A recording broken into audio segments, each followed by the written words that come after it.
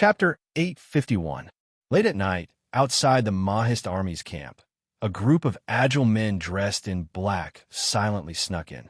Although this was not the main camp of the Mahist army that Prince Ding personally oversaw, the main camp was only 20 or so li away and was closely connected to the main camp.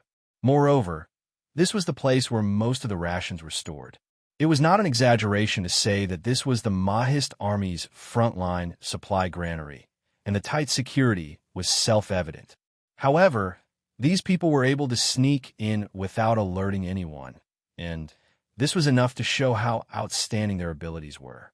In the quiet camp, other than the patrolling soldiers coming and going, all of the soldiers had already fallen asleep. In the darkness of the night, only the cawing of the night crows could be heard from time to time, making people feel a sense of unease. The leader raised his hand to stop the people behind him from moving forward and looked around vigilantly. Suddenly, he said in a low and hurried voice, "We've been discovered. Retreat." The others were also startled, and before they could react, a rain of silver arrows pierced through the night sky. Retreat. The men in black were all skilled, and almost at the same time, they scattered in all directions. The barracks were immediately lit up. A man dressed in black walked out from the darkness, and a cold smile appeared on his lips. "Since you've come, don't leave. Chase." Countless black figures streaked across the hidden corners of the camp, chasing in the direction of the fleeing black-clothed men. These men in black did not immediately escape, and instead ran all over the place, and many of them even headed towards the area where the rations were stored. It was clear that they wanted to destroy most of the Mahist army's rations in one fell swoop.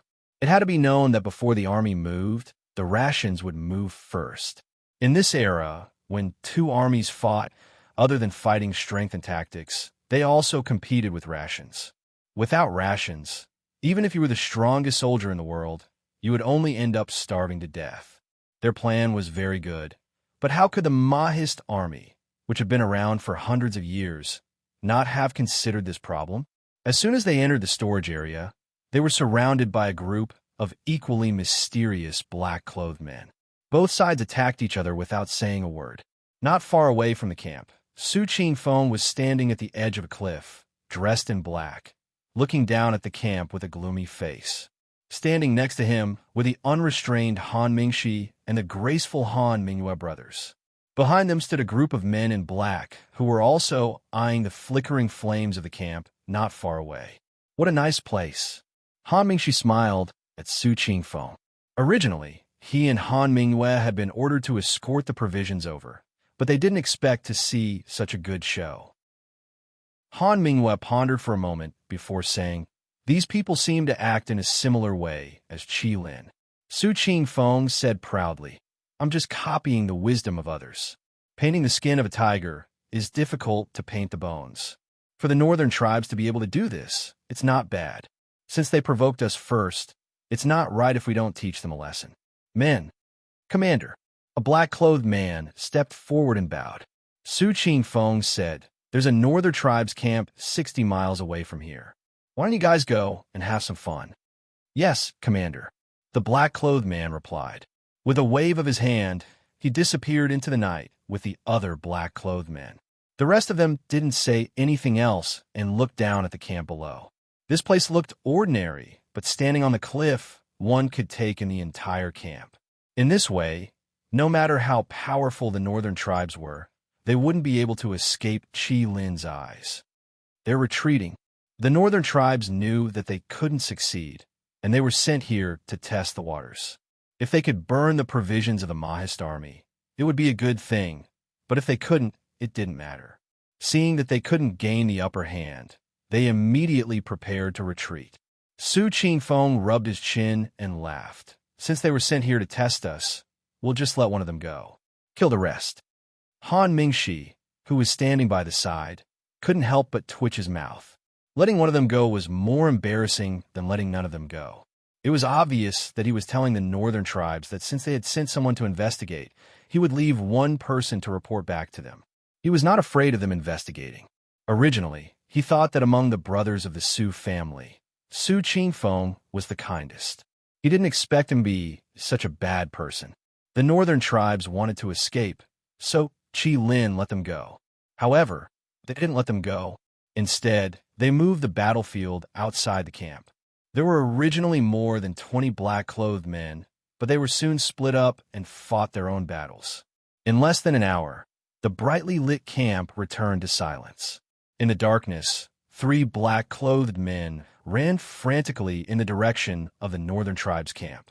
In such a moonless night, although there were some stars, it was not enough to illuminate the path ahead. The 3 of them ran through the forest in a panic, not knowing where to go, and actually lost their way. They stopped and looked in the direction they came from. It seemed that no one was chasing them, so they heaved a sigh of relief.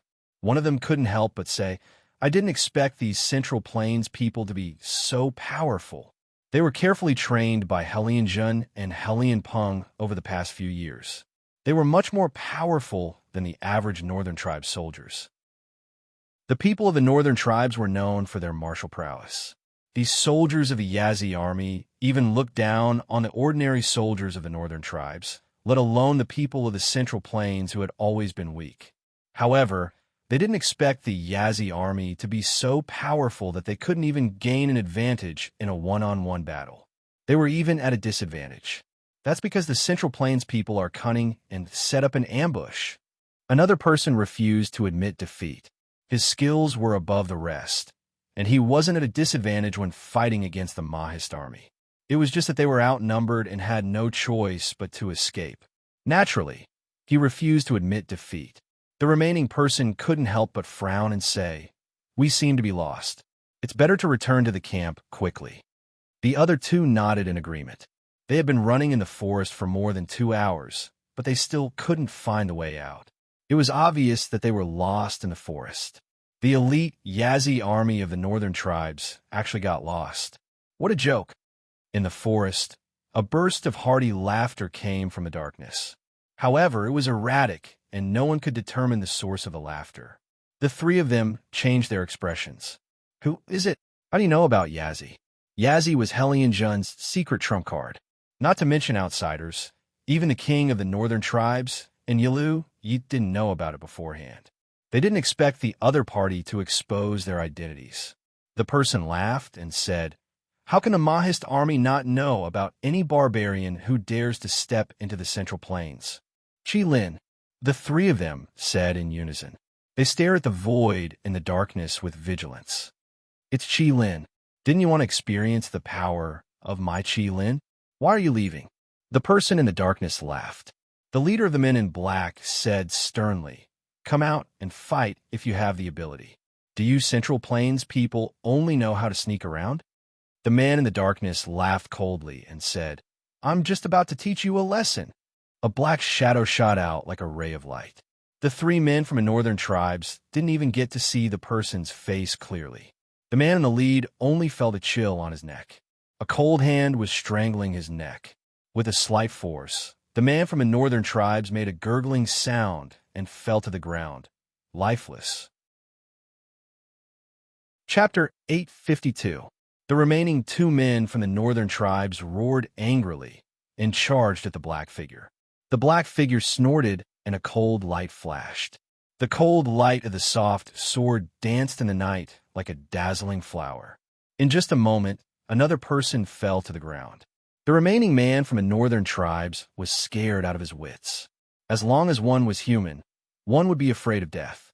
Even though the Northern Tribes were more courageous than the people of the Central Plains, it did not mean that they were less afraid of death. If it was on the battlefield, the 2 armies might not care about life and death.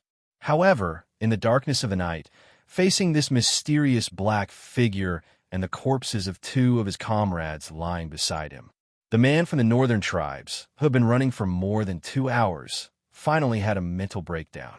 He roared angrily and charged at the black figure without caring about the difference in skill.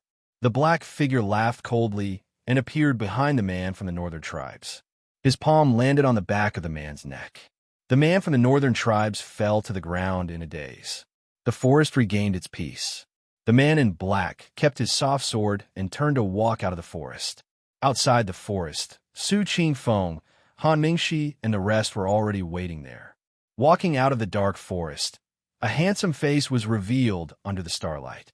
Who else could it be but Zhuo Jing? Han Mingxi leaned against a tree and yawned in boredom. Just 3 escaped thieves. Is there a need for Princess Ding's most trusted aide to personally deal with them? Making a mountain out of molehill.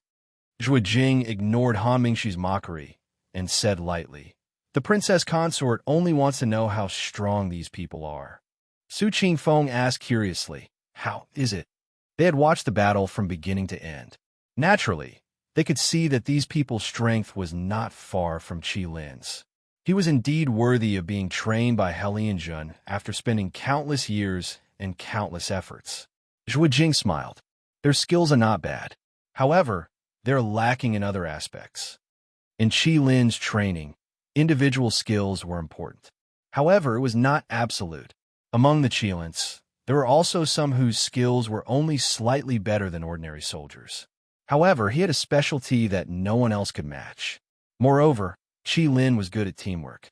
If one was surrounded by them, even if one was a top expert in the world, it would not be easy to escape. Other than that, there are also various skills training sessions. Tonight's incident where the northern tribes got lost in the forest would never happen to Qi Lin. Furthermore, the mental fortitude of these northern tribes members was not as good as the members of Qi Lin. In the past few years, Qi Lin had gradually formed a standardized system under the leadership of Qin Feng and the others. Every officially selected member had emerged from various desperate situations. He would only become stronger when encountering a strong opponent, and he would only become calmer when facing a dangerous situation instead of going crazy for no reason. Su Qingfeng nodded and said, "That's good. Let's go back to." Helian Peng and Yelu Yi were sitting in the middle of the big tent, waiting for news. Yelu Ye's sword-like eyebrows furrowed, his heart a little uneasy. Since the start of the battle with the Mahist army, he had always been a little worried about Yi Li's Qi Lin. Although Qi Lin hadn't made any moves, their reputation of never missing a target cast a shadow of uneasiness in his heart. If Helian Peng's Yazi could restrain Qi Lin, he would naturally have less scruples when leading the army into battle.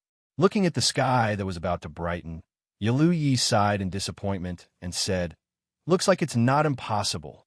Helian Peng's face did not show any anxiety, and said indifferently, "Your Highness does not need to worry. These people's failure is expected. If the Mahist army can't even deal with this small accident, then the Mahist army is too weak. This time, I just want to know how strong the Mahist army's Qi Lin is." Hearing Helian Peng's words, Yelu Yi also relaxed. He said, "Helian, it's good that you know. Although Yi Li is a woman, she is not as easy to deal with as Mo Xiaoyao. Helian, you must be careful." Oh, Helian Peng looked at Yelu Yi with some surprise. He was surprised that Yelu Yi valued Yi Li so much. Even if Yelu Yi did not say it, he would definitely not underestimate Yi Li. Yelu Yi smiled bitterly and shook his head, saying, "I also only figured it out in the past 2 days. Ren Qining lost to Yi Li. I'm afraid that when Ren Qining first arrived in Glass City, Yi Li had already started scheming. These are all things that Mo Xiaoyao and Su Qingshun cannot interfere with. Also, when Yi Li defeated Lei Jinting in the northwest, many people say it was an accident. However, there's a saying in the Central Plains that when many accidents are stacked together, they are no longer accidents, but premeditated." Helian Peng nodded in agreement. "Your Highness is right. In the past 2 years, I have also seriously studied the battle where Yi Li defeated Lei Jinting. It was clearly Yi Li deliberately showing weakness, luring Lei Jinting's army into the hinterland and cutting off his supplies from the rear. She even gave up Xinyang City to destroy the Xiling army's most elite forces. Lei Jinting's defeat was not unjust. Princess Ding is a woman, but her foresight, scheming, decisiveness, and courage are all perfect. If not for the fact that she is a woman, I'm afraid there would be one more contender for hegemony in the Central Plains." The two of them fell silent. When they thought about the current situation, they could not help but sigh. The Central Plains was truly a land of heroes. If the northern tribes wanted to conquer the Central Plains, the road ahead would be difficult. Reporting to your highness, General Helion, the men we sent out last night have returned. Someone reported from outside the tent. Yaluyi stood up and asked, "How many came back?" The guard outside the tent hesitated for a moment before replying, "Your highness, only one person came back." One person? Not only Yaluyi, but even Helion Peng was shocked. Although they had talked about Yazi's defeat tonight, it could be considered a lesson for his arrogant subordinates. But even Helion Peng did not expect that only one person would come back alive. Originally, he had thought that even if these people could not defeat the Mahist army, they would at least be able to escape. "Let him in," Helion Peng said in a low voice. Not long after, a black-clothed man walked in, looking disheveled. He knelt in front of Yaluyi and Helion Peng. "This subordinate greets your highness, General." Helion Peng frowned and asked what happened. The black-clothed man recounted what had happened last night. It turned out that this black-clothed man was the last one to be knocked unconscious by Zhuijing in the forest. At that time, Zhuijing did not hit him too hard, so it did not take long for him to win. He stumbled out of the forest, and when he returned to the northern tribe's camp, the sky was already bright. Helion Peng and Yaluyi's expressions turned even uglier. How was this the last one who had escaped? This last one was obviously the Mahist army deliberately letting him go so that he could report back. When the black-clothed man finished speaking, Helion Peng stood up and slashed his sword across the black-clothed man's neck. The black-clothed man's eyes widened, and he fell to the ground, dying with his eyes wide open. He did not die in the hands of the enemy, but in the end he died in the hands of the person who had trained him. Chapter 853. Helion Peng wiped off the blood on his sword and said coldly, "Since you are the only one left, there is no need to go back." Although he wanted to suppress their arrogance last night, such a crushing defeat was not a lesson for them. It was a complete blow to their morale. If they were allowed to return to Yazi and these things were spread out, it would definitely cause Yazi to have a natural fear of the Mo army and the Qilin, which would be very disadvantageous to the war. There is a saying in the Central Plains that was correct: ignorance is bliss. Your Highness, General Yi sent someone to report that his camp was attacked last night. 2 granaries were burned. The soldier outside hurried in and reported. Yaluyi's face darkened as he gritted his teeth and said, "Qilin." Helion Peng lowered his eyes and said in a low voice, so quick to retaliate, as expected of the Mahist army. Yaluyi said coldly, "Helion, I don't care what method you use, you must get rid of Qilin for I as soon as possible. Otherwise, they will become a threat to I sooner or later." Compared to the Mahist army, provisions were more important to the Northern Tribe's army. Even if the Mahist army ran out of provisions, they could still think of ways to get more from other places. The area controlled by the Prince Ding mansion spanned across the original Dechu state and Shilling state. It was not considered small compared to the original Dechu state. Even if it did not include the granaries of Dechu state, such as Jiangnan, it was still easy to gather provisions for a few 100,000 soldiers. However, the royal house of the northern tribes was thousands of miles away from Dechu state, and the northern tribes did not produce any provisions. They could only rob the people in the pass. However, when they first entered the pass, they killed more than half of the people in the north. After 2 years, the people in the north could be said to be less than 1 in 10. How could there be so much food for them to rob?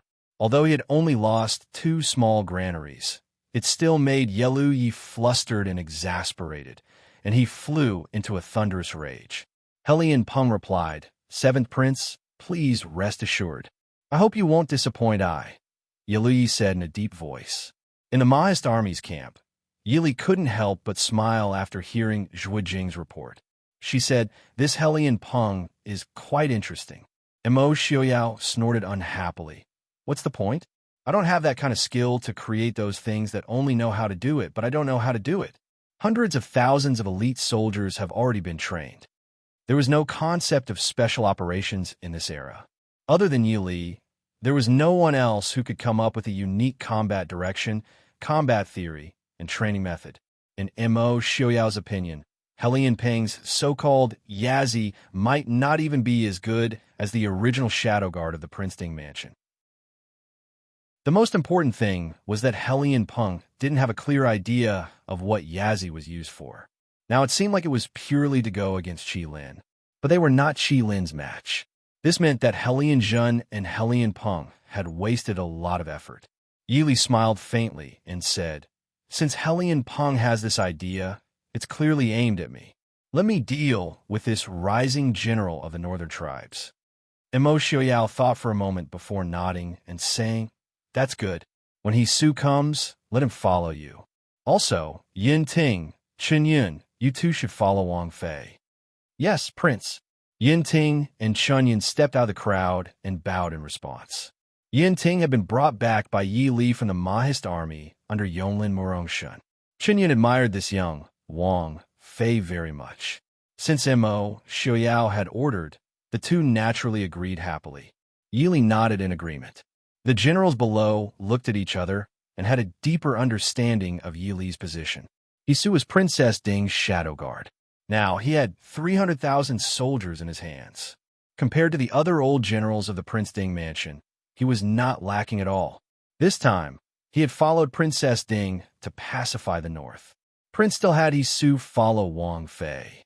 It was clear that he wanted to give He Su and his soldiers to Wang Fei to control. He would become Princess Ding's trusted soldier. What was the most important thing in this world? Naturally, it was military power. Prince could even share military power with Wang Fei. What else could he not give? Right now, the Prince Ding mansion and the northern tribes were in a full-scale war. The entire battlefield stretched from Fei Hong Pass to the Chu capital. The entire battlefront took up more than half of the Dechu state's northern territory. Naturally, it could not be all around one place. The Mahist army was also divided into left, middle, and right. The right army was led by Yi Li and was stationed at Lingjiu Mountain near Fei Hong Pass. The left army was led by Lu Jingxian and was stationed at the city of Brisk, 100 li away from the Chu capital. Mo Xiaoyao was in the middle army, guarding the Mahist army's middle camp. Therefore, Yi Li had just returned from the north and had to leave again after a few days of rest. If Yi Li was willing, she could stay in the camp with Mo Xiaoyao. Even if Yi Li did nothing, the Mahist army would not have any complaints about this Wang Fei. But Yi Li did not want to do that. She did not go to the battlefield to gain the Mahist army's approval. She did it because she liked it. Even after a lifetime, the valiance of being born into a military family had never been erased. So everyone in the world felt that Ding Wang Fei was a scholarly and talented woman on the outside, but her actions were more like a descendant of a general. Outside the Mo family army's barracks, Zhuijing, Qin Feng, and the others were standing far away. They were looking at the sky and the earth, but they didn't look at their wise and mighty Prince Ding, who looked down on the world. Lin Han looked at the sky and rubbed his nose. He signaled Qin Feng with his eyes. "Are we leaving or not? It's getting dark." Qin Feng rubbed his nose and rolled his eyes. "How would I know?" Zhuijing looked down. "If we can't leave today, we'll leave tomorrow. The prince and Wang Fei are not in a hurry. Why should we be?" Feng Jiao, who had come to send them off, looked awkwardly at a certain person. He decided that his relationship with Qin Feng and the others was better than his relationship with Princess Ding. Therefore, he should send them off. The four looked at each other expressionlessly, but they were all complaining in their hearts. What sin did I commit in my past life to be enslaved by this kind of person for half my life? If outsiders saw this, I would lose all my face. On the other side, Yi Li looked helplessly at a certain person who was looking at her. She sighed. "Xiaoyao, I should go." Mo Xiaoyao said with some bitterness. "Li just came back. Can't she stay with me in the army? I'll let Nen Ho go to Lingjiu Mountain for a while, okay?" Yi Li said softly, "We've already agreed on this. You can go back on your words." "I will go back on my words," Mo Xiaoyao said confidently. "I will order Nen Ho and his son to go to Lingjiu Mountain immediately." Yi Li looked at the sky and rolled her eyes. What's with this bad habit of acting like a spoiled child for no reason? She had never seen him act so strangely in front of others. "Are you the same age as Mo Xiaobao?" Imo Xiaobao doesn't go back on his words like you do. Be good. Quickly defeat the northern tribes, and everything will be fine. Imo Xiaoyao hugged her in his arms and said gloomily, Lili lied to me. After defeating the northern tribes, there's still Lei Jinting and maybe Imo Jingli. Why won't they die? Imo Xiaoyao said gloomily as he buried his eyes in Yi Li's shoulder. Yi Li sighed softly. They will die. Stop messing around. I should go. Chapter 854. After much persuasion, Imo Xiaoyao finally let go of Yi Li. His expression was dark as he watched her get on the horse and leave. Standing at the side, Feng Zhiao couldn't help but laugh in a low voice. Prince, it's not the first time Wang Fei has gone out. Is there need to be so reluctant to part? Most importantly, you can change your image so casually. Not to mention your subordinates. Even I, who grew up with you, find it hard to accept. If you have the time to joke around, why don't you hurry up and kill Yelu Yi for this king? Imo Xiaoyao indifferently glanced at Feng Zhiao, snorted coldly, and left with a flick of his sleeve. There was no trace of the harmless appearance he had in front of Yi Li. Feng Zhiao snorted. He held his chest and helplessly shook his head with a bitter smile. He really valued love over friendship. Even if he was angry, he didn't need to vent it on an innocent passerby like him. If you didn't want Wang Fei to leave, you shouldn't have agreed in the beginning. Feng Zhiao cursed silently in his heart, but he could only follow helplessly. Who told him to be so unlucky to have made such a careless friend? Yi Li's group left the Mahist army's camp and quickly rode to the Spirit Vulture Mount camp. This was not only the closest place to Feihong Pass, but also the closest place to the area controlled by Lei Jinting. Lei Jinting had hundreds of thousands of soldiers at the border. Even though West Hill was very busy right now, no one knew if Lei Jinting would intervene when the Mahist army and the northern tribes were fighting fiercely. The reason why Yi Li was personally stationed here was to prepare for any accidents that might happen. Spirit Vulture Mountain was more than 200 li from the Mahist army's camp. Even if Yi Li's group rode fast, they would only arrive at night. However, there were people guarding the camp, and old General Yuan Pei was at Feihong Pass, so Yi Li and the others were not in a hurry. The group of people rode on their horses, heading towards Spirit Vulture Mountain at a leisurely pace. When they reached a mountain stream, Qin Feng took the lead and pulled on the reins. The galloping horse was suddenly pulled by the reins. The horse neighed and reared up on its hind legs. It circled around in place for a few steps before coming to a stop. Yi Li and the others who were following behind him naturally stopped as well. Who are you? Please show yourself.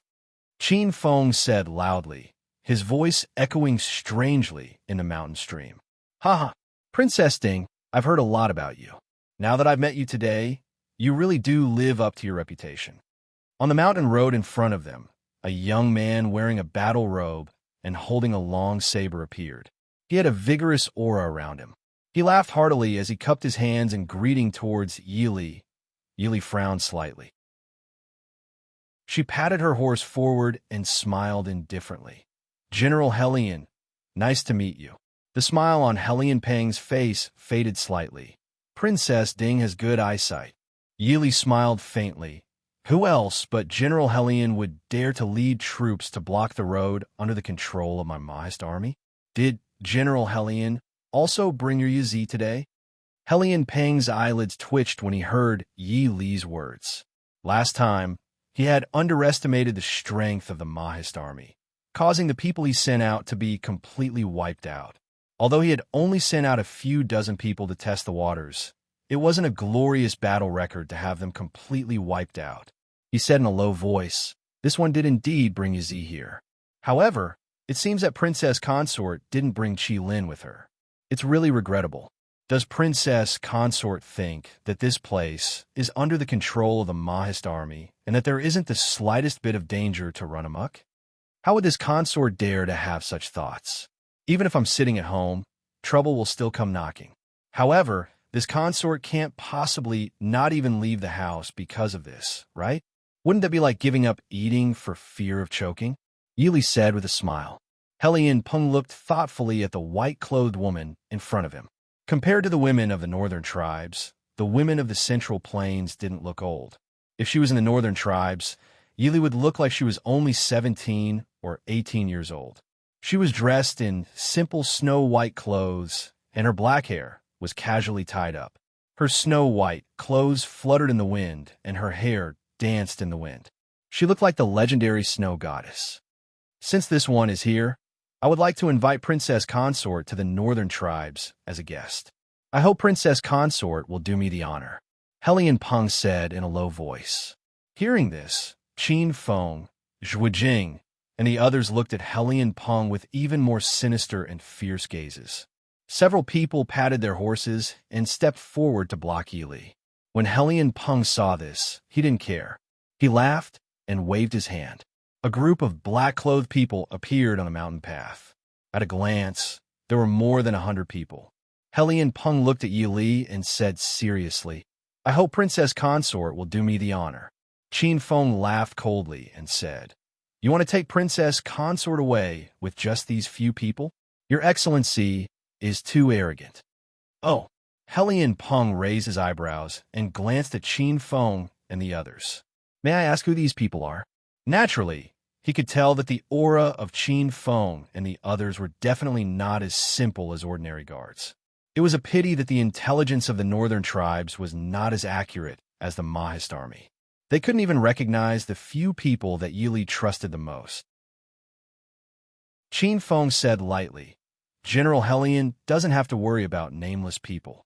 However, if General Helian wants to invite Princess Consort over as a guest, you have to ask me first. Helian Peng grinned and said, Is that so? If that's the case, go. The men in black behind him received the order and immediately surrounded Yi Li and the others. Qin Feng, Lin Han, and the others charged forward, while Zhuijing retreated to Yi Li's side and didn't make a move.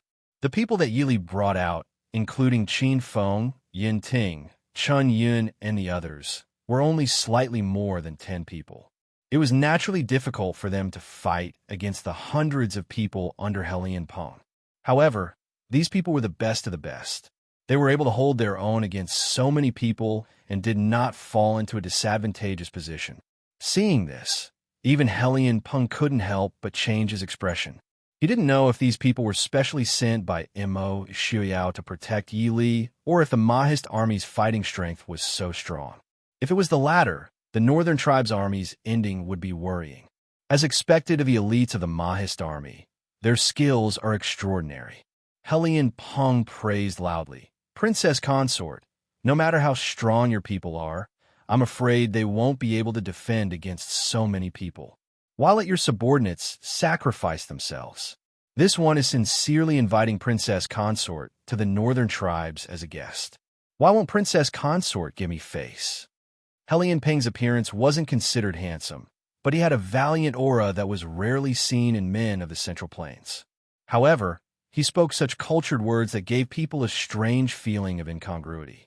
Yili smiled faintly and said, General Helian seems to be very interested in this consort's Qilin.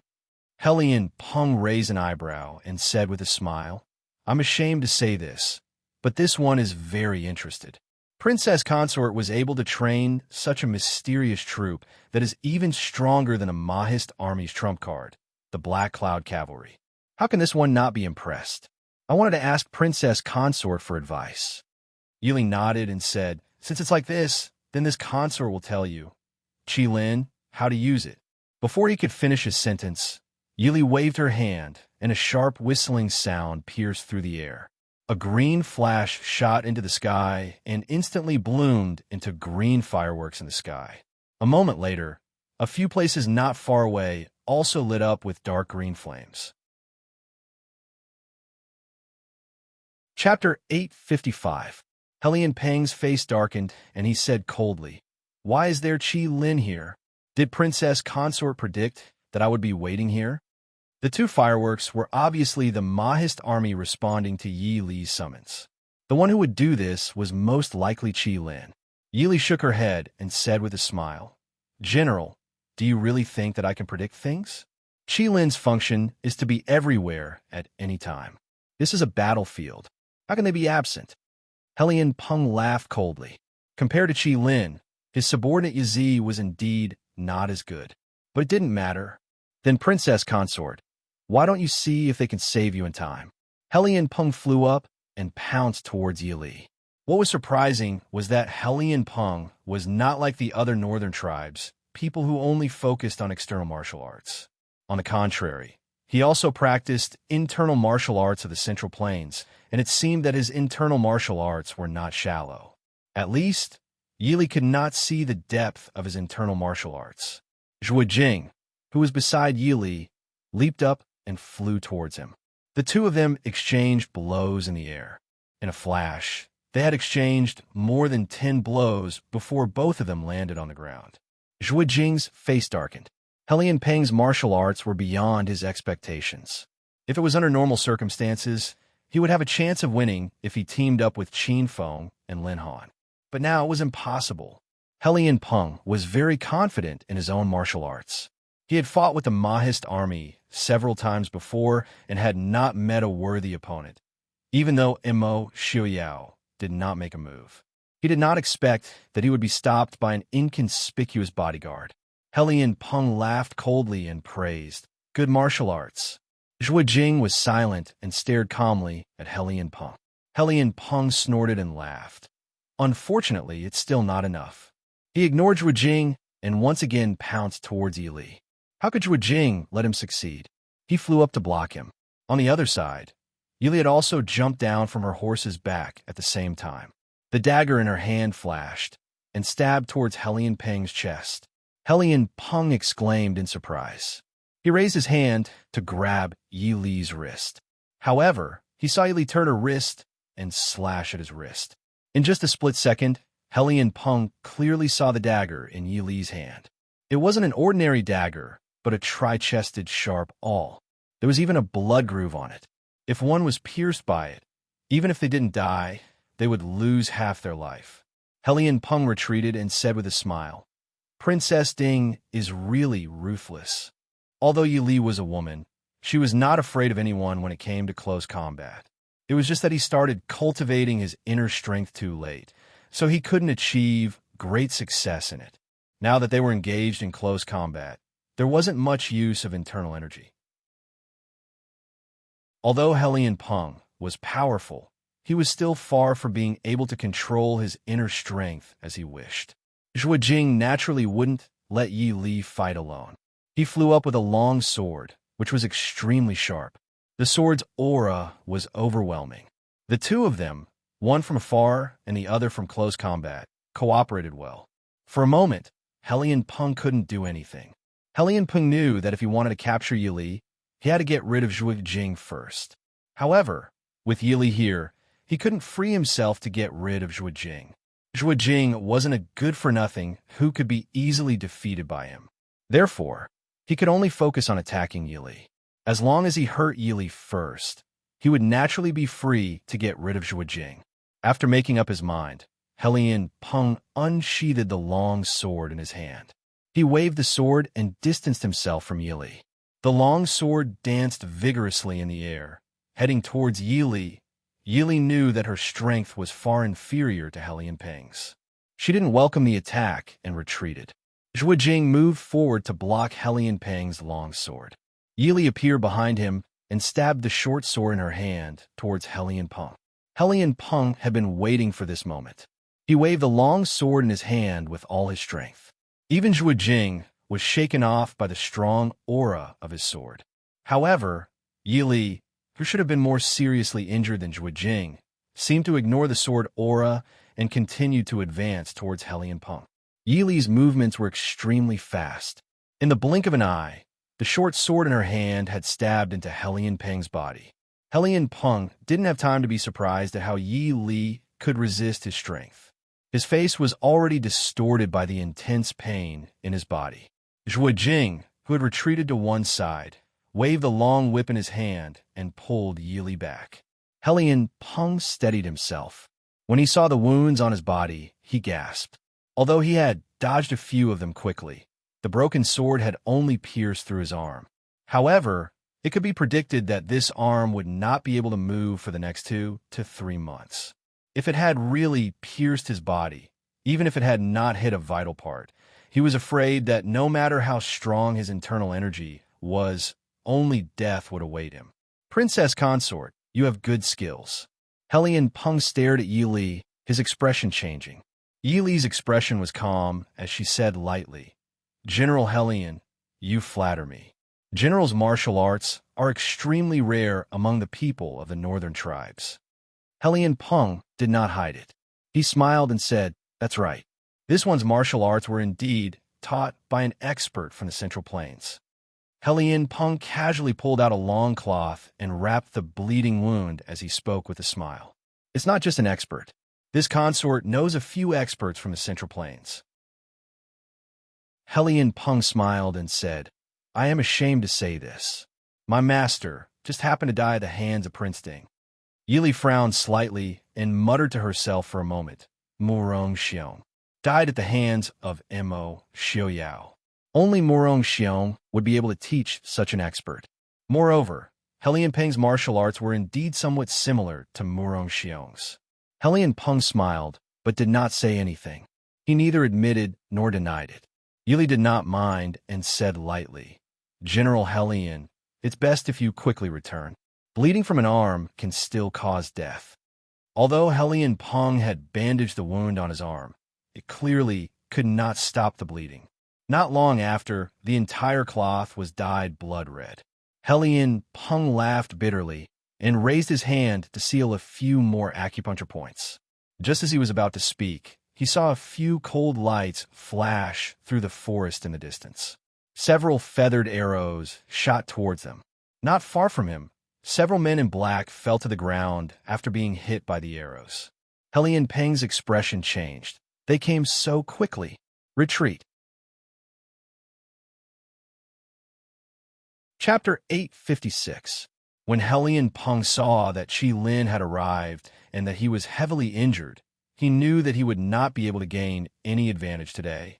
After saying that he was going to retreat, he flew away from the mountain stream, not caring about the lives of the people he brought with him. With the addition of the Qilin, these people were naturally taken care of by everyone without much effort. Qin Feng looked in the direction that Hellion Peng left and said regretfully, it's a pity that Hellion Peng escaped. Lin Han, who was following behind him, looked at the dead or injured northern tribe soldiers and said, Hellion Peng is really ruthless. He sent so many people to their deaths just like that. Hellion Peng did not feel any heartache when he threw away the dozens of people from a few days ago and the 100 people today. These people were different from the normal northern tribe soldiers. Every one of them had been specially trained for a long time. Even Hellion Peng did not have many such experts. From this, it could be seen that Yi Li and Hellion Peng treated their subordinates differently. Qi Lin had been established for many years, and the number of casualties was only slightly more than 100. However, Hellion Peng could easily kill more than 100 people with just 1 or 2 moves. It was obvious that Hellion Peng did not treat these people as his elite trump cards or even his own subordinates. At most, they were just some high-level cannon fodder. Zhuo Jing was the closest and saw the situation clearly. He said in a low voice, even if we did not kill him, Hellion Peng would not be able to jump around for a month or 2. Wang Fei, do you want to send someone? Yi Li shook her head and said, Hellion Peng's martial arts are not weak. Even if he is not as good as the prince, he should not be weaker than Ren Qining. Furthermore, he is the general of the northern tribes. Now that he is injured, there should be guard around him. There is no need to send people to their deaths. Let's go to Spirit Vulture Mountain first. Yes, princess. Everyone replied. Some people were left to clean up the battlefield, while the rest escorted Yi Li to Spirit Vulture Mountain. The news of Yi Li being blocked by Hellion Peng naturally couldn't be hidden from Mo Xiaoyao. Although Yi Li wasn't injured, Mo Xiaoyao's expression was extremely ugly. Even Feng Zhiyao and Han Mingxi, who were usually the most talkative, didn't dare to open their mouths so as to avoid provoking Mo Xiaoyao.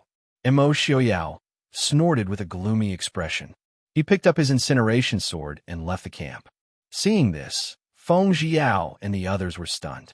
After a long while, Han Mingshi asked somewhat blankly. What is he going to do? Feng Jiao blinked his eyes and joked. You're not going to kill Helian Peng, right? Han Mingyue, who was sitting beside Han Mingshi, nodded and said, he is indeed going to kill Helian Peng. Who knows, Yilu Yi and Helian Zhen might also be there. Although Feng Jiao didn't trust Han Mingyue for a long time, he still had some confidence in his ability and scheming. If it wasn't for Su Zuidi, why would Han Mingyue be like this? Hearing him say this, Feng Jiao immediately jumped up and exclaimed, is he crazy? That is an army of hundreds of thousands. If he alone can slaughter the entire northern tribe's army, then what is the point of fighting? There is a limit to a person's strength. Even if Mo Xiaoyao's martial arts were the best in the world, able to fight against 10, 1 against 100, 1 against 1,000, 1 against 10,000, 1 against 10,000, if he wanted to charge into the army camp and kill Helian Peng and Yilu Yi, Feng Jiao only had 2 words for him. You're courting death. After a moment of shock, Feng Jiao finally jumped up and rushed out while shouting, Mo Xiaoyao, I owe you in my past life. Men, gather the men.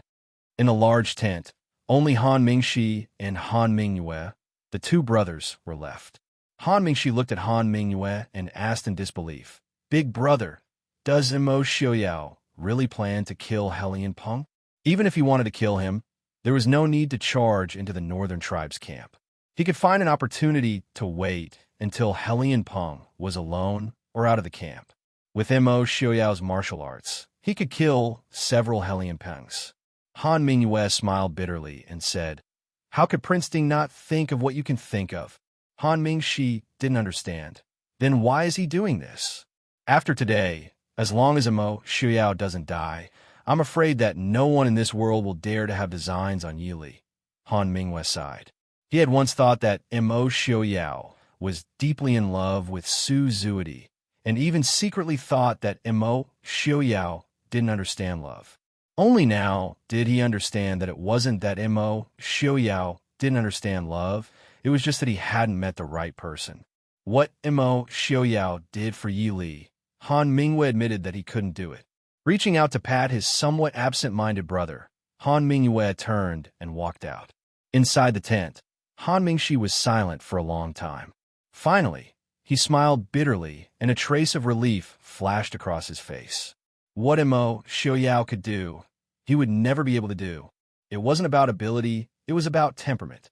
He would never be able to do such a thing for a person, even if he loved her. This day could be said to be an unforgettable day for all the Northern Tribe soldiers. Of course, that was if they had eternal life. Because the 2 armies didn't engage in battle these few days, the Northern Tribe's camp had a rare moment of peace.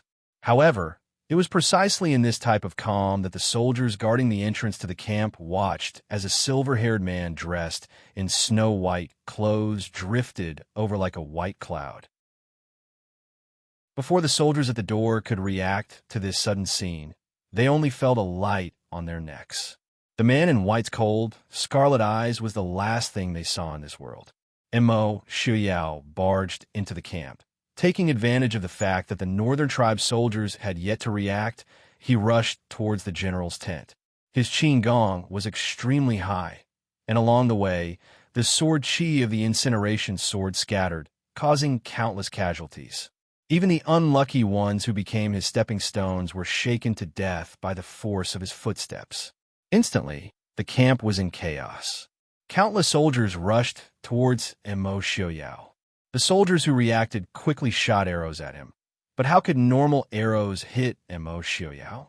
Furthermore, it was fine if he was in the air, but once he landed on the ground, it was hard to say if the arrows would hit Mo Xiaoyao or their own men.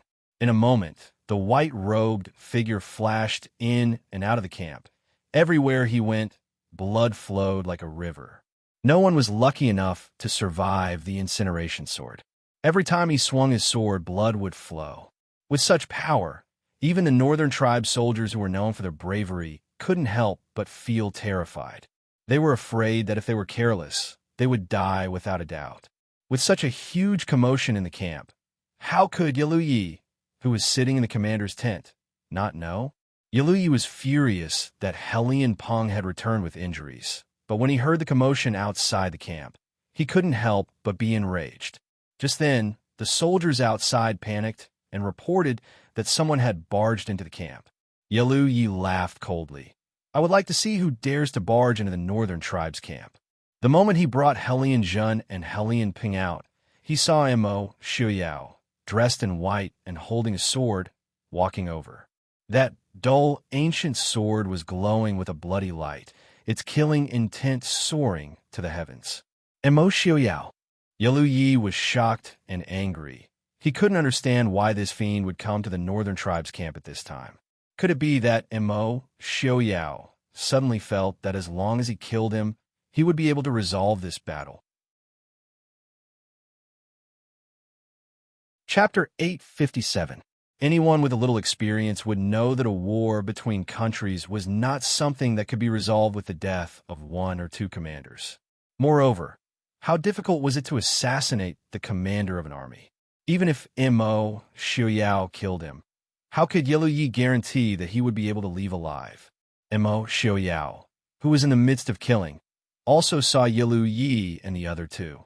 With a cold smile, he waved his sword and charged towards Yaluyi.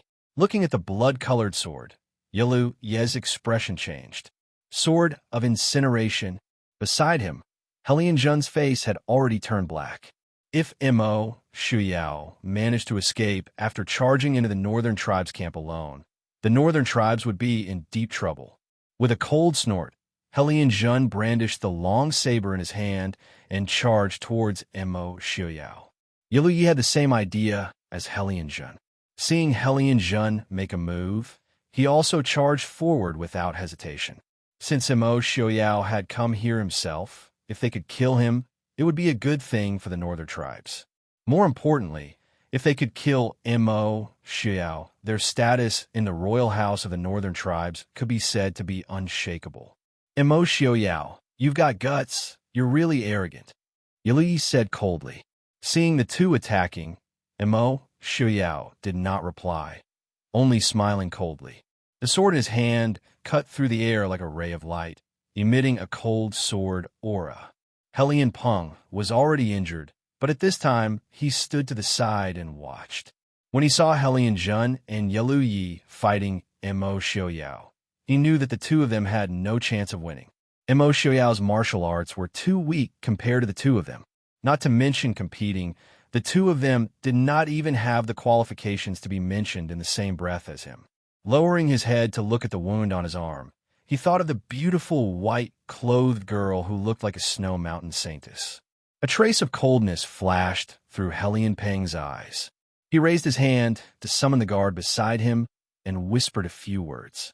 The guard nodded and turned to leave. Watching Hellion Jun and Yaluyi struggling under his sword, Mo Xiuyao revealed a mocking smile.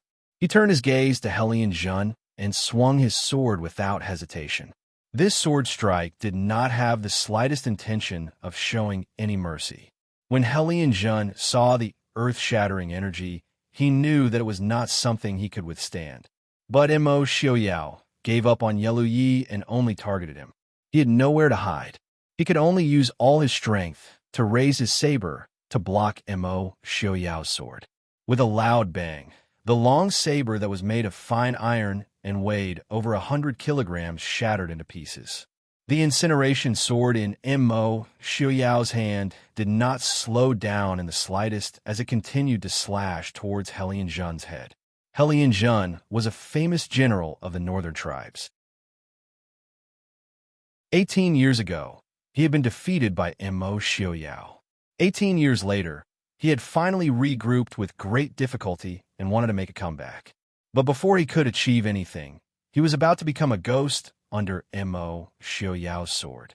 Seeing Hellion Jun's suddenly widened eyes filled with fear and shock, Mo Xiuyao's eyes flashed with a cold and bloodthirsty smile.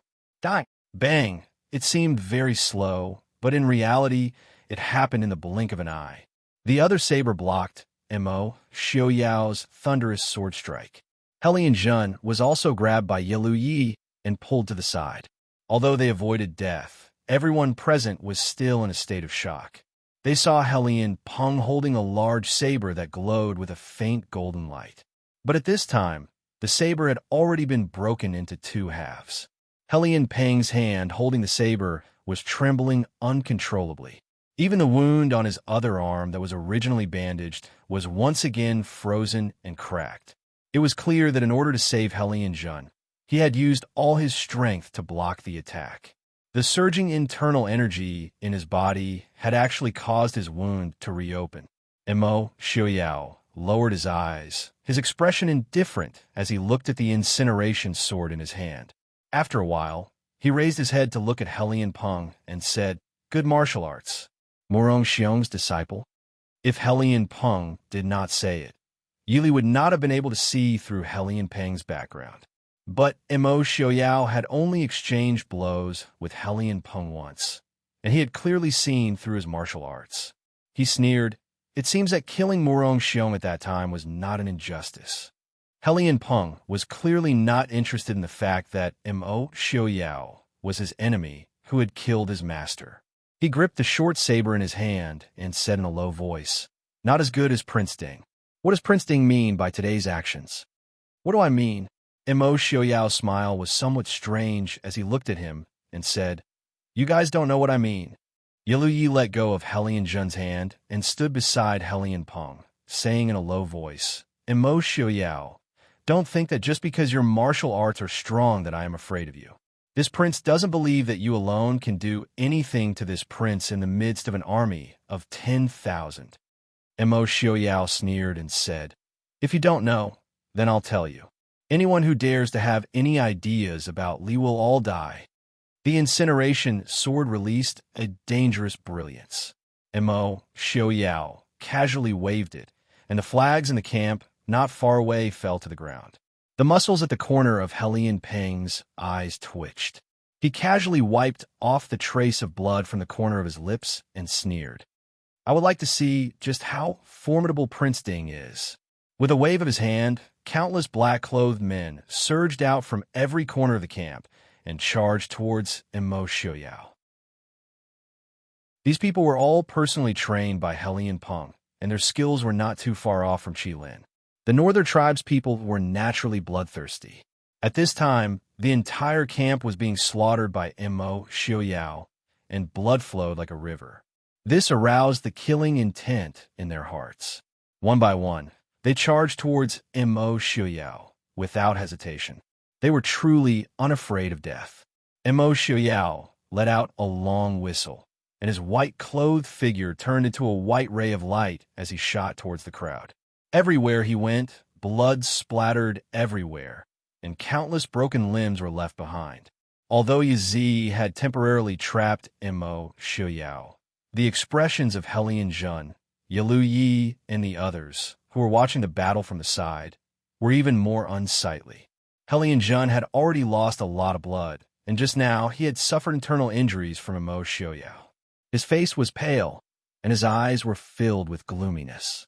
Although Hellion Peng didn't cherish these specially trained subordinates as much as Yili did, these people were still different from ordinary soldiers. Even Hellion Peng only had a little over 1,000 people under his command. Previously, because of Yi Li, he had lost over 100 people. At the very least, he had managed to find out some information about Yi Li. But now, in the blink of an eye, close to 100 people had been killed by Mo Xiaoyao. How could Hellion Peng's expression not be ugly? Hellion Jun said with a cold expression, "No matter what, we cannot let Mo Xiaoyao leave this place today." The threat that Mo Xiaoyao gave him was too great. If it was said that Mo Xiaoyao, who was still a teenager 18 years ago, made him feel that his failure was only because he was too careless and unreconciled, then today's meeting completely overturned Hellion Jun's thoughts. The current Mo Xiaoyao was definitely not someone he could deal with. Just now, he had only been a hair's breadth away from death. Even 18 years ago, he had not felt such a feeling of death. Since he could not defeat Mo Xiaoyao, then he had to kill him by hook or by crook. The northern tribe soldiers who were watching from his side were also shocked by the bloody scene. The current scene was even more impactful than on the battlefield. On the battlefield, Everyone was fighting with their lives on the line. No matter how desperate the situation was, no one had the time to care about it. But now, they could only watch on helplessly as this could be called a one-sided massacre. Those black, clothed men, who were usually very powerful in the eyes of these ordinary soldiers, were like wooden chickens and pottery dogs in front of this white-clothed, white-haired man, unable to withstand a single blow. The snowy rain fell on Mo Xiaoyao's snow-white clothes, adding a hint of killing intent to his cold and bloodthirsty handsome face. It was as if he was a blood-soaked Azura from hell. Chapter 858. Kill this devil. Finally, someone couldn't help but break down. Without caring about anything else, he raised his weapon and charged at the blood-stained white figure. Unfortunately, before he could even touch a corner of the other's clothes, he was cut in half by the incoming sword chi. Archers shoot, Yaluyi ordered in a deep voice. These black-clothed Yazi might be able to trap Mo Xiaoyao, or even exhaust his internal energy to kill him. But that was under the premise that Mo Xiaoyao didn't want to escape. More importantly, even if Mo Xiaoyao didn't escape, who knew how many Yazi would have to die to exhaust Mo Xiaoyao's internal energy? Perhaps it would take 2,000 or 3,000. They didn't have that many people.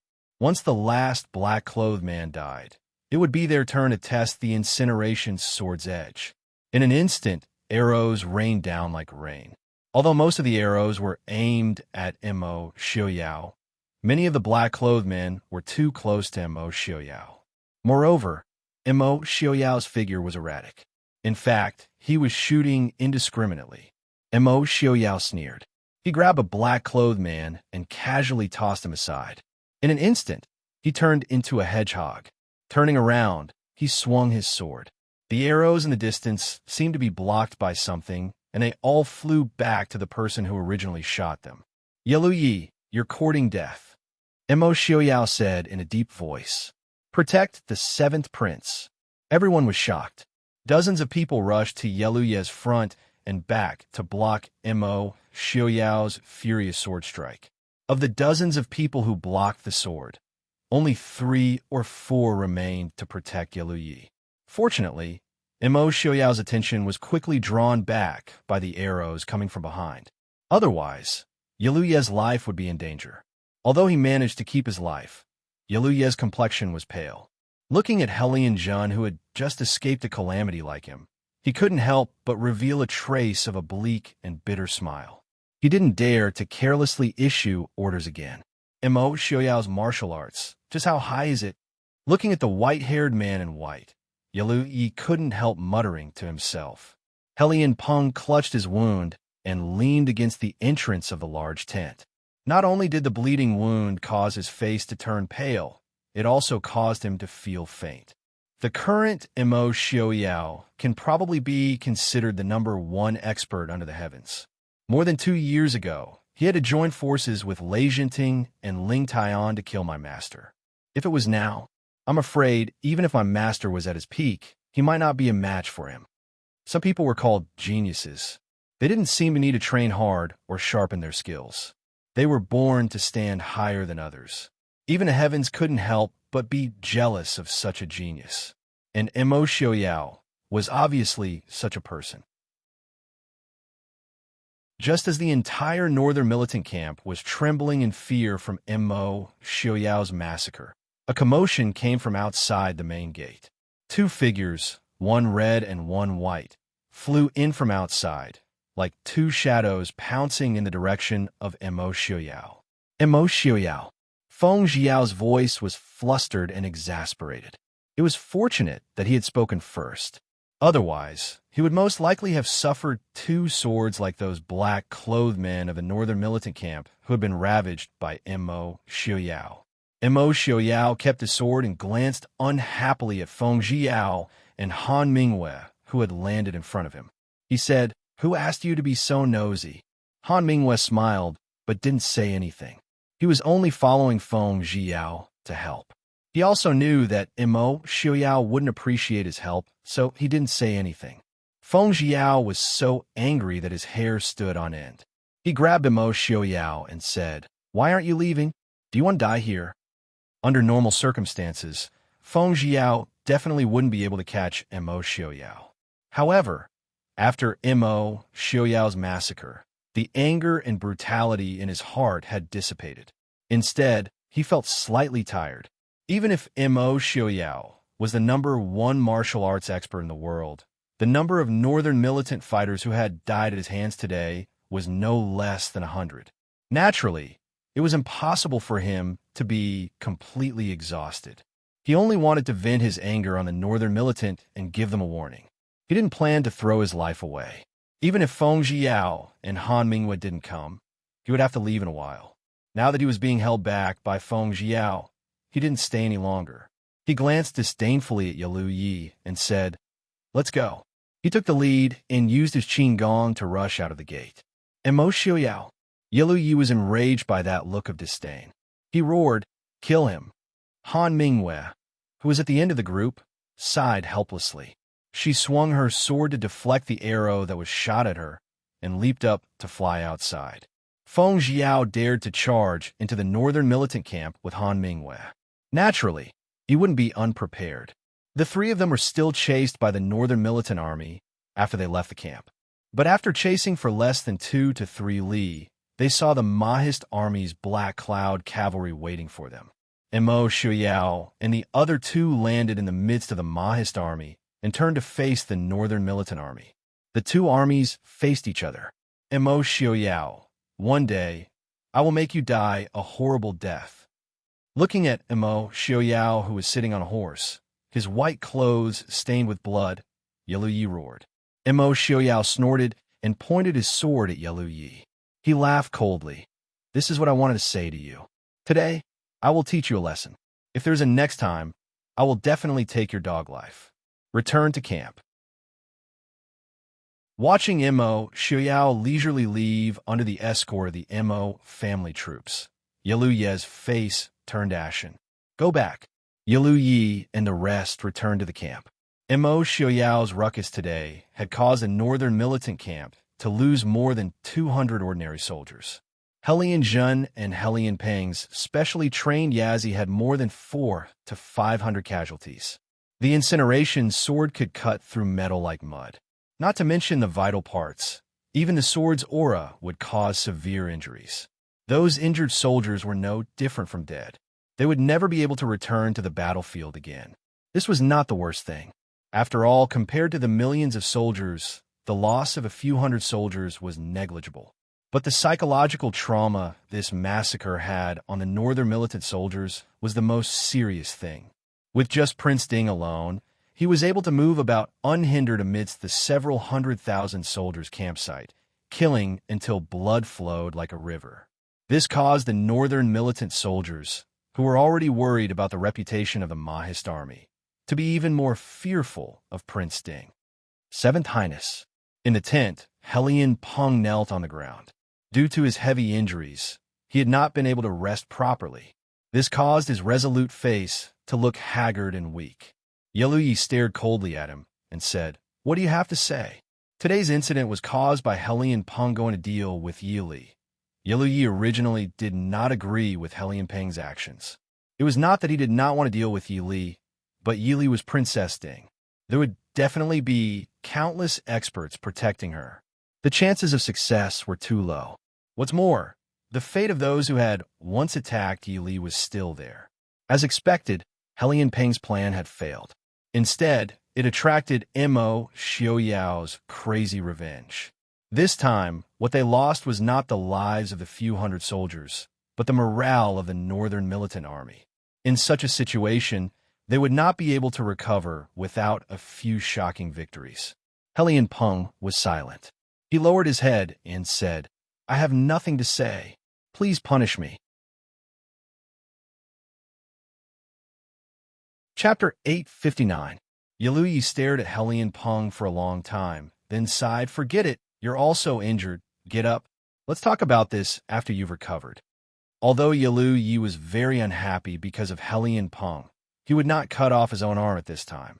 He waved his hand to signal Helian Peng to get up. Helian Peng thanked him and stood up. Yaluyi looked at Helian Jun sitting on the side and asked, "Uncle, what do you think?" Helian Jun had been silent since he came back. Seeing Yaluyi ask him, he sighed and said, "I didn't expect Mo Xiaoyao to change so much in just a short 10 years. Your Highness, if Mo Xiaoyao is not eliminated, he will become a great threat to the northern tribes." Yaluyi frowned and said, "Uncle is right. However, there are countless people who want to get rid of Mo Xiaoyao. But who has ever succeeded? The Mo Xiaoyao today is not the Mo Xiaoyao of the past. In the past, the Prince Ding mansion was restrained by the Dechu state's royal family, so they had a chance to deal a fatal blow to the Prince Ding mansion. Unfortunately, the snake did not die, which allowed Mo Xiaoyao to grow into the northern tribe's biggest enemy. Now, the Prince Ding mansion was separated from the Dechu state, and Mo Xiaoyao had the final say. Moreover, the Prince Ding mansion was of the same mind, so there was no weakness. Helian Jun looked down and said, "Today, Prince Ding's only weakness is Princess Ding." "Uncle, absolutely not," Yaluyi said sternly. Helian Jun was stunned, looking at Yaluyi in confusion. Yaluyi smiled helplessly and said, "Uncle, don't you understand what happened today? In the future, you don't have to think about Yili. Unless Mo Xiaoyao is dead, no one can touch Yili. Mo Xiaoyao's actions today clearly told everyone that if anyone dared to touch Yili, he would kill them even if he had to die. Fortunately, today's matter could be considered as a warning. If Mo Xiaoyao really decided to kill them today, even if Mo Xiaoyao died of exhaustion in the end, the three of them would not be able to escape before he died. People in power always said that they would do whatever it took, but this did not include themselves. Now that they were dead, so what if they killed Mo Xiaoyao? So what if they destroyed the Prince Ding mansion? Wasn't it someone else who would benefit from it?" Helian Jun pondered for a while, and finally, he sighed and said, "I didn't expect that the Prince Ding mansion would have such a romantic." Helian Peng stood up and said to Yaluyi, "Your Highness, this general requests permission to go to the Spirit Vulture mountain camp." Yaluyi frowned and said, "You still want to deal with Yili?" Helian Peng said, "I won't make a move against Princess Ding again. However, Princess Ding is currently overseeing the Spirit Vulture mountain camp, and our army also needs someone to guard it. Princess Ding is resourceful. I'm afraid that the people stationed there are." Yaluyi thought for a while, then nodded and said, "That's good. You can go after you've recovered. Don't provoke Yili again." In the end, Yaluyi couldn't help but warn him. Helian Peng nodded and said, "I understand. My injuries aren't serious. I can set out tomorrow. You can go." Yaluyi waved his hand and said no more. In the Mo family army's camp, young Master Feng San's aura was imposing. His handsome face was filled with anger as he glared at a certain someone who was slowly bandaging her wound. The harsh words that came out of his mouth were so harsh that if an ordinary person heard it, they would be so ashamed that they would slit their own throats and commit suicide in order to escape. But Prince Ding, who had just finished a massacre, was clearly in a very good mood, not taking young Master Feng San's curses seriously at all.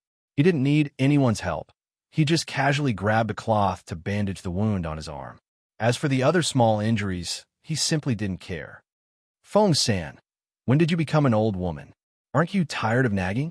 After bandaging his wound, Mo Xiaoyao raised his eyes and glanced at young Master Feng San, indifferently saying.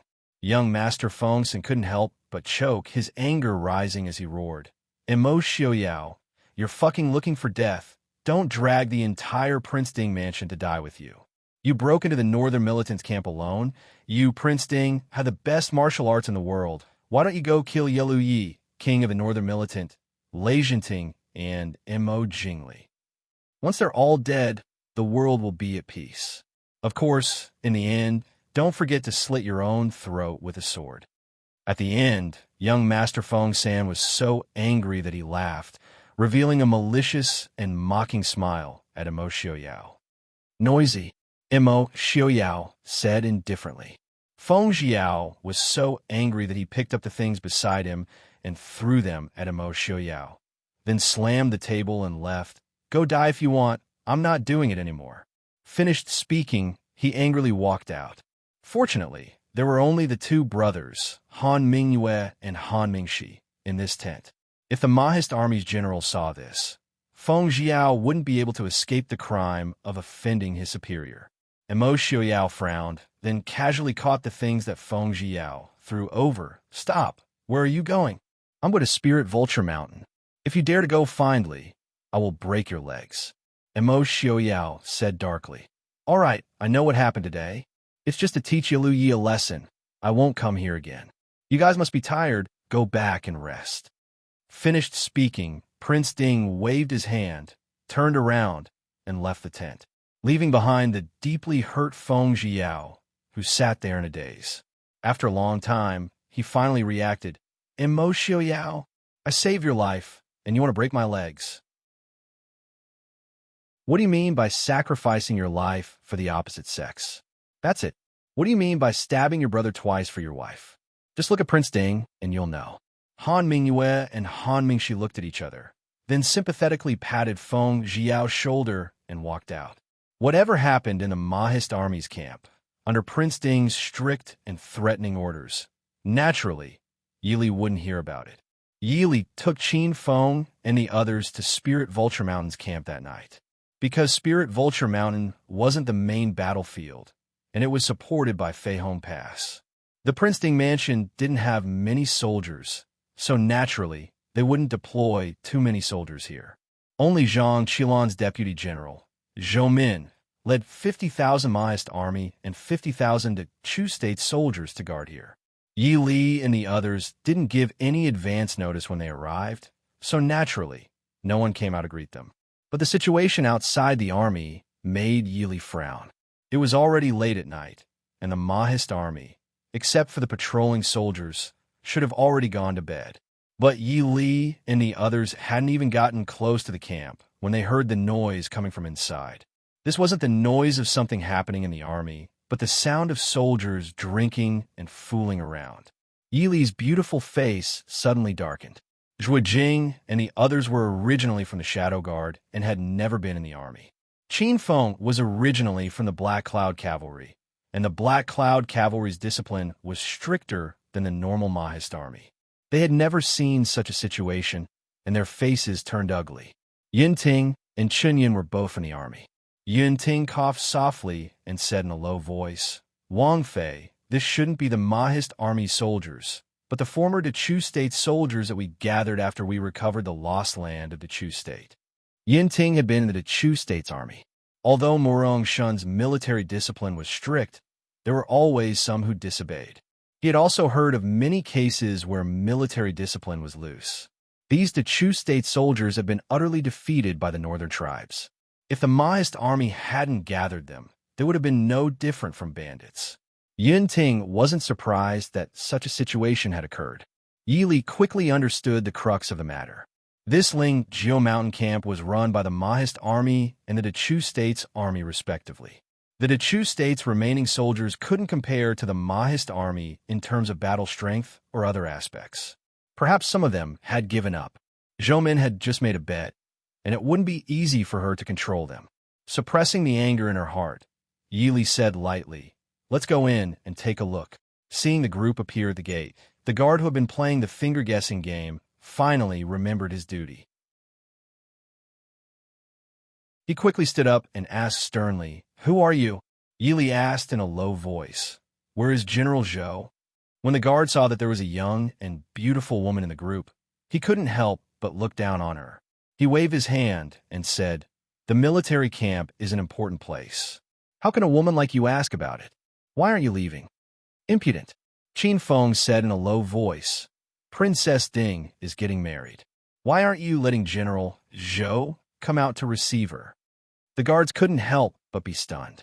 They sized up Yi Li and the others and couldn't help but laugh. You said she is Princess Ding? A weak little girl dares to pretend to be Princess Ding. How bold. I think you are all spies from the northern tribes. It had to be said that although Princess Ding's fame was too great, there weren't many people who had seen Yi Li before. and Yi Li's appearance was too deceiving. Under the night sky, she really did look like a weak young lady from a wealthy family.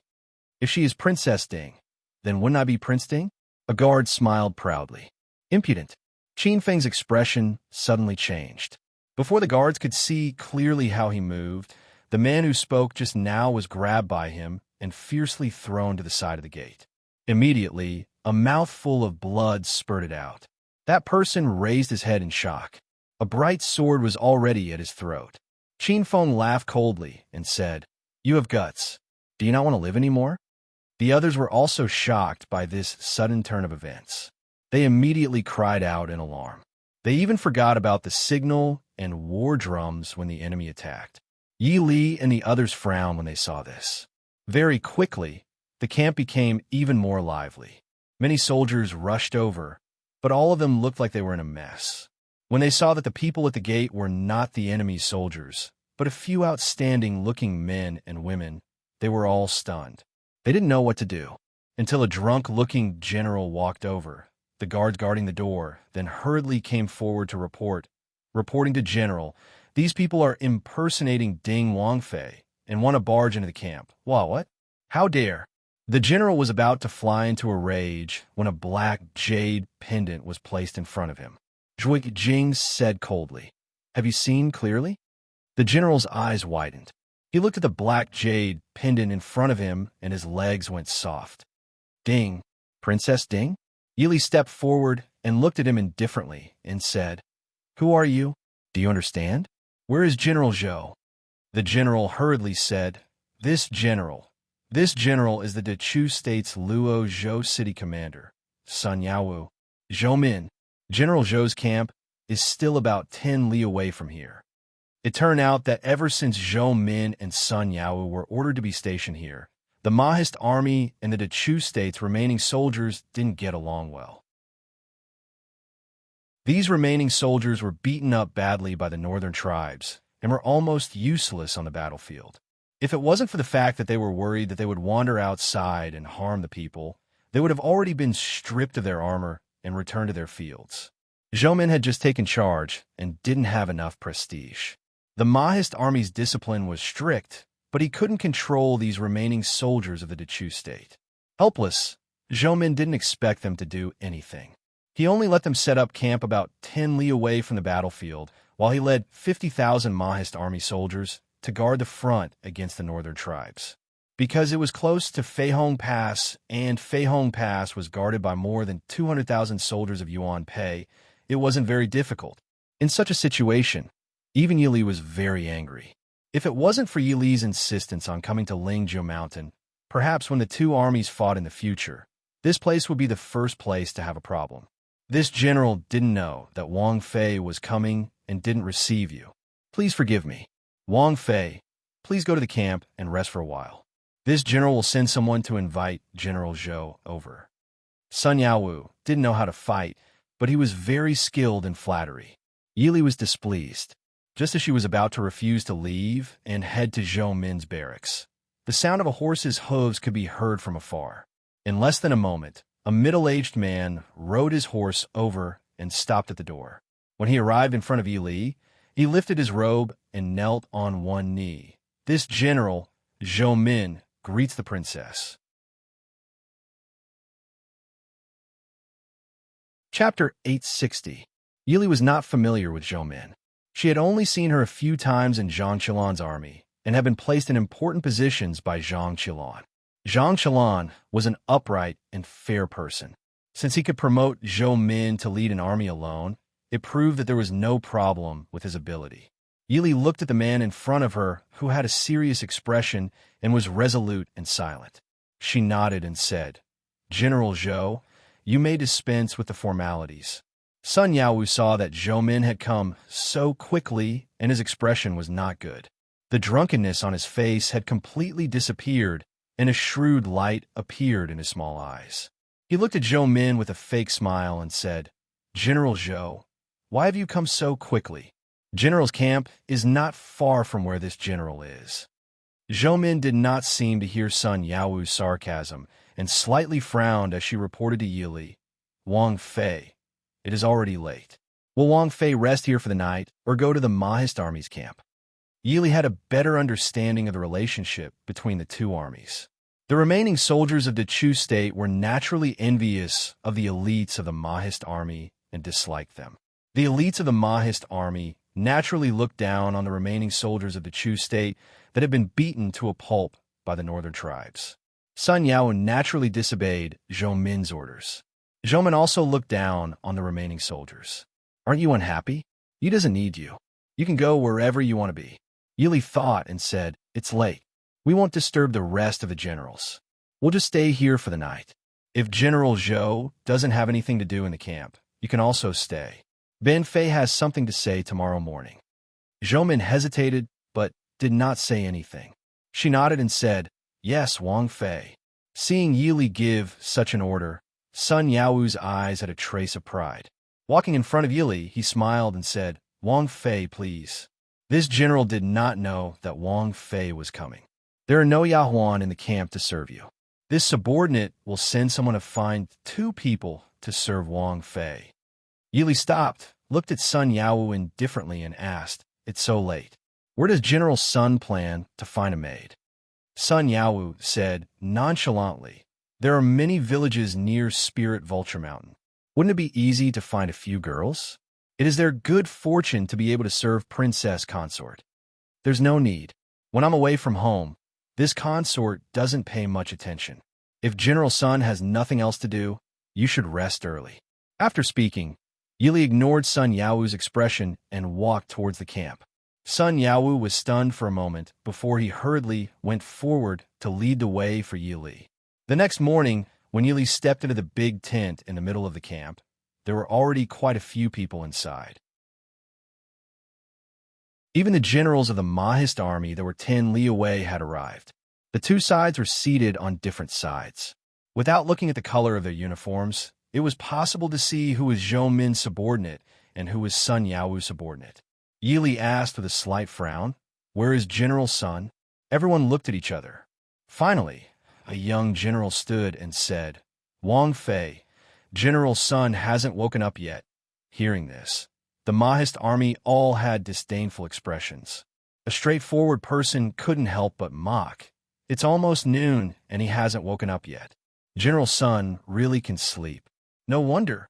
The other side also had discontent expressions. Someone couldn't help but complain. There's no battle. Why is he up so early? Yili faintly lowered her eyes. A moment later, she raised her head and said in a deep voice, Go invite General Sun to rise. 40 strokes of a cane. The big tent instantly became silent. The Mahist army had expressions that this was how it should be. Even Zhou Min's expression softened greatly. He also could not stand Sun Yao's conduct, but his rank was not higher than Sun Yao's.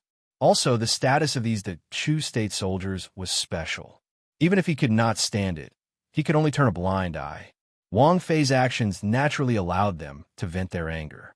A short while later, Sun Yao was pulled out and pressed outside the tent to be beaten with the cane.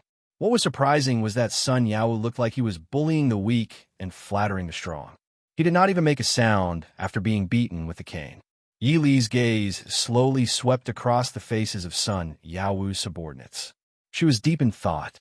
After the cane was finished, Sun Yao was dragged in. With Lin Han personally supervising this punishment, he naturally wouldn't go easy on Sun Yao. The back of Sun Yao's shirt was a bloody mess. He was placed on the ground and just lay there. This general greets Wang Fei. Yili looked down at him and said lightly, General Sun, do you submit to me beating you with a cane? Sun Yao stilled and said with a bitter smile, Wang Fei has given this subordinate the cane. This subordinate naturally does not dare to refuse. Yili raised an eyebrow and said with a smile, You don't dare to refuse? Then you still refuse? Sun Yao quickly changed his words. I submit wholeheartedly. Then tell me, why did this Fei hit you? Yili asked. This, Sun Yao stilled. He said that he had woken up late, but he felt that it wasn't just for that. Actually, Sun Yao already had an answer in his heart. He just did not dare to say it in front of Yili. Yili did not look at him and said lightly, Do you think that this fey hit you because General Zhou Min and the others have a problem with you? Or is it because of what happened last night? Sun Yao's expression changed slightly. It was obvious that Yili had hit the nail on the head. Yili shook her head and said, "This fey hit you because you woke up late today." Sun Yao was stilled. He did not believe that the reason was so simple. Naturally, he did not believe that Zhou Min would not make things difficult for him in front of Princess Ding. He heard Yili say, "General Zhou, if a general of the Mahist army is late for a meeting, what will happen?" Zhou Min looked down and said with a stern expression, "Reporting to Wang Fei, for someone who is late without a valid reason, he will be beaten 40 times. Yili looked at Sun Yao with a smile and asked, "General Sun, does waking up late count as a valid reason?" Sun Yao said somewhat embarrassedly, "This general knows his mistake. This general accepts wholeheartedly." Yili nodded and ordered, "Help General Sun up." Zhui Jing and Qin Feng helped Sun Yao up on his left and right. They did not allow him to refuse and helped him to a chair at the side to sit down. Sun Yao had just been beaten 40 times and was in so much pain that he broke out in a cold sweat. As soon as he touched the chair, he reflexively wanted to stand up, but Qin Feng casually pushed him back down. Knowing that Princess Ding wanted to sort him out now, Sun Yao could only bitterly sit down. Looking at Sun Yao with a smile that was not a smile, Yili looked at everyone and said lightly, "From today onwards, this fey will be overseeing the Ling Geo Mountain Camp. General Zhou and General Sun will still be in charge of military affairs. This fey will pretend that everything that happened before did not happen, but if something that should not happen happens again." Lin Han, the Mahist army's military rules.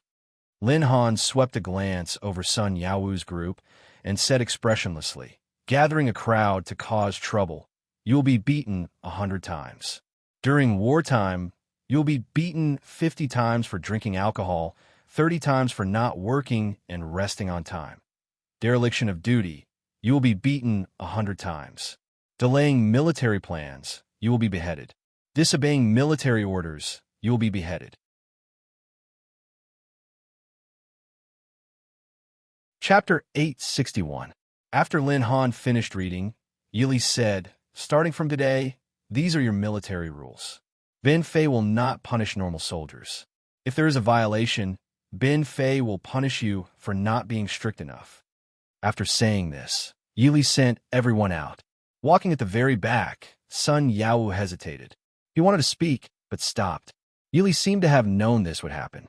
She looked at him with a smile and said, "General Sun, do you have something to say?"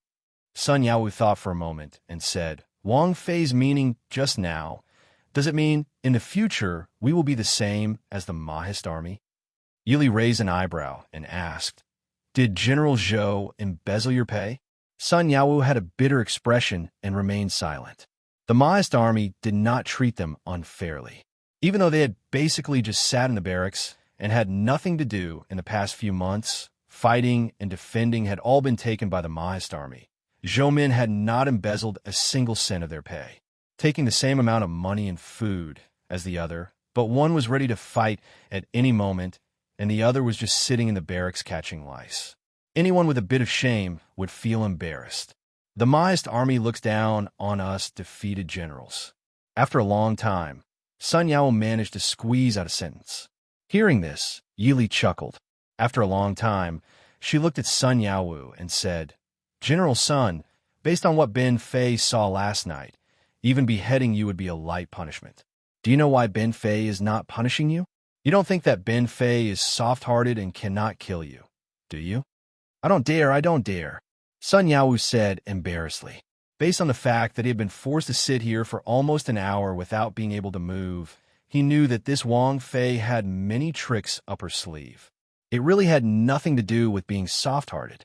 Yili smiled at him and said with a faint smile, "It's good that you don't dare." Sun Yao shrunk his neck back and did not dare to make sound. He finally understood that this famous Princess Ding was not to be trifled with and was not easy to fool. It was no wonder that those arrogant generals of the Mahist army were convinced by her. Thinking to this point, Sun Yao no longer had his cowardly and crafty appearance. He raised his head and said to Yili, Wang Fei, as long as the Mahist army sincerely accepts us, we will naturally wholeheartedly serve the Prince Ding Mansion. Sun Yao looked uneasily at Ding Wang Fei, who was seated with a calm expression. He wasn't sure if his gamble was right or wrong. After a long time, he heard Yili say indifferently, General Sun, do you know why this consort didn't directly punish you for your crimes after seeing the situation in the barracks last night? Sun Yao stared blankly for a moment, but he didn't dare to play any tricks. He honestly said, This general doesn't know. Princess, please tell me. Yili said, That is because you did your duty. On the way here, the people near your barracks were quite peaceful. It can be seen that even though you indulged your subordinates, you still had a sense of propriety. Even more so, even though you reeked of alcohol when you came out to greet this consort. But that wine was poured at the time, and you weren't really drunk. Marquis Nin had mentioned you to this consort, but this consort was disappointed when I saw you. Sun Yao lowered his head and smiled bitterly. So Marquis Nin is still alive. I'm just a defeated general. I don't dare to trouble Marquis Nan. It turned out that when Sun Yao was young, he had once served under Marquis Nan. Even though it wasn't long, and he was only a small captain, Marquis Nin had an impression of him. Clearly, he wasn't a useless person. Yili looked at him and said, This consort understands your meaning. However, this consort also wants you to understand that the Mahist army will never look down on the strong. If you lose, you can fight again. Last time you lost. Next time you win, no one will look down on you. As the saying goes, victory and defeat are common in war. But now, they do have a reason to look down on you. Sun Yao muttered unwillingly, General Zhou only arranged for us to clean up the battlefield. How will we have the chance to fight back? Yili laughed lightly. From now on, you and General Zhou will each lead an army and guard a pass. Like this, if you lose again, Sun Yao's eyes lit up and he said loudly, If I lose again, this general is willing to take off his armor and return to the fields. This general's soldiers will be at Wang Fei's disposal. Yili smiled with satisfaction. Very good. It's a deal. It's a deal. This general will take his leave. Waving his hand to let Sun Yao leave, Zhu Jing said worriedly, Wang Fei, is Sun Yao okay? It wasn't that Zhu Jing looked down on people, but the situation yesterday was too terrible. Even the army's appearance was disorderly. The soldiers were lazy and had no fighting spirit. Handing over a large camp to him really made people feel uneasy. Yili smiled and said, This person is interesting. Look at the battles he fought. There's a saying that is correct, the fault of not fighting. It's not that he's useless, it's that he was unable to turn the tide in the situation. Also, to be able to gather tens of thousands of injured soldiers and control them from harming the common people, this person has some ability. Yili pointed at the report under her hand and pushed it over to Zhu Jing. Qin Feng didn't understand. Then what was he doing before? If the one who came wasn't the good-tempered Wang Fei, but someone like Lu Jingxian or Zhang Qilan, Sun Yao would probably be pushed out and beheaded immediately. Yili smiled and said, It's probably because they feel that Zhou Min looks down on them. This is another way of protesting. As for whether he can do it or not, it'll depend on his performance later. If he really is good, then he can be considered a valiant general in the Mahist army. If he can't do it, then it won't be too late to deal with him. Zhu Jing put down the report and smiled. It's really interesting. This Sun Yao almost took back Luo Zhou City a few times. Unfortunately, he didn't have enough troops and had no reserves, so he could only be chased by the Northern Tribes army. Even so, he was still able to gather 50 to 60,000 soldiers along the way. Qin Feng raised his eyebrows and smiled. It seems that he does have some ability. Wang Fei's eyes are very good. Yili smiled faintly. I hope he won't disappoint me. Sun Yao's ability was not bad, although the overall fighting strength of his soldiers was not on the same level as Zhou Min's Mahist army. But the few times they fought with the Northern Tribes, they won more than they lost. The Chu State's soldiers were not as weak as others thought. By the time Yisu arrived with over 200,000 soldiers, The Mahist army had gradually accepted Sun Yaowu and his defeated soldiers. With Hisu's 200,000 soldiers, the front line at Lingjiu Mountain was impregnable. After Yili discussed with the generals, she adjusted the defensive line. The 300,000 soldiers were divided into 3 camps and formed a crescent shape to guard the area outside Feihong Pass. She also transferred 50,000 men from Hisu's army to Sun Yaowu, who was the weakest. Sun Yaowu was instantly filled with gratitude and was completely convinced by this Ding Wang Fei. Helian Peng had not even recovered from his injuries when he brought his men to the northern tribe's camp not far from Lingjiu Mountain. A few days after he arrived, he saw that his injuries were more or less healed and brought his men to challenge the Mahist army camp. The Mahist army around Lingjiu Mountain was divided into 3 camps and relied on each other. Helian Peng naturally did not know which camp Yili was in and only brought his men to challenge the camp closest to the northern tribe's camp. This was where Sun Yaowu's assistant was. Sun Yaowu was full of energy and would not let Helian Peng humiliate him. He immediately gathered his men and went out to meet the enemy. Chapter 862. Coincidentally, Yili happened to be patrolling Sun Yaowu's place. She was curious about Sun Yaowu's ability to lead troops, so she secretly followed him. In front of the 2 armies, Sun Yaowu looked at Helian Peng's arm under the cloak and laughed proudly. "General Helian, our princess asked me to ask you if your injury has healed. Why are you in such a hurry to challenge me?" Helian Peng's face turned cold. Helian Peng had learned martial arts from Murong Xiong since he was young and thought that he was different from ordinary northern tribes people. However, he did not expect to be injured by Yi Li, a weak girl with weak internal energy. Not only did he lose face in front of Yalu Yi, it also dealt a huge blow to Helian Peng's pride.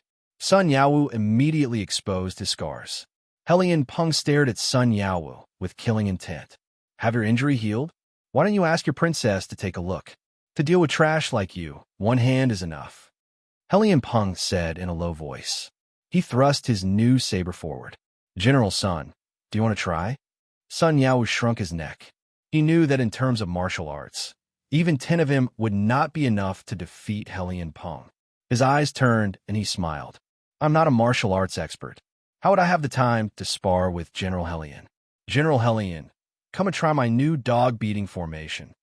With a wave of his hand, the soldiers behind him roared and charged forward.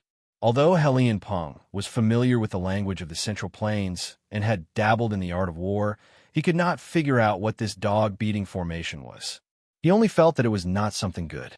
With a cold snort, the horn behind him sounded, and the northern tribe's soldiers roared and charged forward. The northern tribe's soldiers were mainly cavalry.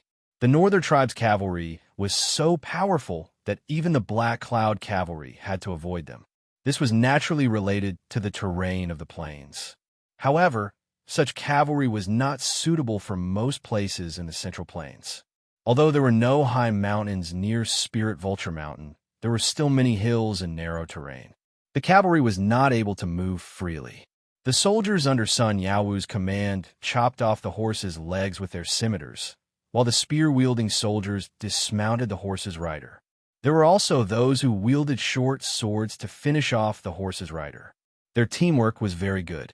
As for the dog-beating array, it was purely a verbal attack to mock Helian Peng.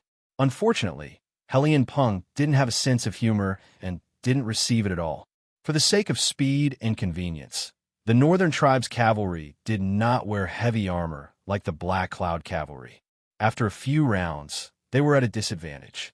Yili watched the battle from the shadows and realized that Sun Yaowu was rather unscrupulous when it came to fighting. It didn't matter what kind of formation it was, as long as it could injure people. It was fine as long as it could injure them. The soldiers of the Dechu state and the Mahist army were used to being serious. The sudden appearance of Sun Yaowu caught the northern tribes off guard. The battle ended in less than 2 hours.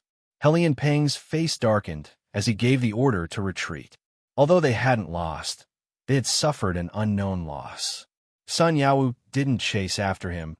and cheerfully sent people to clean up the battlefield and carry the dead northern tribe's horses back to add to the dishes. General Sun really makes me see you in a new light. Yili smiled as she looked at the proud Sun Yaowu. Sun Yaowu hurriedly said, "This general is rude and has embarrassed himself in front of Princess." Yili shook her head and said, "General doesn't have to be so polite. Today's battle has really opened my eyes." Seeing that Yili didn't seem to be joking, Sun Yaowu could only laugh dryly and didn't know what to say. Yili knew that this was his nature and didn't mind. The Prince Ding mansion in the north had just pacified the north and was in full battle with the northern tribes. Naturally, they had no time to care about the south. The people in the south weren't idle either. Ever since Mo Jingli brought Dongfang Yu back to Jiangnan, Dongfang Hui also brought the power of the infinite boundless mountain to secretly infiltrate the Dechu state's court. Although Dongfang Hui didn't appear in the court, the entire Dechu state's court was vaguely under the control of the infinite boundless mountain. The only one who could slightly contend against them was the Empress Dowager in the harem. The Empress Dowager had reached an agreement with Mo Xiaoyao to protect her life and her reputation. Naturally, there was a price to pay for this. Moreover, the infinite boundless mountain controlled the power of the Dechu state. This would only be more disadvantageous to the Empress Dowager, who was gradually losing her power. The Empress Dowager was naturally willing to cooperate with the Prince Ding mansion. As a result, the Empress Dowager and Mo Jingli completely fell out in the court. After Mo Jingli had the support of the infinite boundless mountain, he was naturally anxious to ascend the throne. He was extremely displeased with the little nephew who occupied his throne. However, the Empress Dowager and some of the old officials in the court swore to protect the little emperor. As a result, the people on both sides fought openly and secretly. The Dechu state's court was turbulent inside and outside. Dongfang Hui secretly controlled the Dechu state's court and gradually found some interesting things. Although the infinite boundless mountain's position was high, how could the secluded cultivation be compared to the power and influence of the Empress Dowager? As a result, Dongfang Hui put more energy into suppressing the Empress Dowager's party. When she came back to her senses and found that something was wrong, the Shiling army had already surrounded the infinite boundless mountain. For Mo Jingli, the infinite boundless mountain was just a mountain. If there was no more, they could just change to another place. However, for Dongfang Hui, the significance of the infinite boundless mountain was no less important than the Chu capital to the Dechu state. Mo Jingli could lose the Dechu state, but she, Dongfang Hui, could not let the Shiling army destroy the infinite boundless mountain. She could not afford to lose that person. Helplessly, Dongfang Hui could only leave all the affairs in Jiangnan to Dongfang Yu and hurried back to the infinite boundless mountain with people. However, Dongfang Hui did not know that with Dongfang Yu's temper, leaving such an important matter to her would cause big trouble. More importantly, she could not return to the Dechu state this time. Although Dongfang Hui received the news very quickly, the Shiling army and Su Qingshan were obviously faster. The natural protective formation outside the infinite boundless mountain could not stop young Master Qingshan for too long. When Dongfang Hui arrived at the infinite boundless mountain, the Shiling army had already occupied the entire main peak of the infinite boundless mountain. Having obtained many secrets of the infinite boundless mountain, the West Hill and the Prince Ding mansion naturally began to mercilessly clean up the spies and properties that the infinite boundless mountain had placed in various places over the years. For a time, except for Jiangnan and a few extremely secretive forces, all of them were cleaned up.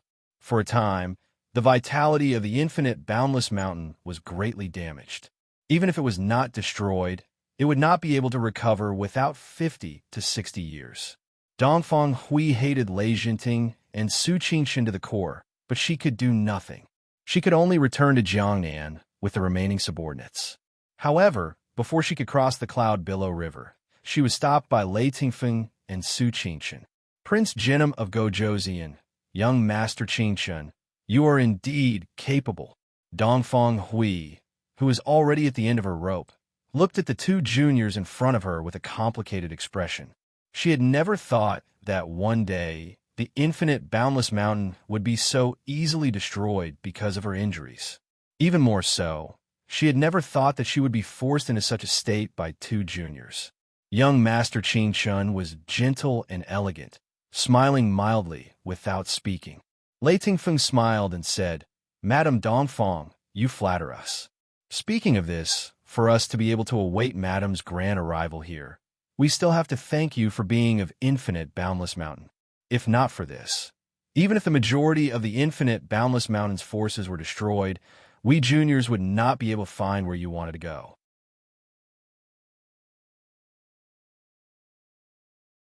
Chapter 863. Dongfang Hui's heart jolted, her eyes flashing. Infinite boundless mountain's own people. Who is it?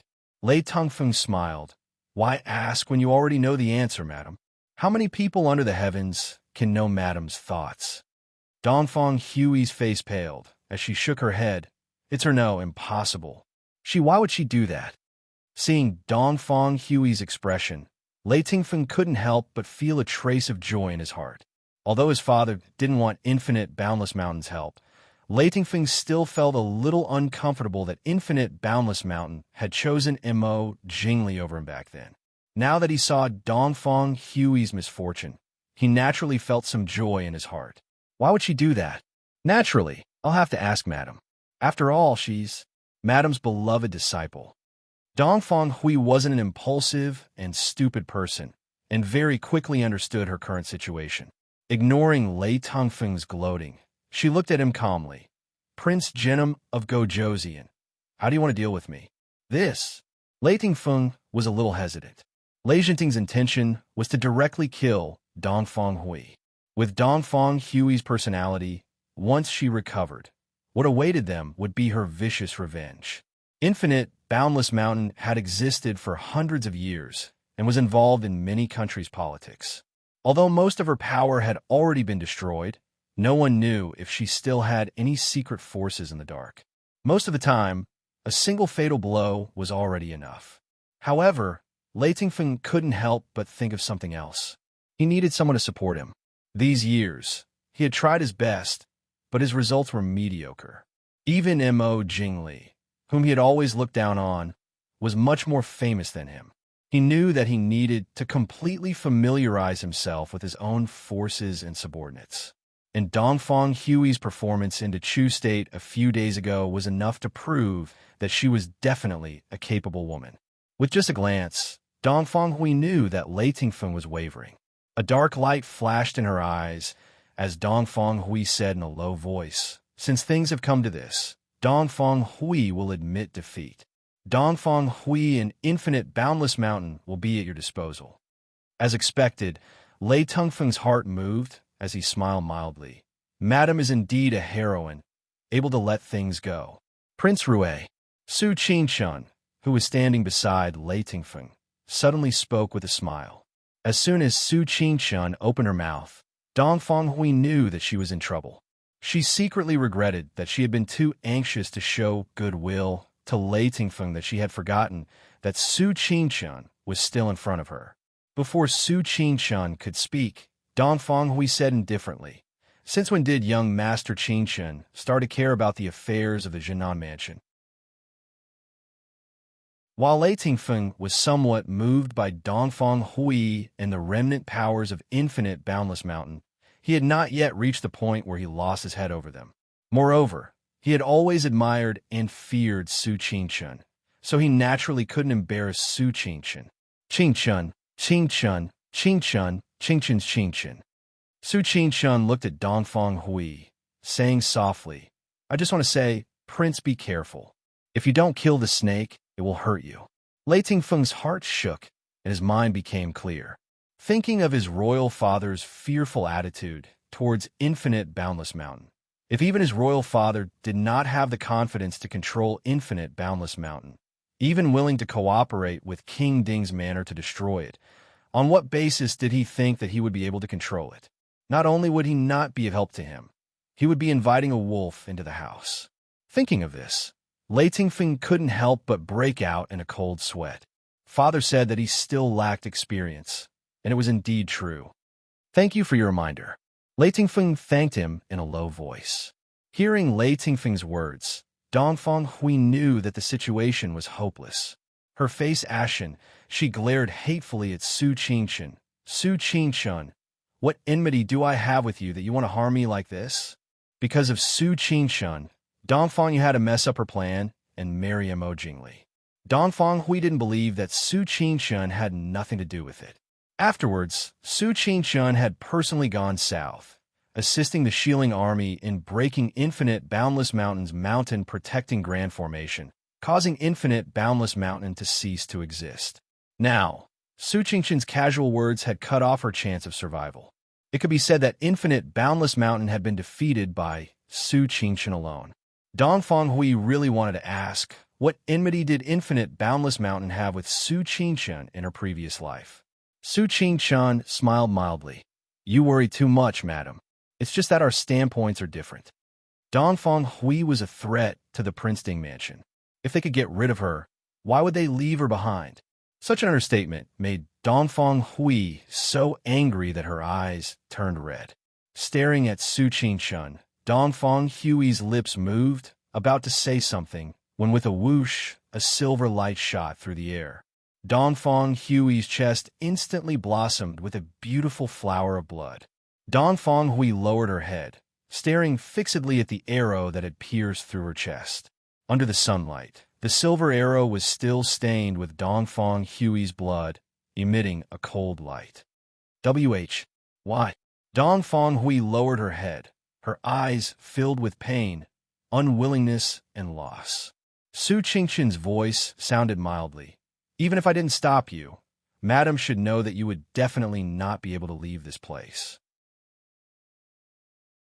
This way of dying, to madam, is actually more painful than dying at the hands of the Shilling army? Dongfang Hui's lips twitched, as if she wanted to squeeze out a smile. Unfortunately, she no longer had any strength left, and the color in her eyes gradually faded, finally becoming dull and lifeless. Lei Tengfeng and Su Qingchen stood side by side, looking at the woman lying in a pool of blood. After a long time, he sighed, Young Master Qingchen's mercy really makes one unable to enjoy it. There's a saying that is really true. A woman's heart is the most poisonous.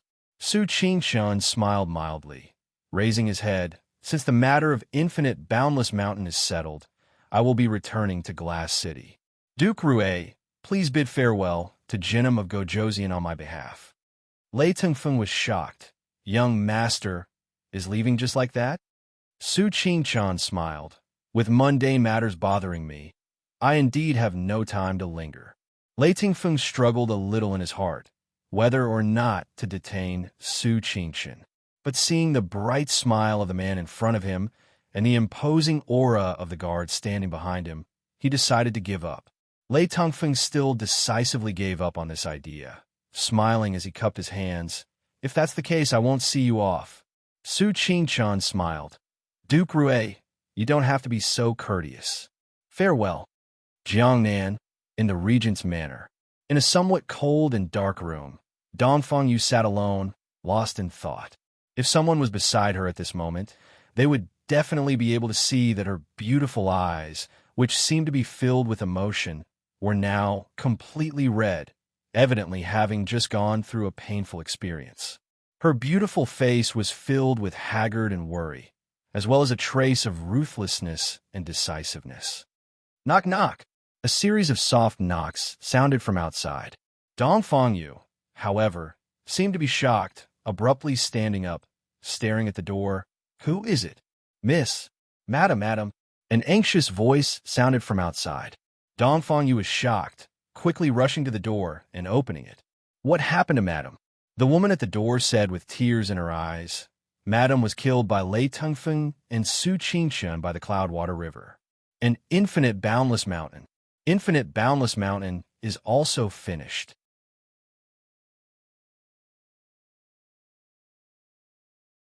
Chapter 864. Master. Dongfang Yu murmured softly, as if she was about to collapse. The girl beside her hurriedly supported her, saying worriedly, "Miss, Madam has passed away, and the elders have also been killed by Lei Tingfeng. Infinite Boundless Mountain can only rely on Miss now. Miss, you have to pull yourself together." Dongfang Yu waved her hands, saying somewhat helplessly, "I know. You can leave first. I want to be alone for a while. Tell them to come see me tomorrow." The girl looked worriedly at Dongfang Yu, but still sighed and left sadly. With Madam and the elders suddenly killed, the heavy responsibility of Infinite Boundless Mountain could only fall on Mississippi. But thinking of Mrs. Personality, after dismissing the girl who came to report, Dongfang Yu slowly closed the door. The room returned to its previous darkness, and Dongfang Yu threw herself on the bed, crying softly. She was adopted by Dongfang Hui, and her master had raised her from a young age, teaching her how to read and write, teaching her martial arts, teaching her strategy. But now, "Master, don't blame you. I hate Imo Jingli. Why did you force me? You are the most. Don't blame me." When Dongfang Yu received the news of Dongfang Hui's death, Imo Jingli naturally received the news as well. In contrast to Dongfang Yu's grief, Imo Jingli was full of joy.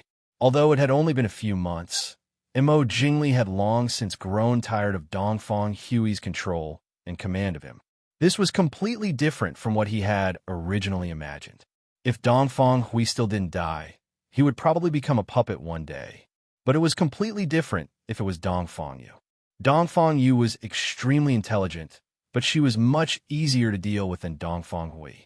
And Imo Jingli could feel Dongfang Hui's increasing desire for power, while Dongfang Yu herself did not have much interest in power.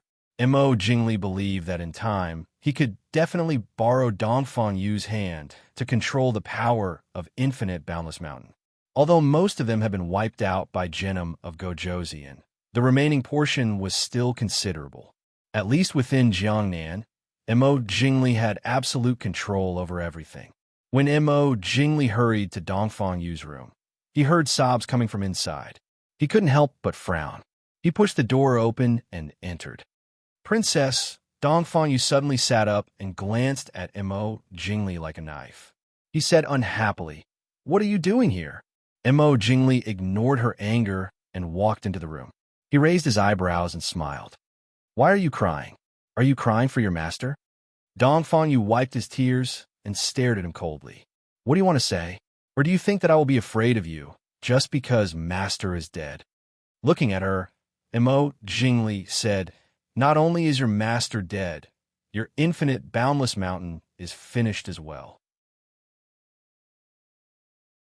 "Dongfang Yu, do you think I still need to be polite to you?"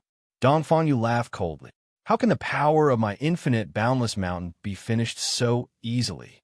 Even the power of the West Hill and the Prince Ding Mansion is finished. Imo Jingli, believe it or not, I will crush you to death right now." Imo Jingli's eyes flashed, and he stared at Dongfang Yu vigilantly. He knew that Dongfang Yu was not joking.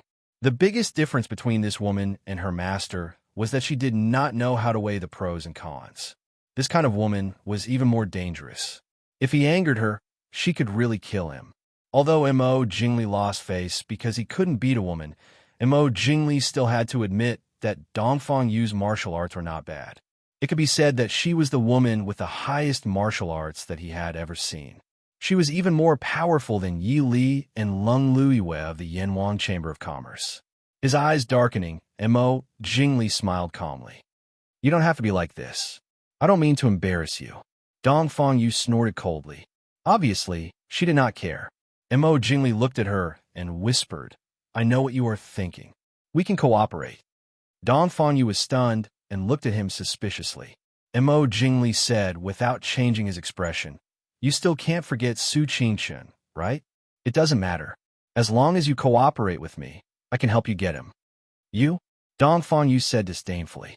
Imo Jingli's eyes flashed with a trace of displeasure when he was looked down upon by her, but he was not angry.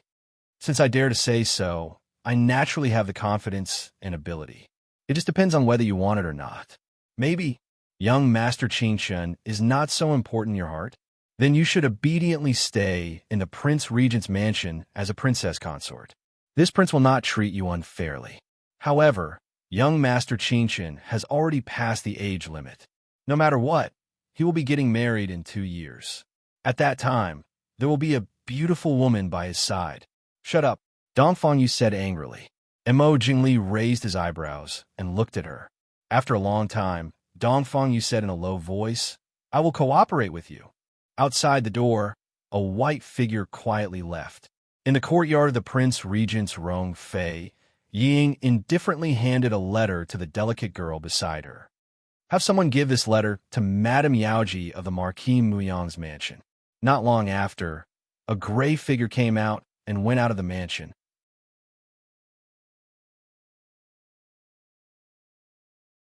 Chapter 865.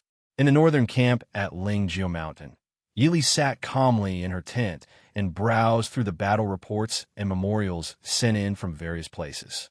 A few days ago, Helian Peng had suffered a few small losses at their hands and did not come to challenge them again.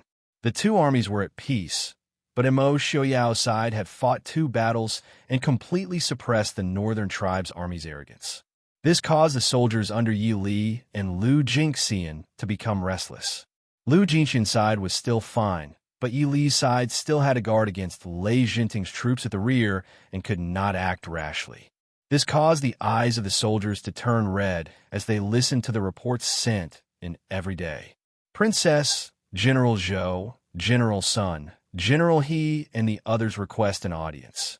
Qin Feng came in and reported with a smile. Yili put down the battle reports in her hands and smiled. They're here to ask for battle again? Qin Feng nodded and smiled. These days we've been guarding and not coming out. They must be bored. Yili thought and said, let them in. This subordinate obeys. Hearing Yi Li's words, even Qin Feng's eyes lit up.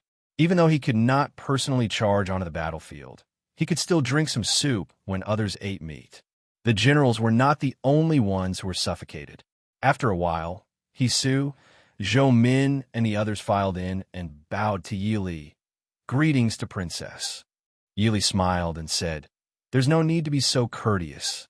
Generals, why are you here instead of staying in your respective camps? Sun Yaowu was the first to speak. Reporting to the princess, this subordinate requests for battle. Yi Li raised an eyebrow and looked at him with a smile, but did not speak. Sun Yaowu was in awe of this young Princess Yi Li. Being looked at like this, he felt embarrassed and said uneasily, Princess, we've been guarding here and watching others fight. It's really frustrating. Wouldn't that affect the morale of the soldiers? Yi Li nodded and said, that makes sense. What do you think? Hearing this, the eyes of all the generals present lit up. Sun Yaowu smiled and said, this subordinate is willing to be the vanguard and take down Luo State City while they are unprepared. He Su and Zhou Min had known him for some time, and they knew that the loss of Luo State City was a sore point in his heart, so they didn't try to snatch the credit from him. He Su said in a low voice, this subordinate is willing to hold the line for General Sunday. Zhou Min also smiled. This subordinate is willing to guard Spirit Vulture Mountain. Spirit Vulture Mountain definitely needed someone guarded. Zhou Min was not in a hurry. As long as the battle started, would there be a lack of battles to fight? You guys are of one mind. The three of them looked at each other and smiled. Then, they all looked at Yi Li. Yi Li tapped her index finger on the table a few times. She pondered for a moment and said, send me your plan first. The three of them were overjoyed and said in unison, this subordinate obeys. This subordinate will take his leave. After saying that, they rushed out the door to gather the troops without waiting for Yi Li's signal. Yi Li and the other two's figures disappeared from the door of the tent. She couldn't help but shake her head with a smile. Then she instructed Qin Feng behind her, let Qi Lin prepare. Since we're going to take down Luo State City, there cannot be any mistakes. That Helian Peng is also not easy to deal with. Qin Feng replied, this subordinate obeys. Luo State City was not very eye-catching in the entire Dechu state. It was not a stronghold located at the border, nor was it a famous city in Dechu state. However, it had a rather troublesome aspect. Normal cities were easy to defend and hard to attack, But Luo State City was easy to attack and hard to defend. Because it was quite far from the border, although the northern tribes had repeatedly invaded the border, they had never truly broken through the border. As a result, although the cities near the border were built to be impregnable, this unremarkable Luo Zhou city was barely able to build a city wall. It was as good as not having a city wall. The northern tribes' army could even break through the border cities, so a mere Luo State City was naturally nothing to them. Hence, when Luo State fell, Sun Yaowu could not be blamed for not being able to defend the city. Even if Sun Yaowu was the reincarnation of Sun Wu, and by Qi was reborn, they would only be defeated.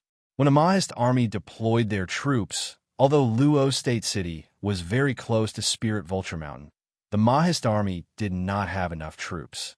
Furthermore, Luo State City was easy to attack and hard to defend. Taking it down was not difficult, but defending it was extremely difficult. In the end, they could only be caught in a tug-of-war with the northern tribes' army. Hence, the Mahist army did not bother about him. The reason why Yili agreed to Sun Yaowu's request was because Mo Xiaoyao had already pushed the northern tribes' army back. They naturally had to cooperate to chase Hellion Peng's army out. As for how they would defend Luo State City after taking it down, the Mahist army was not the same as the Dechu State army. Even if Hellion Peng wanted to snatch it from them, he would have to see if it was worth it. Luo State City was not a good place to station troops. Hellion Peng's army was naturally not stationed in Luo State City, but only a portion of them. Under the night sky, the entire city was silent, with only the occasional flicker of light. In these 2 years, the people in the north had either died or fled. It could be said that less than 10% of them were still alive. Although it was not too late, Luo State City was already immersed in darkness. Under the cover of the night, a group of men in black neatly climbed up the non-existent city wall and quickly disappeared into the night. In a secluded place not far from Luo State City, Sun Yaowu was pacing back and forth anxiously under the night sky of the city. Qin Feng, who was standing beside him, leaned lazily against a tree and smiled. "General Sun, what are you doing?" Sun Yaowu frowned. "If we hide here, what if they alert the guards of Luo State City and attract the reinforcements of the northern tribes? Wouldn't all our efforts be for naught?" Qin Feng smiled. "General Sun, don't worry. If it was Glass City, Chu Capital, or Leijianting, we might have to be more careful. In a place like Luo State City, if they could alert the guards, they would not be able to survive." Although Sun Yaowu had long heard of Qi Lin's reputation, he had never seen it for himself. He asked suspiciously, "Commander Qin, are you that confident?" Qin Feng raised his eyebrows and said with a smile, "Of course.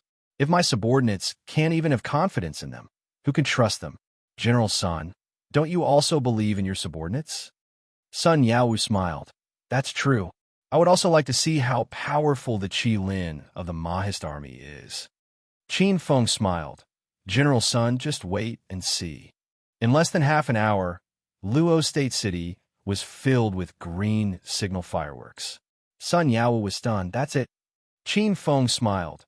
"General Sun, please."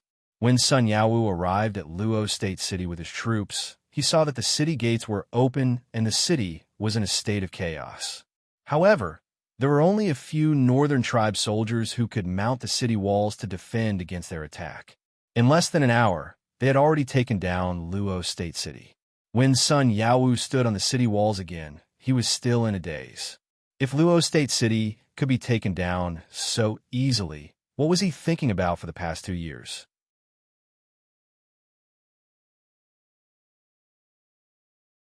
Chapter 866. Looking at his complicated expression that seemed to be both happy and sad, Qin Feng said with a smile, "General Sun, do not take it to heart. Wang Fei said before that Luo Zhou is easy to attack, but hard to defend. From a military perspective, there is no value in its existence. No matter who it is easy to break through. Therefore, the loss of Luo Zhou was not General's fault." Sun Yaowu leaned against the city wall. Hearing Qin Feng's words, he suddenly couldn't help but cry. In reality, how could he not know that the loss of Luo Zhou was fated? But as a general, because of his loss, countless people of Luo Zhou had died. Sun Yaowu did not know what other people thought, but he could not pass the barrier in his heart.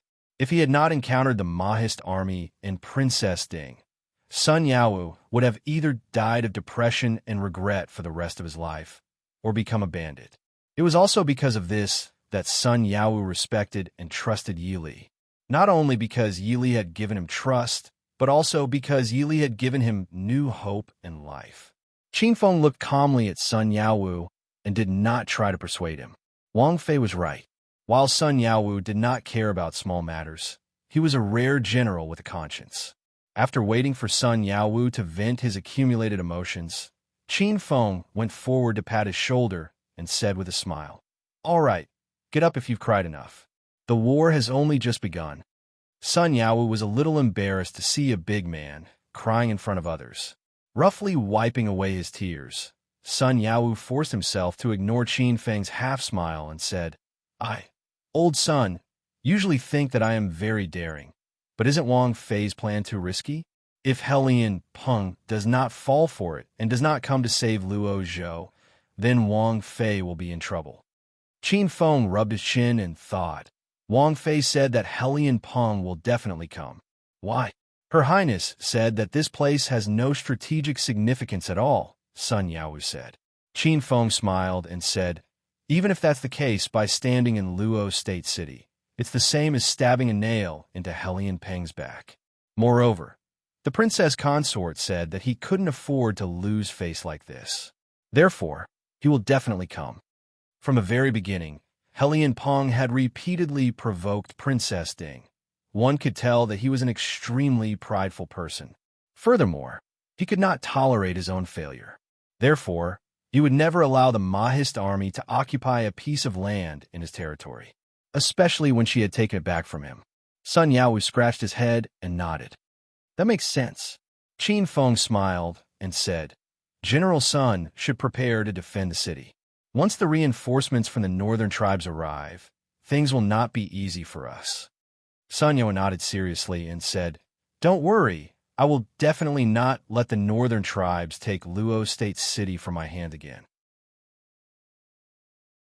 The news of Luo State City being occupied by the Mahist army naturally reached Helian Peng's camp very quickly.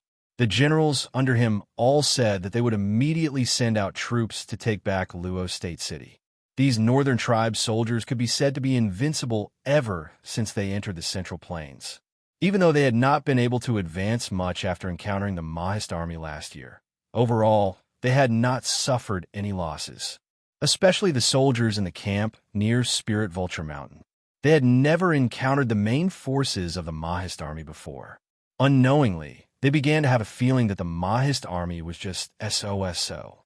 At this moment, when they heard that the Luo State City that they had occupied had been silently attacked by the Mahist army, how could they bear it? Naturally, they all clamored to take back Luo State City. Helian Peng was not in a hurry. Although the Mahist army's sudden attack on Luo State City had indeed surprised him, these few days of fighting with the Mahist army had made him much more cautious. If you want to take back Luo State City, we can do so at any time. However, why would Yi Li want to take over Luo State City now? Luo State City is still some distance away from Spirit Vulture Mountain. Even if she takes it over, she will not be able to link it with the place she is defending. Instead, she will need to eliminate more people to defend it. Logically speaking, Yi Li would not make such an unwise decision. Helian Peng said in a low voice. One of his deputies twitched his mouth in disdain and said, "That Princess Ding is just a woman. How can she know how to fight? However, no matter what, we cannot let the Mahist army look down on our northern tribe's warriors." Helian Peng's eyes flashed as his lips curled into a cold smile and said, "Since that is the case, how about Deputy Cha lead the troops to take back Luo State City?" The deputy immediately accepted the order and said, "This general guarantees that we will take back Luo State City before tomorrow morning."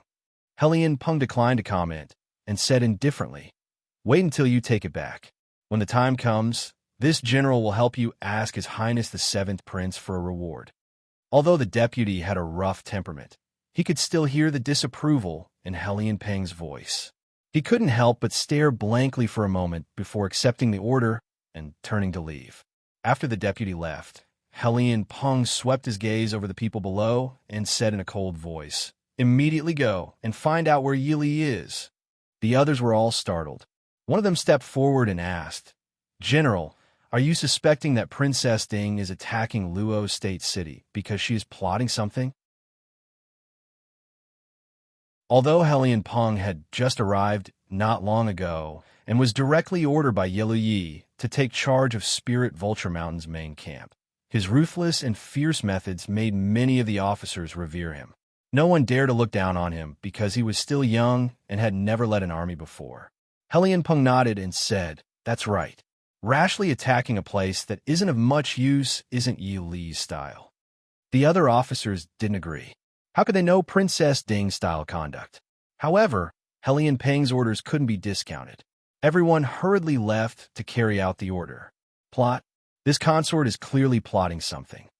Outside Spirit Vulture Mountain, Yili looked down at the distant mountains and rivers with a smile. Behind her stood Zhui Jing and Lin Han, as well as Zhou Min, who was guarding Spirit Vulture Mountain. Zhou Min asked curiously, "Princess, will Helian Peng really fall for it?" Yili smiled faintly and said, "This isn't a question of whether Helian Peng will fall for it. Even if he knows there's a problem, he can only follow the path we've planned. Otherwise, he's prepared to give up the 3 cities near Spirit Vulture Mountain to us." Zhou Min was silent for a while. She frowned and said, "Princess has sent General Sun to take Luo Zhou City and General He to take Huiyin City. Even if Helian Peng is willing to give up Luo Zhou, he definitely won't give up Huiyin City. He will definitely send reinforcements there. But if he does that, Helian Peng will know that our army is empty.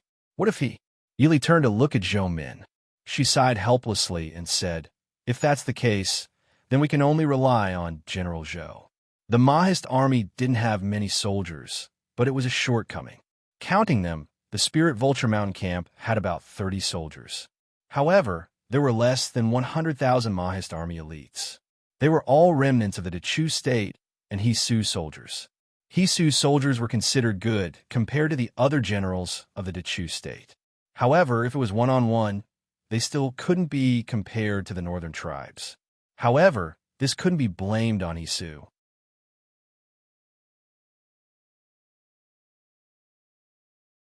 Chapter 867. Zhou Min hesitated and whispered, "Princess, why doesn't the prince recruit more troops from the northwest?" The military service system in the northwest was slightly different from the other countries. Therefore, the ability to recruit new soldiers was much stronger than the other countries. If Mo Xiaoyao was willing, he could recruit more than 1,000,000 new soldiers at any time. Moreover, these new soldiers were different from the new recruits. They had more or less received some training. This was somewhat similar to the northern tribes. However, the northern tribes practiced martial arts because of their customs. The northwest was because of the military service system. Every man had to serve in the military for 2 years before they were crowned at the age of 16. Yili smiled and shook her head. Although the northern tribes are brave, they are not enough to compete with the Prince Ding Mansion. In the next few years, I'm afraid that the world will not be peaceful. If all the manpower and resources are used up, what will happen in the future? I see. Zhou Min knew that he did not consider as many things as the prince and princess. He only needed to go forward and fight with the enemy. Since Princess Ding said this, he naturally didn't ask any more questions. Princess, Helian Peng just sent 100,000 soldiers to Hui City. A man in black came forward to report. Yili nodded and said, "I know. You can leave." After dismissing the man who reported, Yili thought and said, "Helian Peng should have more than 400,000 soldiers under his command. He went to reinforce Luo Zhou and Hui City. He should have at least 200,000 soldiers under his command." Zhou Min's expression was somewhat solemn as she said in a deep voice, "Wang Fei, the number of troops in our hands is indeed less than 150,000. Yili waved her hand and said, "It doesn't matter. Give up the other 2 camps and only defend the central army. Spirit Vulture Mountain is rugged and easy to defend. As long as we can defend for half a month, it will be enough for He Su to take Hui City. Even if it doesn't work, I will inform General Yuan Pei.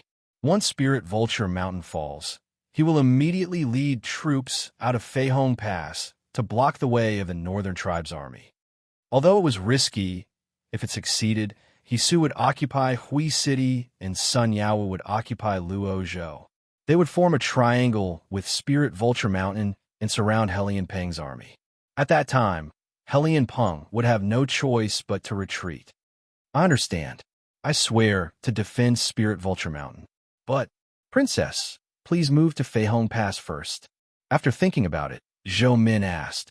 It was not that he did not believe that Wang Fei would live and die with the soldiers, but with Wang Fei's status, there was no need for her to take such a risk. Yili nodded and said, No, I believe that General Zhou can defend Spirit Vulture Mountain. Since Yili said so, Zhou Min couldn't persuade her anymore. He could only secretly make up his mind that he absolutely could not allow Helian Peng to take even half a step in his Spirit Vulture Mountain. If she really could not take it, she would send the princess to Feihong Pass even if she had to use force. Soon, the area around Spirit Vulture Mountain fell into chaos. Just as Yi Li and Zhou Min expected, Helian Peng did not personally rescue Hui City and Luozhou. Instead, he gathered the remaining 200,000 soldiers to attack Spirit Vulture Mountain. In the east, LV Jinxian's troops were in a stalemate for a long time, unable to break through. The middle troops, Yilu Yi and Helian Jun, together led more than 800,000 troops, but they were still no match for Mo Xiuyao's less than 500,000 troops. After fighting for half a month, they lost more than they won. Helpless, they could only retreat. If Helian Peng could open a path from Spirit Vulture Mountain, it would naturally solve the Northern Tribes Army's current predicament. More importantly, winter came early in the north, and it was coming soon. By then, the Northern Tribes Army supplies would be even more strained than now. Therefore, although Helian Peng knew that Yi Li's arrangement would be disadvantageous to him, he had no choice but to attack Spirit Vulture Mountain with all his might. In front of Spirit Vulture Mountain, both sides had fought for 5 days and both sides had suffered heavy casualties. However, neither side had the slightest intention of retreating. In comparison, this time, the Mahist army was at a disadvantage. At this time, the Mahist army's battle strength was not as good as the Northern Tribes army. In terms of numbers, they could not compare to the Northern Tribes army. If not for Spirit Vulture Mountain being easy to defend and hard to attack, the Mahist army would have been defeated long ago. Even so, Helian Peng was not in a better position than Yi Li and Zhou Min. Although his casualties were less than the Mahist army, he only had 200,000 soldiers under his command. Furthermore, the reinforcements he sent to Luozhou and Hui City had not returned. If the casualties continued, even if he wiped out the entire army at Spirit Vulture Mountain, his remaining soldiers would not be enough to be trampled by the Mahist army at Feihong Pass. At that time, both sides would suffer heavy losses. The worst thing was that Yi Li could afford to be injured. She still had Yuan Pei and the defenders of Feihong Pass behind her. However, Helian Peng could not afford to be injured. Once Luozhou and Hui City were completely lost, even if he took Spirit Vulture Mountain, he would not dare to go there. Once he went there, he would really become an isolated army. Yi Li, standing in front of the army, looking at the tired soldiers everywhere, Helian Peng could not help but grit his teeth. His eyes were filled with a fanatical look. As expected of Princess Ding, I still fell into your trap. But did you count your own life into this as well? Looking at the black flag of the Mahist army fluttering in the wind on Spirit Vulture Mountain, Helian Peng laughed coldly. Since things have already come to this, if this general doesn't take down your Spirit Vulture Mountain, wouldn't others laugh at this general's incompetence? Men, General. A general hurried over to wait for orders. Helian Peng raised his eyes and stared at the hillside not far away. He said in a deep voice, "Continue to attack Spirit Vulture Mountain.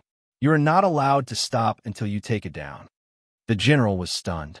He said with some difficulty, General, Spirit Vulture Mountain is easy to defend and hard to attack. I'm afraid. Hellion Peng's cold gaze swept over, causing the general to swallow the words that were about to come out of his mouth. Hellion Peng stared at him and said in a deep voice, anyone who dares to retreat will be executed. Yes. On Spirit Vulture Mountain, they were also waiting for battle. The atmosphere was filled with blood and tension. Lin Han followed behind Yi Li and followed her to patrol the front line outside the camp. Looking at the groups of soldiers resting together, among which there were many who were injured and could not be treated in time, Lin Han could not help but frown. He looked worriedly at Yi Li, who was walking in front of him. He wanted to persuade her to leave earlier, but he could not say anything.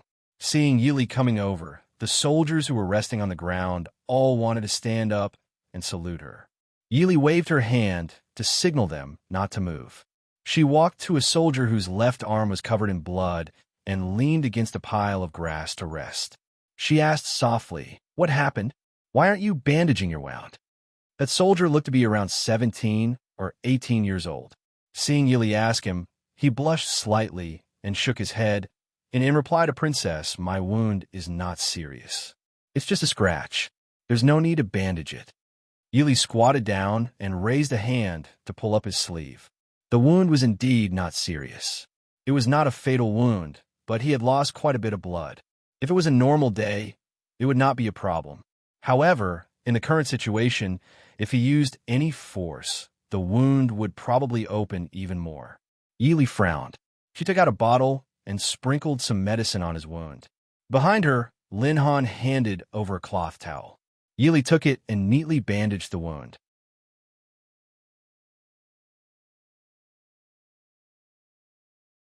Chapter 868. Looking at the woman in white who was bandaging his wound, the young soldier was stunned. However, he saw that the princess seemed to be very familiar with it. In a moment, the wound was bandaged better than the ones he had seen in the army. Looking at the dazed young soldier, Yi Li smiled faintly and said, how old are you? Are you afraid? The youth shook his head and said firmly, I'm not afraid. Actually, he was still a little afraid. However, the princess was a woman, and she was not afraid.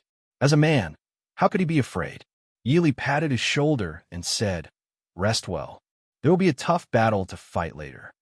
Standing up, Yi Li turned and said to Lin Han, there is no lack of medicine in the camp. Let the army doctor distribute some medicine to the soldiers. For some of the injuries that are not too serious, let everyone help each other bandage the wounds. Yes, princess. Lin Han nodded and pulled a passing soldier to pass on the order. Then he followed behind Yi Li. Seeing him like this, Yi Li said helplessly, I won't be in any danger in the army camp. You don't have to follow me everywhere. Lin Han shook his head and said, the prince has instructed that the princess must have someone to protect her. Yi Li also knew that she could not convince him, so she could only let him go. Just as she was about to turn and leave, she heard a painful groan not far away. Yi Li frowned and turned to walk in that direction. It was a simple shed for the seriously injured. Inside the shed, two doctors were discussing something with a young soldier. The groan came from the soldier's mouth. In fact, the cold weapons battlefield in ancient times was far crueler than in her previous life. Naturally, there were no professional field doctors or field nurses to save the wounded on the battlefield. Usually, those who were seriously injured could not escape death in the chaos of war. Occasionally, there would be those who were lucky enough to survive the battle and not be killed by the enemy. They would be dragged back by their own people. But even so, the death rate of the seriously injured who were rescued was shockingly high. It was also because of this that there were not many people who were disabled on the battlefield. How are your injuries? Yi Li asked softly. The two doctors turned around and reported helplessly, the arrowhead is stuck in the bone, I'm afraid. The arrowhead couldn't be pulled out. Although it was the leg that was injured, sooner or later the person would die because of the wound festering and other reasons. Yi Li lowered her head to look at the young man lying on the bed. His wound had turned green and was beginning to fester. His young eyes were filled with despair and pain. Yi Li's heart sank. She thought for a moment and asked, "Is amputation okay?" Amputation? The two doctors were stunned, but they quickly understood what Yi Li meant. He said with some difficulty, "If we cut off this leg, there may be a chance for survival. As long as the wound doesn't fester, there shouldn't be a problem. It's just that not everyone could do such a thing." Although they were doctors, they had never done such a thing. There was another experienced military doctor in the camp, but a few days ago, he fell seriously ill due to exhaustion and was sent back to Feihong Pass. Yi Li pondered for a moment and said lightly, "I'll do it, Princess." Not only the two doctors, but even Lin Han was shocked. Yi Li said calmly, "Don't worry, I'll do it." As a special forces soldier in her previous life, Yi Li had naturally learned battlefield rescue. Not only did she treat external injuries, but she had also performed general battlefield surgery. Amputation happened to be one of the most common ones. The two doctors were still a little hesitant. Although they couldn't save the wounded man, they couldn't watch the princess do it. The wounded man might be able to live for a few more days. If the princess did it, he might die on the spot. Yi Li walked in front of the young man and said softly, "I'm going to cut off your leg that was shot by the arrow. Don't be afraid." A trace of fear rose in the young man's eyes. He wanted to shake his head with difficulty, but the pain from his leg made him unable to say a word. Yi Li looked at him and said in a deep voice, "Your life is more important than a leg. It's already like this. Are you going to give up your life if you don't even want to gamble? In your home, is there anyone waiting for you to go back?" The young man's eyes were a little dazed, as if he had thought of something. A trace of hope and anger slowly appeared in his eyes. Yi Li said softly, "As long as you want to live, you must do your best, even if you have to hold on until the last moment." The young man finally nodded. Although there was still fear in his eyes, he was no longer so flustered. Yi Li stood up and ordered the two doctors beside her, "Prepare painkillers, hemostatic medicine, clean hot water, strong wine, clean towels, and fire." The two doctors had no choice but to prepare the things according to Yi Li's orders. When everything was ready, Yi Li took out a thin knife that she had never used before. After wiping it with alcohol, she placed it on the fire for a while before standing next to the young man. She aimed the knife at a certain part of the young man's leg and made a cut. The two doctors who were standing on the side stared at Yi Li's movements with wide eyes. They saw that she cut cleanly, but with a sense of propriety. At the beginning, she was a little unfamiliar, but after 2 or 3 cuts, she seemed to gradually get the hang of it. It looked like she was even cleaner than the experienced military doctors. As Yi Li was busy, the sound of war drums suddenly came from outside. In the distance, there was the unique sound of the bugle horn of the northern tribes. It was obvious that the northern tribes' army had started to attack again. Lin Han said worriedly, "Princess." Yi Li did not even raise her head. Her hands did not slow down at all as she ordered, "Go and tell Zhou Min that everything will be under his command. I will be out soon." Lin Han looked at the injured person on the bed who was in a semi-conscious state and finally turned around to leave. Yi Li finally stopped moving the knife in her hand. She neatly picked up the thread that had been boiled in hot water to suture the wound and bandaged it. After doing all this, Yi Li raised her head and let out a sigh of relief. The two doctors standing on the side were already lost in thought. When they saw Yi Li raise her head to look at them, they came back to their senses and said, "Princess." Yi Li put down the things in her hand and washed her hands in the basin on the side. She said, "The two of you are taking good care of him. The two of you should know more about medicine to clear heat, detoxify, and reduce inflammation than I do. His wound should not be exposed to water. If nothing happens in the next few days, there should be no problem. I will go out first." "Yes. Farewell, Princess." "Don't worry, Princess. This subordinate will take good care of him." The two doctors were a little embarrassed as they repeatedly promised. Yi Li did not care about anything else. She turned and went out of the shed to the battlefield. On the battlefield, Helian Peng did not see Yi Li's figure in the distance. He could not help but frown. He raised his voice and said, "What? Princess Ding was finally afraid and left early?" When he said this, Helian Peng's heart was a little complicated. He did not know whether he hoped that Yili had left or that she had not left. Zhou Min snorted and said in a deep voice, "Where our princess is it something that you, a barbarian of the northern tribes, can control?"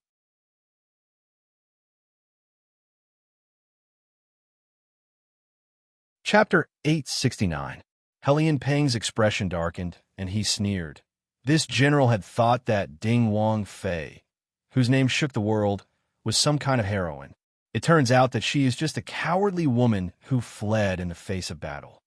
I can't be bothered to talk nonsense with a northern tribes barbarian like you.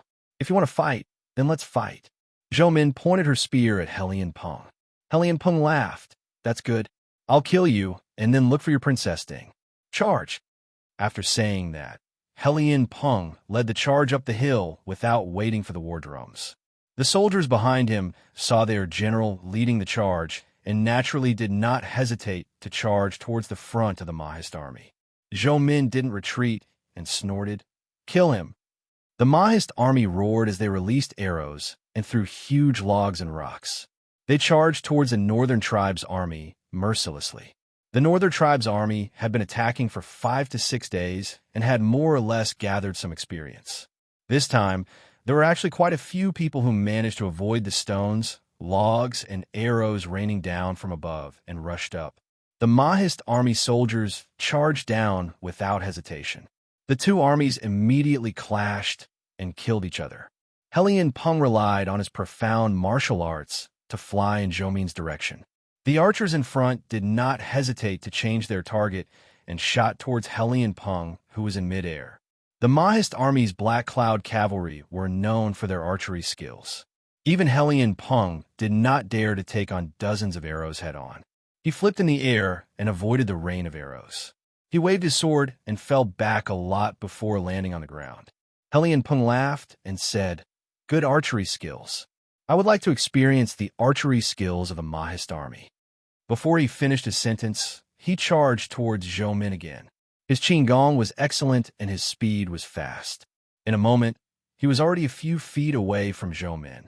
He waved his sword and swung it towards the archers. A sharp sword aura rushed towards them. The archers reacted quickly and dodged the attack. However, 2 of them were still injured. Helian Peng did not care about them and turned to attack. Zhou Min arrows were long-range weapons, but they were useless in close combat. Zhou Min was not afraid. She raised her spear and stabbed it towards Helian Peng. Helian Peng laughed. "General Zhou, you lead the troops well. Unfortunately, your martial arts are still lacking." Zhou Min said coldly, "General Helian, you talk too much nonsense." Helian Peng laughed. "Is that so? Since that is the case, then let me experience General Zhou's martial arts." Zhou Min was a general who received orders to go to war, not a Jianghu expert who fought alone. Compared to Helian Peng, her martial arts skills were naturally inferior. At this time, Yi Li, He Su, and Sun Yao were not present. The battle ahead was being commanded by Quan Nai and Zhou Min alone. This made him unable to fully concentrate on the enemy. After a few rounds, it was obvious that he was on the losing end. Is he? "If she is not here, then you will die today." Zhou Min snorted. She did not care about the cut on her arm. She raised her spear and stabbed it again. Helian Peng jumped up. "If that is the case, then it is a pity. My northern tribes does not have many generals like General Zhou." His long saber emitted a dark red light under the sun. It slashed towards Zhou Min's neck. Zong! A black shadow flashed. Lin Han's face was cold. He raised his sword to block Helian Peng's saber. He said coldly, "If General Helian wants to experience the archery skills of the Mahist army, why are you so impatient?" Helian Peng was startled. He felt a strong wind behind his head. He quickly turned around and dodged. A black arrow just happened to brush past him. The power of this arrow was different from the previous archers. Even if it did not hit him and just brushed past his face, he still felt a slight pain on his face. General Helian is really impatient. This consort is surprised that you would take the lead. Yili stood not far away. She looked at Helian Peng with an indifferent expression. Helian Peng laughed loudly. He looked at Yi Li and said, So Princess is still in the army. This general has misunderstood Princess. Yili calmly said, "Don't worry. Since the general is here, there is no harm in staying a little longer. General Zhou, you could go do what you need to do." Zhou Min looked at Yi Li and Helian Peng. She knew that she could not interfere here. She nodded and turned to leave. Helian Peng raised his eyebrows and smiled. Princess Ding wants this general to stay. This general is honored. Yili was not in a good mood. She did not joke around with Helian Peng. She calmly said, "That would be for the best." She waved her hand, and several arrows shot towards Helian Peng from all directions. Helian Peng hurriedly leaped forward. He swung his blade to cut down the arrows that were shooting towards him. He did not think that, just as he cut down the arrows, a strong wind would come from behind him. Even though Helian Peng relied on his strong internal energy to avoid being hit, he was still in a difficult situation. So powerful. Just now, the rain of arrows from the dozen archers did not pose any threat to Helian Peng. But now, the rain of arrows that were not concentrated caused Helian Peng to be flustered. "General, this is the perfect time to see the difference between Qi Lin and Yi," Yili said lightly. When Helian Peng finally broke through Qi Lin's rain of arrows, he was already dozens of paces away from the Mahist army's main camp. Helian Peng looked from afar at the white-clothed woman standing in front of the black-clothed man. He sighed somewhat unwillingly. This one sincerely invites Princess to be a guest in the northern tribes. Why is Princess so ungrateful?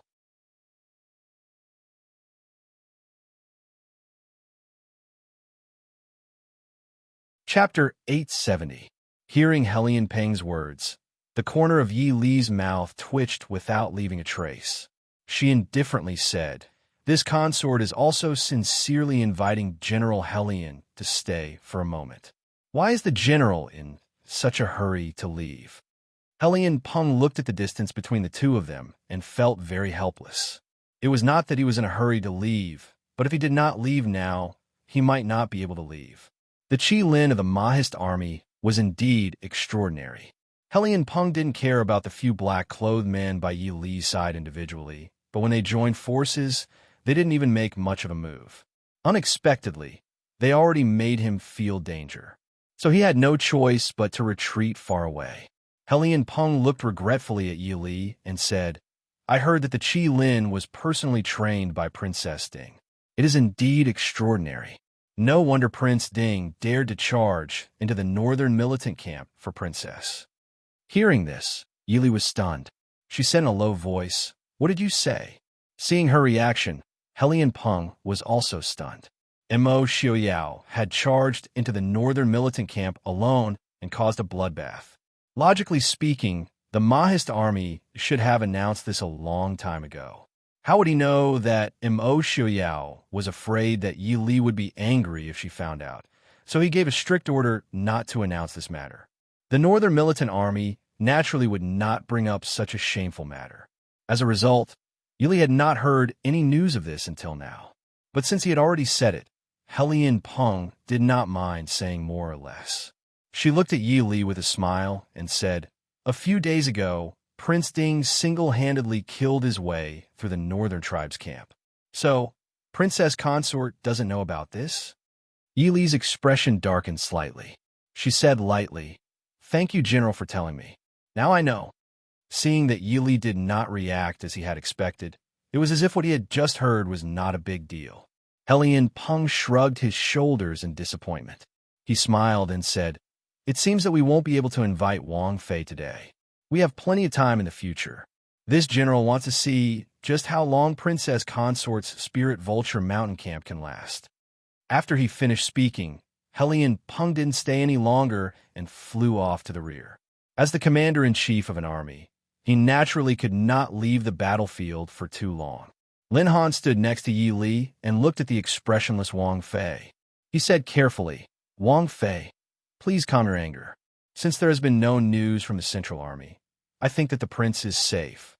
In order to not let Yi Li know about this matter, Mo Xiaoyao not only satisfied Yi Li, but also kept it a secret from everyone in the Spirit Vulture mountain camp. Therefore, Lin Han was as shocked as Yi Li when he heard the news. Yi Li was silent for a moment before she sighed and said, "The battle here is over. Let's go back and talk about it." Rather than saying that Yi Li was angry at Mo Xiaoyao for keeping such an important matter from her, she was more shocked and sad. Yi Li had always known that Mo Xiaoyao treated her extremely well. It could be said that no one in her previous life had treated her as the most important person in his life. No one would believe that Mo Xiaoyao had gone to the northern tribes camp on a whim this time, just because she had been attacked by Helian Peng. Mo Xiaoyao had gone to such an extent. Yi Li suddenly regretted leaving the Central Army to come to Spirit Vulture Mountain. Perhaps she should have stayed by his side. However, regret was only a momentary feeling. Yi Li was always rational. She did not think that she was an indispensable existence, but at the same time, she knew where to place herself in the situation that was best for the situation. This kind of rationality sometimes seemed cold and indifferent, but wasn't this also another way to help the person he loved? Only by completely ending this battle, only by allowing the Mahist army and the Prince Ding mansion to stabilize, would Mo Xiaoyao's hatred and resentment be completely resolved. Yi Li did not know that while she was worried and conflicted about Mo Xiaoyao was also furious about Yi Li's matter. In the Mahist army's tent, Mo Xiaoyao sat on the main seat with a dark expression. He said in a low voice, "So, Wang Fei and Zhoumin only have 100,000 soldiers and are trapped on the mountain by Helian Peng's 200,000 soldiers." Everyone was silent for a moment. Marquis stood and said, "Prince, I believe that Wang Fei is not trapped on the mountain. She is trying to buy time for General Sun and General He to destroy the northern tribes' army in Luozhou and Hui City. Once General He and General Sun gain a foothold in the two places, the three sides will surround Helian Peng. Other than being defeated and breaking out, Helian Peng will have no other choice." Feng Jiao also said, "Prince, I think Marquis Nin is right. Also, Spirit Vulture Mountain is easy to defend and hard to attack. It will not be so easy for Helian Peng to take down the camp. In addition, Spirit Vulture Mountain is not far from Feihong Pass. If something really happens, General Yuan Pei will not stand by and do nothing." Mo Xiao naturally did not think of these things. The reason why Feng Jiao said so much was because he was afraid that Mo Xiaoyao would impulsively abandon the 100,000 soldiers and run to Spirit Vulture Mountain. Obviously, Mo Xiaoyao was not as impulsive as he thought. Although his expression was ugly, he did not act impulsively. Feihong Pass's soldiers. Princess Li will not move unless she has no other choice. Feng Jiao immediately lead 200,000 soldiers to Spirit Vulture Mountain. Mo Xiaoyao said in a low voice. Feng Jiao frowned and said, "No, Prince. If we send 200,000 soldiers to Spirit Vulture Mountain, the main camp will..." Feng Jiao believed that with Mo Xiaoyao's ability, 300,000 soldiers would not necessarily be at a disadvantage against 700,000 to 800,000 soldiers of the northern tribes. But that also depended on the time and place. Now that the two armies were facing each other, no matter how strong the Mo family army was, it would be impossible for them to defeat an enemy army that was several times stronger than them. More importantly, it was a waste to send so many elite soldiers to Spirit Vulture Mountain. Mo Xiaoyao naturally knew that his arrangement was not reasonable. After a moment of silence, he waved his hand and signaled for them to take back their words. "If Prince is not worried, how about letting me go to Spirit Vulture Mountain?" Han Mingyue, who was sitting at the end of the line beside Han Mingxi, suddenly spoke up. Everyone was stunned. The old officials of the Prince Ding mansion all knew that Prince Ding and young Master Mingyu were good friends, although they did not know why they fell out. But in the past few years, Prince Ding's attitude towards young Master Ming was clear to everyone. To say that he did not care was an understatement. If not for Han Mingxi's face, young Master Ming would not have a place in Glass City. Even though young Master Mingyu's abilities were far superior to the current head of the Prince Ding mansion, Han Mingyue had always been treated as if she did not exist. Everything was handed over to Han Mingxi, and Han Mingxi would be discussed with him. To the extent that young Master Ming Yu did not have any power or status, but still had to help his younger brother clean up his messes. It was also because of this that even though Han Mingyue and Han Mingxi had always been inseparable, Han Mingyue had never expressed any opinions in public. Now that she had suddenly spoken up, everyone was rather surprised. Marquis Nan and the others didn't know anything about the grudge between Han Mingyue and Immerse Xiuyao. Only now did they remember that this young Master Mingyue was also a stunning figure back then, and their eyes couldn't help but light up.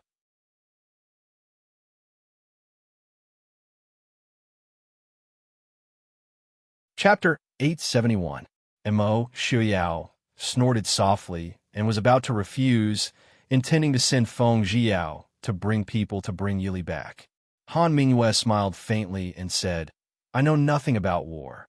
However, when it comes to saving people, I am more skilled than Feng Jiao." Han Mingyue's martial arts were superior to Feng Jiao's, and more importantly, he was not a subordinate of the Prince Ding mansion. If Yili refused to leave in a time of crisis, even Feng Jiao would be helpless. However, Han Mingyue did not have such concerns. Even if he had to use force, Han Mingyue's chances of winning were much higher than Feng Jiao's. Immerse Xiuyao's mind turned, and he nodded. "All right, you go. Han Mingxi will stay. If anything happened to Yili, I would immediately skin Han Mingxi alive." Seeing Immerse Xiuyao's threatening gaze, Han Mingyue did not mind and smiled faintly. "That's all. I will leave after making some preparations." Actually, Immerse Xiuyao's worries were unnecessary. Based on Han Mingxi's feelings for Yili, he would not harm Yili. After all, in this world, he only had Mingxi as his family. Han Mingxi's mouth moved, but he held back and did not speak.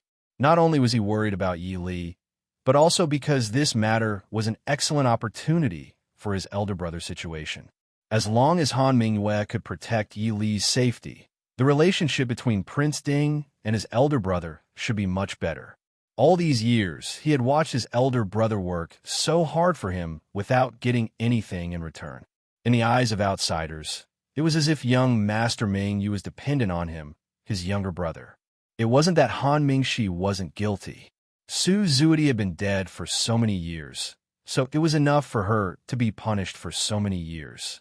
He didn't expect his elder brother and Prince Ding's relationship to return to how it used to be. There were many things that couldn't be mended once they were broken. However, at the very least, it would allow Big Brother to receive fair treatment or allow him to go wherever he wanted to go. "Big Brother, be careful." Han Mingxi looked at Han Mingyue and said. Han Mingyue smiled faintly and waved her hand, indicating that he didn't need to worry about it. She turned around and left the tent. Feng Jiao watched as Han Mingyue's clothes disappeared from the entrance of the tent. He couldn't help but sigh in his heart. Back then, because of Su Zuidi, the outstanding young Master Ming Yu had fallen to such a state. His former good brother, Prince Ding, wasn't any better. For the sake of Princess Ding, he had done a lot of earth-shattering things. The only comparison was that Immerse Xiuyao's foresight was better than Han Mingyue's. The tent was silent for a moment. Immerse Xiuyao said in a low voice, "Pass down Ai's orders. The three armies are on standby. Attack the main force of the northern tribes." Everyone's heart trembled.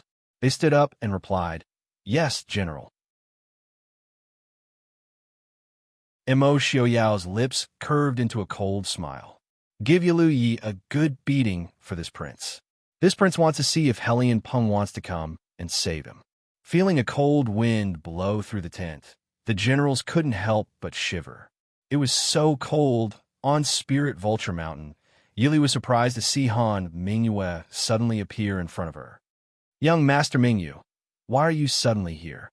Han Mingyue smiled faintly and said, "Aren't I here on Prince Ding's orders to invite the princess consort to come?" Yili didn't hide the suspicion in her eyes. She looked at him with a smile. Han Mingyue shrugged indifferently and said, "Xiuyao originally wanted to send Feng Jiao and 200,000 soldiers to reinforce Spirit Vulture Mountain.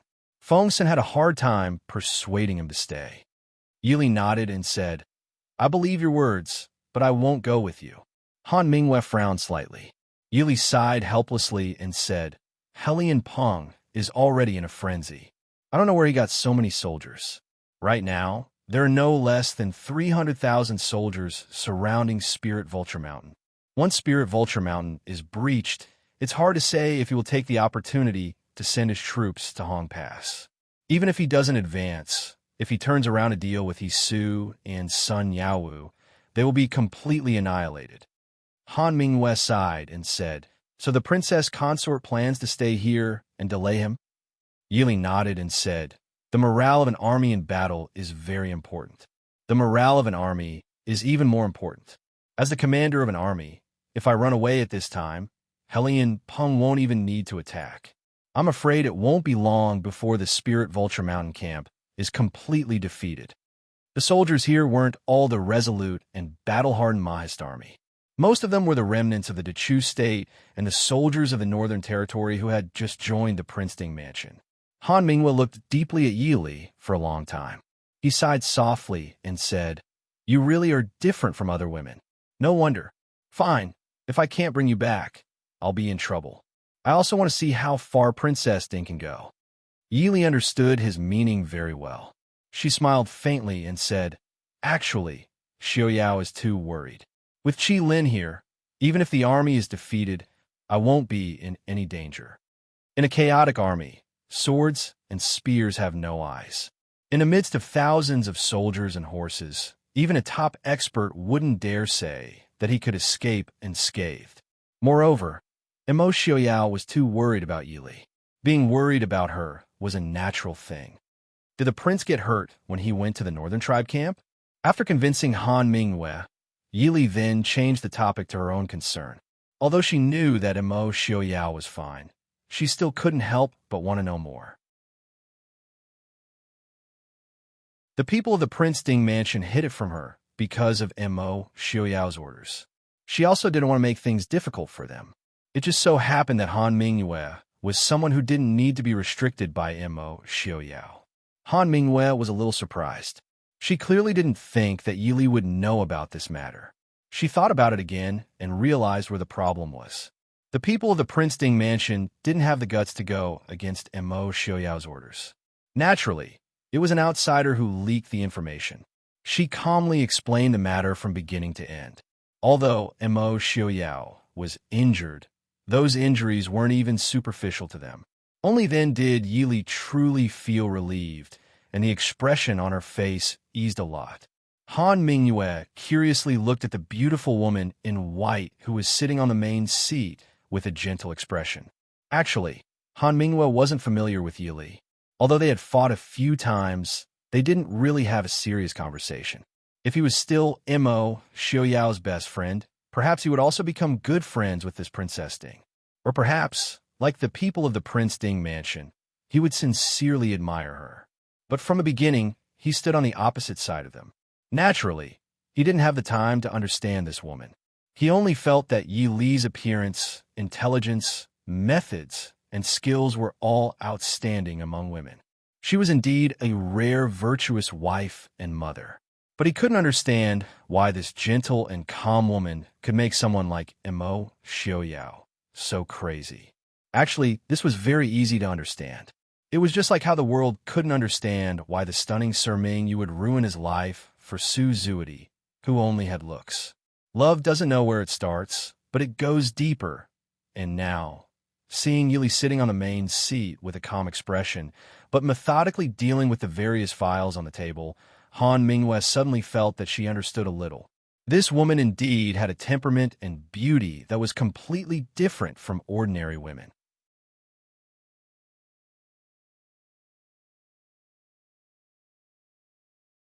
Chapter 872.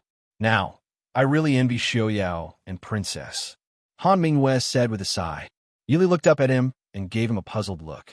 Han Mingwe shook his head and smiled without saying anything. Yili put down her brush and closed the last booklet. She smiled and said, There are some things that should be forgotten and let go. If we don't move forward, no one knows if the scenery ahead will be more beautiful than the one behind. What if we can't forget and let go? Han Mingwe said in a daze. Yili thought for a while and said, In life, There are always some things that we can't control. No matter if it's good or bad, when you look back many years later, right or wrong, love or hate, it's just a precious memory in your life. People have to live in the present and look to the future. Looking at Han Mingyue's thoughtful expression, Yili suddenly asked, "Does young Master Ming you have any hatred in his heart?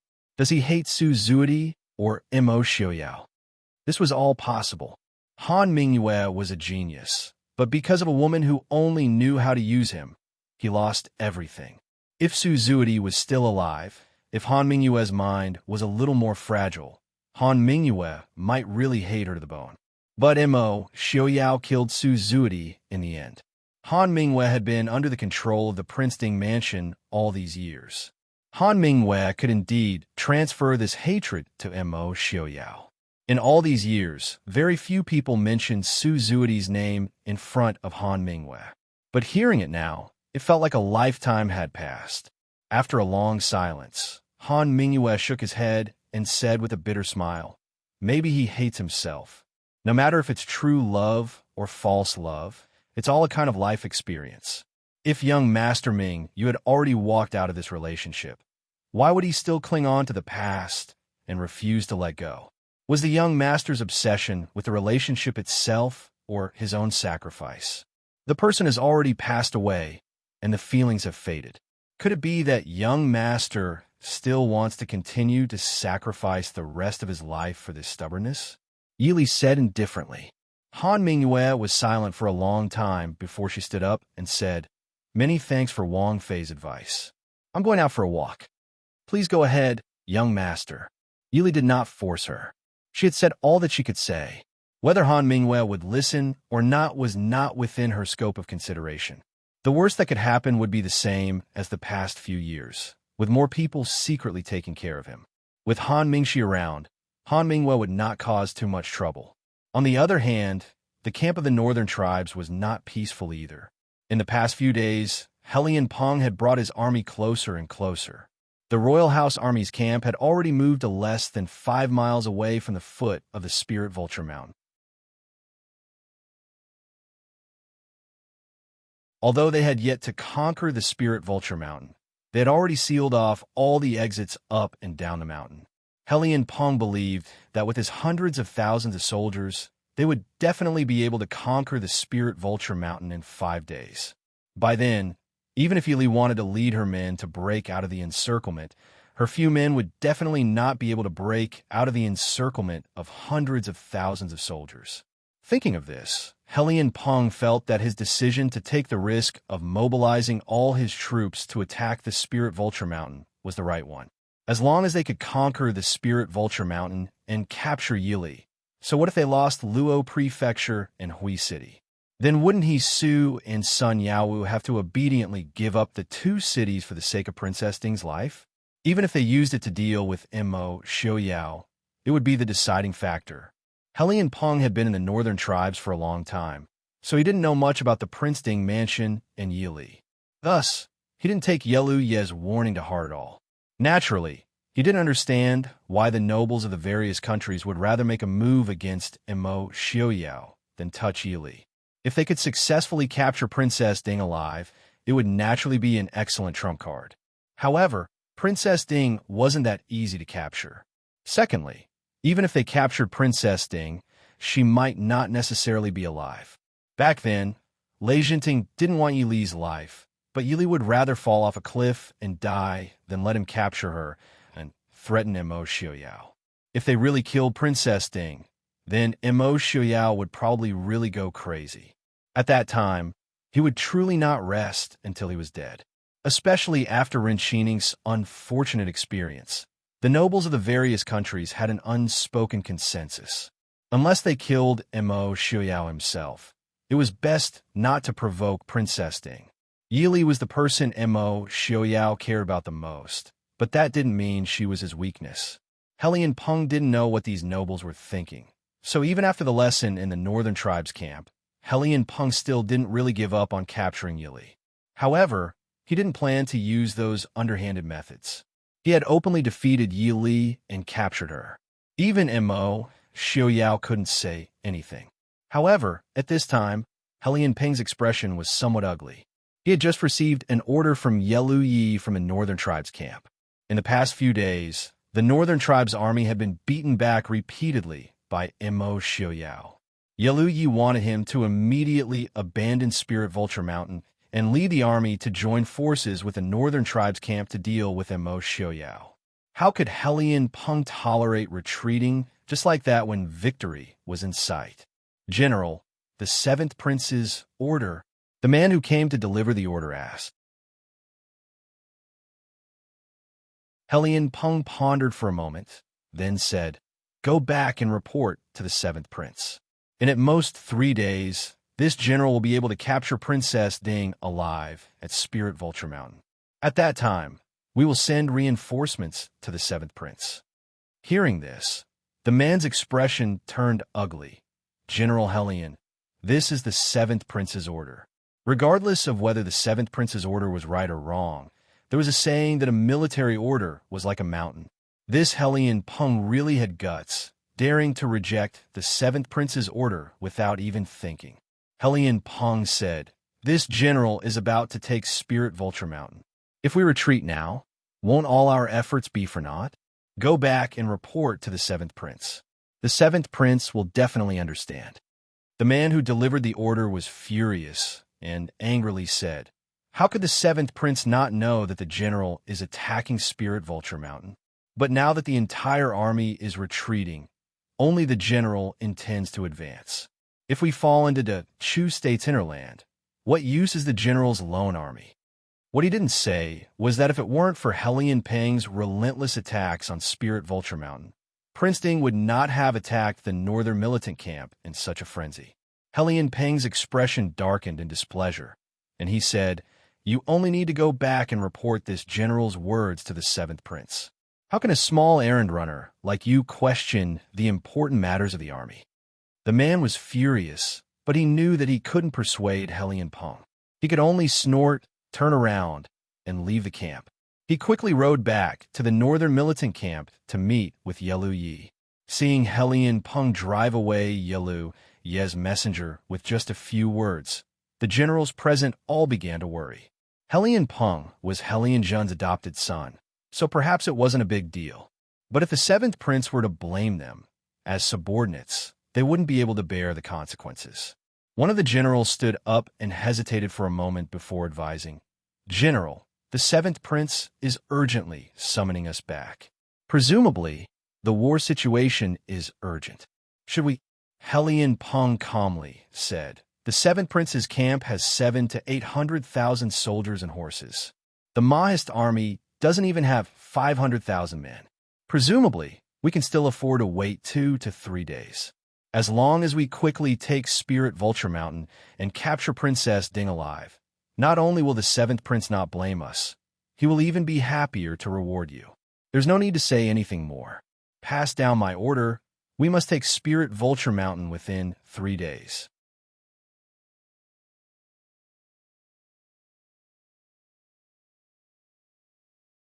Chapter 873.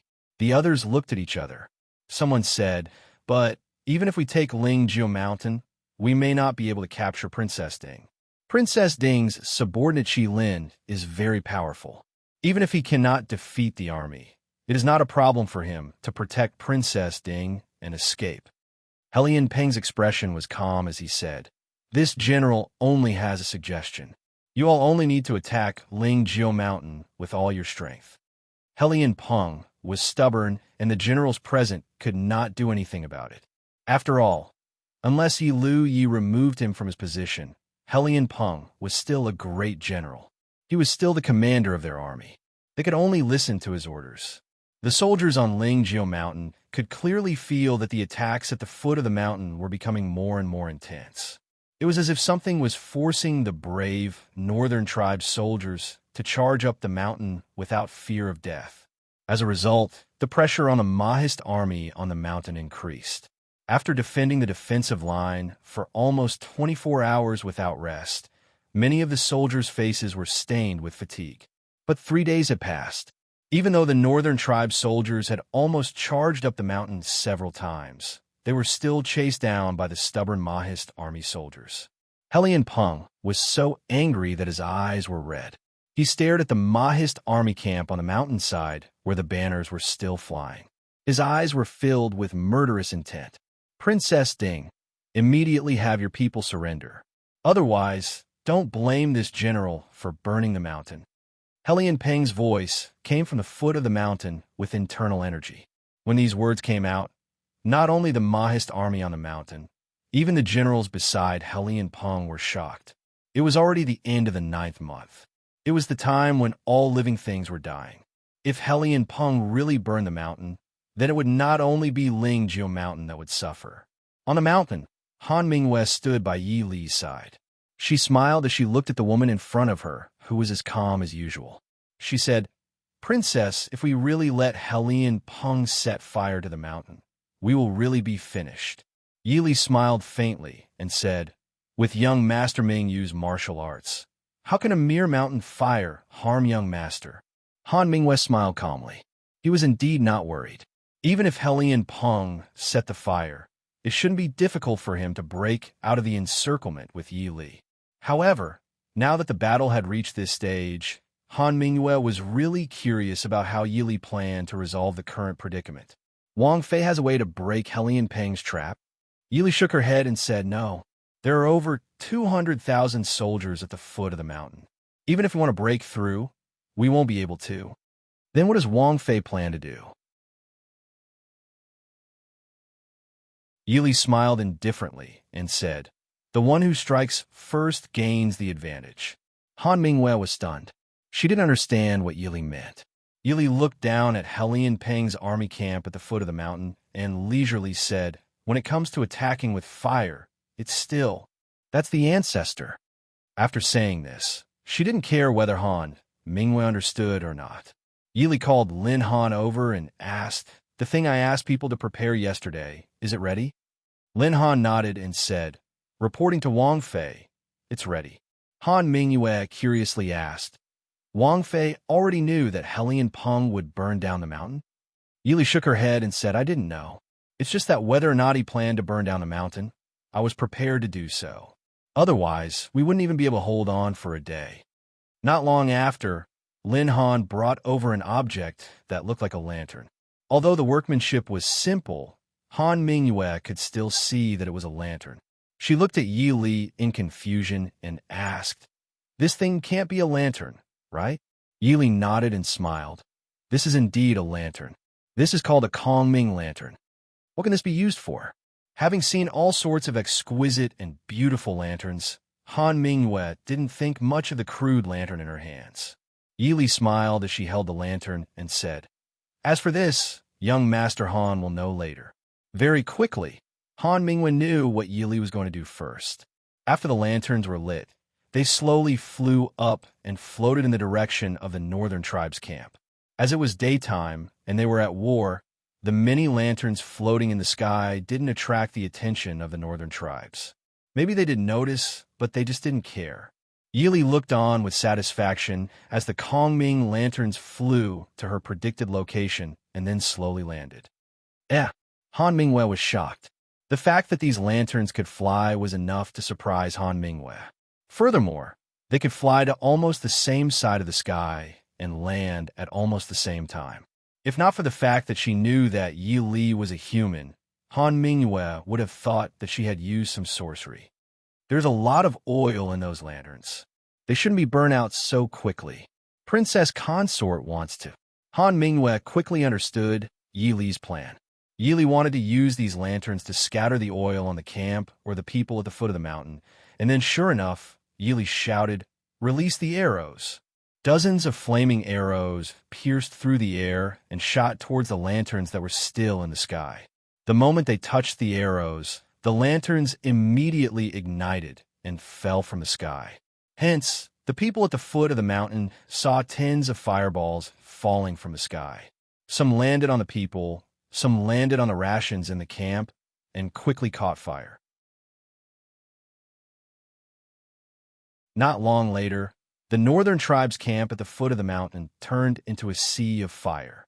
Hence, the northern tribes' army did not have the mood to attack and did not even have the time to save the fire. However, The entire camp was covered in incendiary tung oil, which could be ignited at any moment.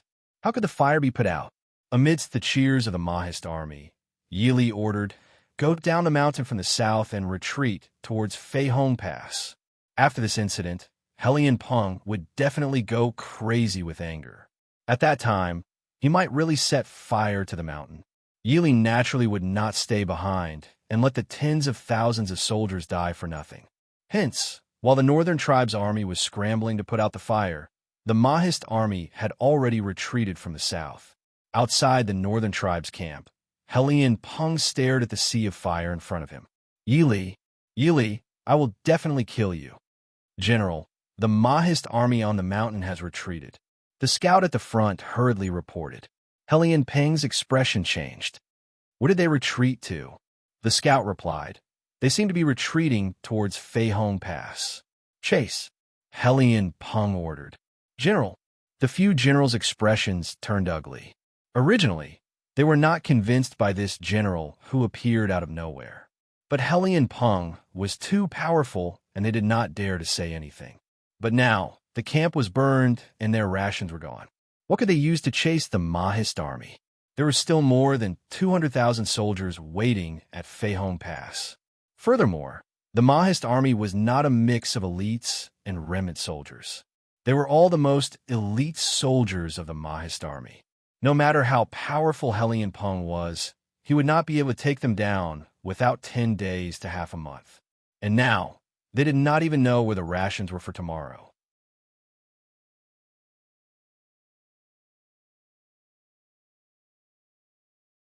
Chapter 874.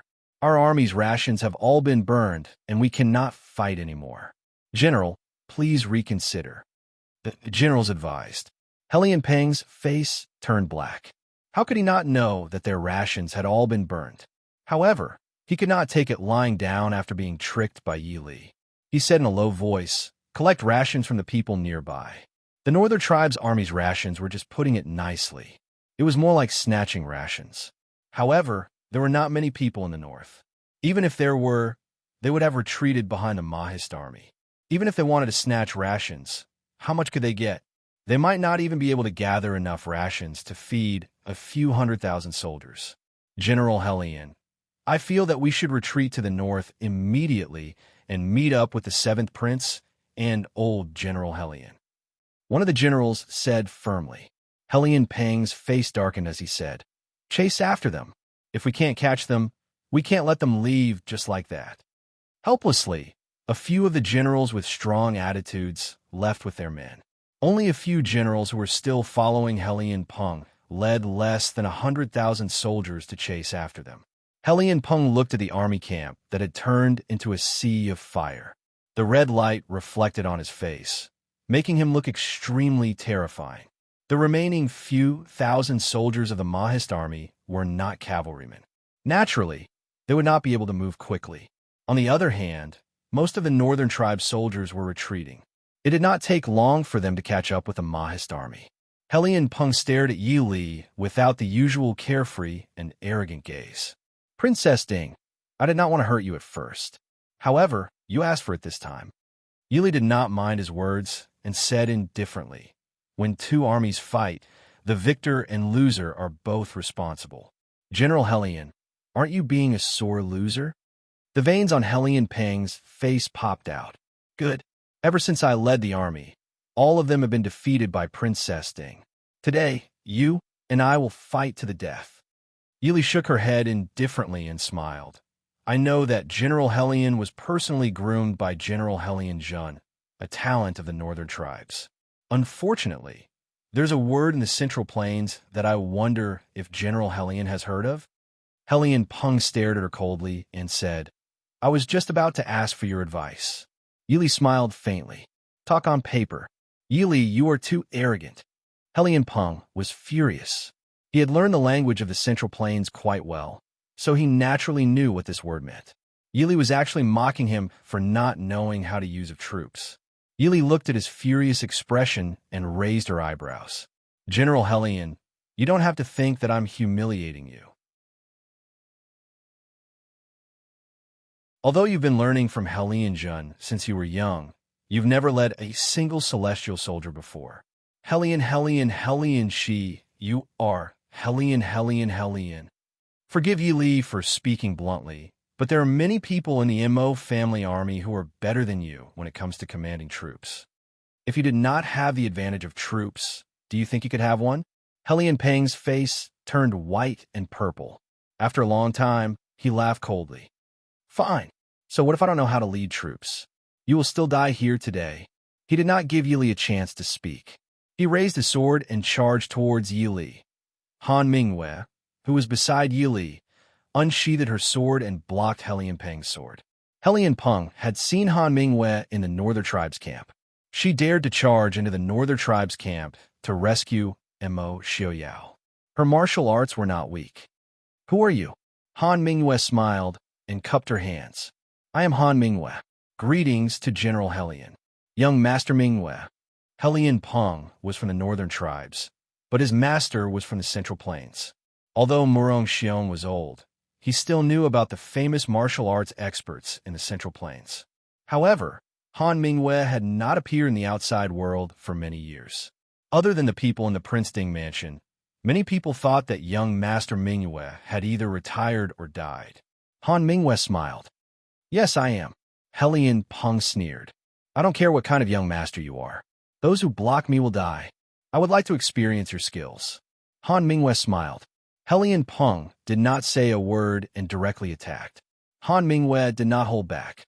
She waved her sword to meet the attack. Han Mingwei was able to call Mo Xiaoyao good friends. She was also able to control the world's #1 intelligence organization, the Tianyi Pavilion. Her martial arts were naturally outstanding. Although she was not as good as the world's top 4 experts, she was not inferior to Hellion Peng. When the two of them started fighting, it was naturally hard for them to separate. Hellion Peng was in a hurry to capture or kill Yi Li, but Han Mingwei was not in a hurry. He only needed to block Hellion Peng and prevent him from hurting Yi Li, so the battle was very easy. On the other side, Lin Han was protecting Yi Li as they watched the battle. Lin Han asked, Princess, should we help young Master Mingwei? Yi Li shook her head and smiled. Young Master Mingwei's martial arts are not inferior to Hellion Peng's. If we act rashly, we will only cause trouble for him. Lin Han thought for a moment and nodded in agreement. Looking around, a new battlefield had formed around them. The Northern Tribe soldiers and the Mahist army soldiers were already engaged in a battle of life and death. Right now, the two sides were evenly matched in terms of military strength. In a close combat battle, there was no need to care about formations or military tactics. If this battle continued, it would only end with both sides suffering heavy losses and perishing together. Lin Han was about to persuade Yi Li to leave first when the earth-shattering sound of horse hooves came from afar. Lin Han was slightly startled. When he tilted his head to listen, he could not help but exclaim, Princess, it's General Yuan Pei's men. That was from the direction of the Feihong Pass. Those who could come from there were naturally Yuan Pei's men. Yi Li nodded and looked up. After a while, a black flag with the Mahist army's mark appeared on the ground in the distance. Countless black horses were galloping in this direction. Looking back at the Mahist army soldiers who were still fighting, Yi Li could not help but reveal a relaxed smile.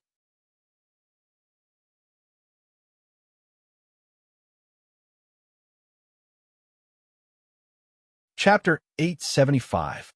The Black Cloud cavalry swept through the entire battlefield like a black whirlwind. Old General Yuan Pei, whose hair and beard were all white, was still vigorous despite his age. He personally led his troops over on his warhorse. Seeing that Yi Li was safe and sound, he clearly let out a sigh of relief. This general greets the princess. Yi Li hurriedly reached out to support Yuan Pei, who was about to kneel down. She smiled and said, Old General, there is no need to be so courteous. It's all thanks to you that you felt it. Yuan Pei stood up and said with a smile, This general is only leading the troops to provide support. Princess, you have been bitterly guarding Spirit Vulture Mountain these past few days. This general admires you.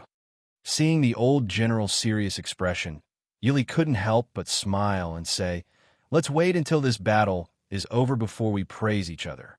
Yuan Pei also couldn't help but smile.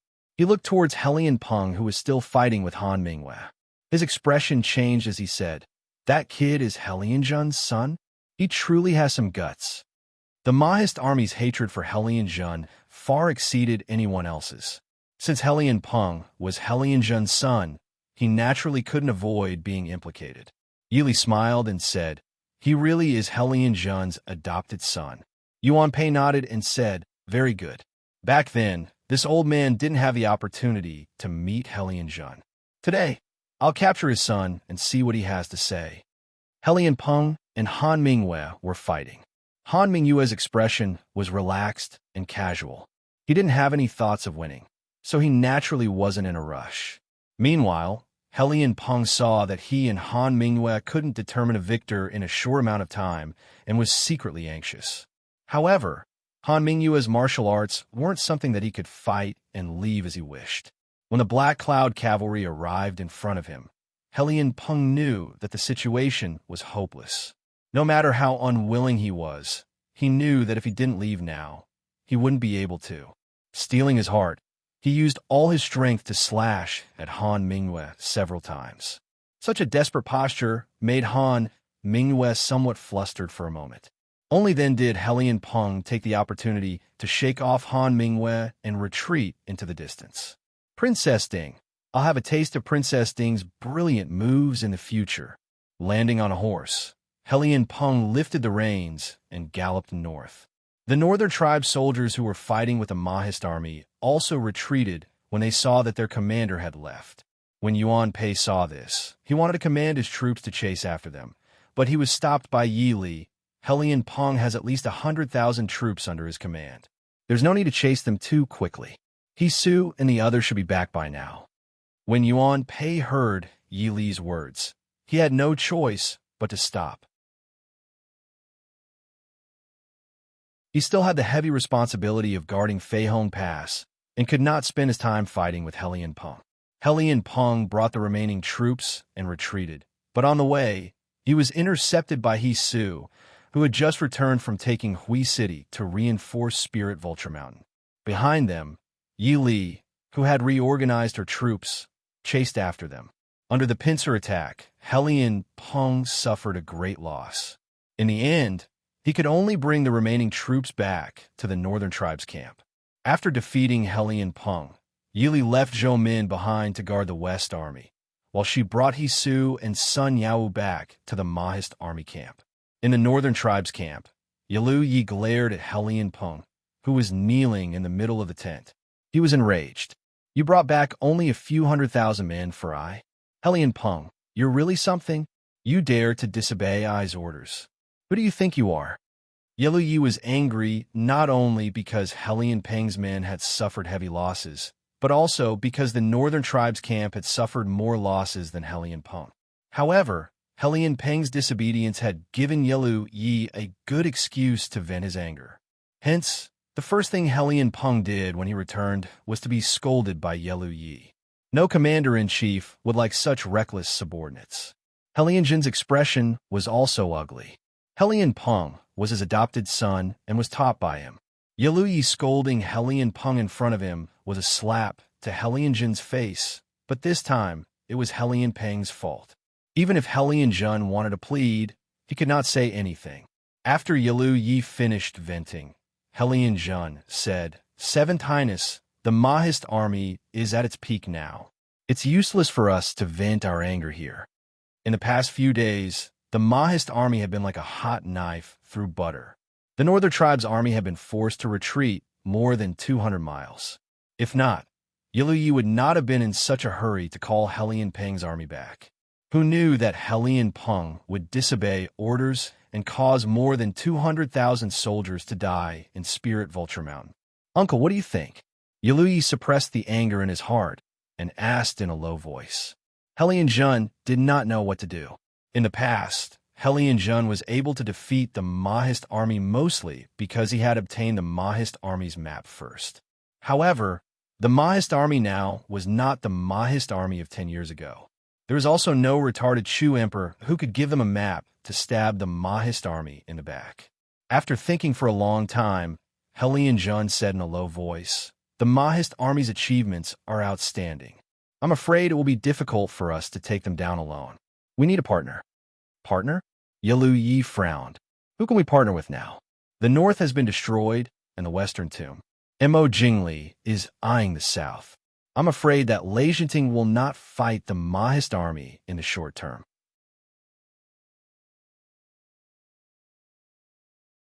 Helian Jun said in a low voice, "Then we'll pull the western tomb and the Dechu state together. Lei Jinting will know that once the northern tribes are finished, the western tomb will be the next to face the Mahist army. If we can destroy the Mahist army first, he will definitely agree." Hearing this, Yiluyi could not help but think. After a while, he asked, "Even so, what should we do about Mo Jingli?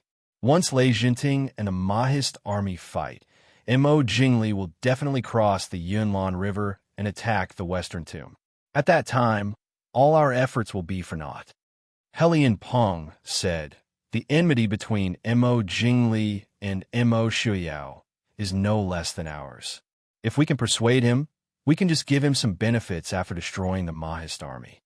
Hearing Helian Peng's words, Yiluyi was also somewhat moved. He had met Mo Jingli a few times and naturally had some understanding of him. He had great ambitions, but was short-sighted and his abilities were average. If they could give him enough benefits, he might really be able to join hands with them to deal with Mo Xiaoyao. However, the benefits that they could give Mo Jingli must come from Lei Jinting.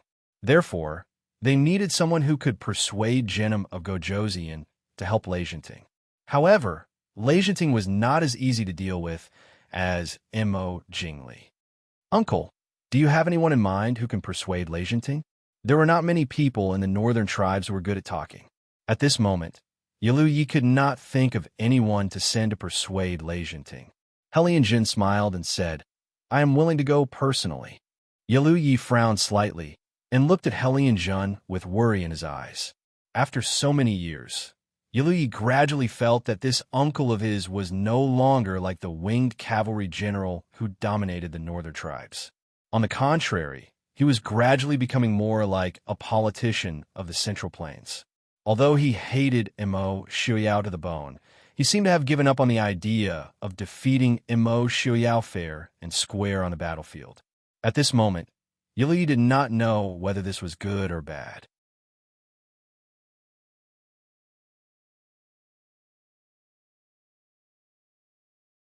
Chapter 876. Thinking about it, he really didn't have any suitable subordinates. Yiluyi nodded. "If that's the case, then I'll have to trouble Uncle."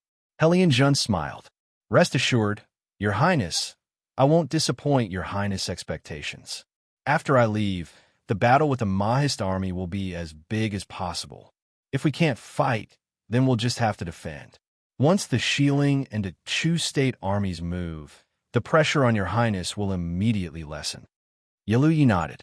"I understand." Helian Jun glanced at Helian Peng, who was still kneeling on the ground. He said hesitantly, "Helian Peng." Yiluyi didn't like Helian Peng, so he didn't tell him to get up. Helian Peng could only continue to kneel.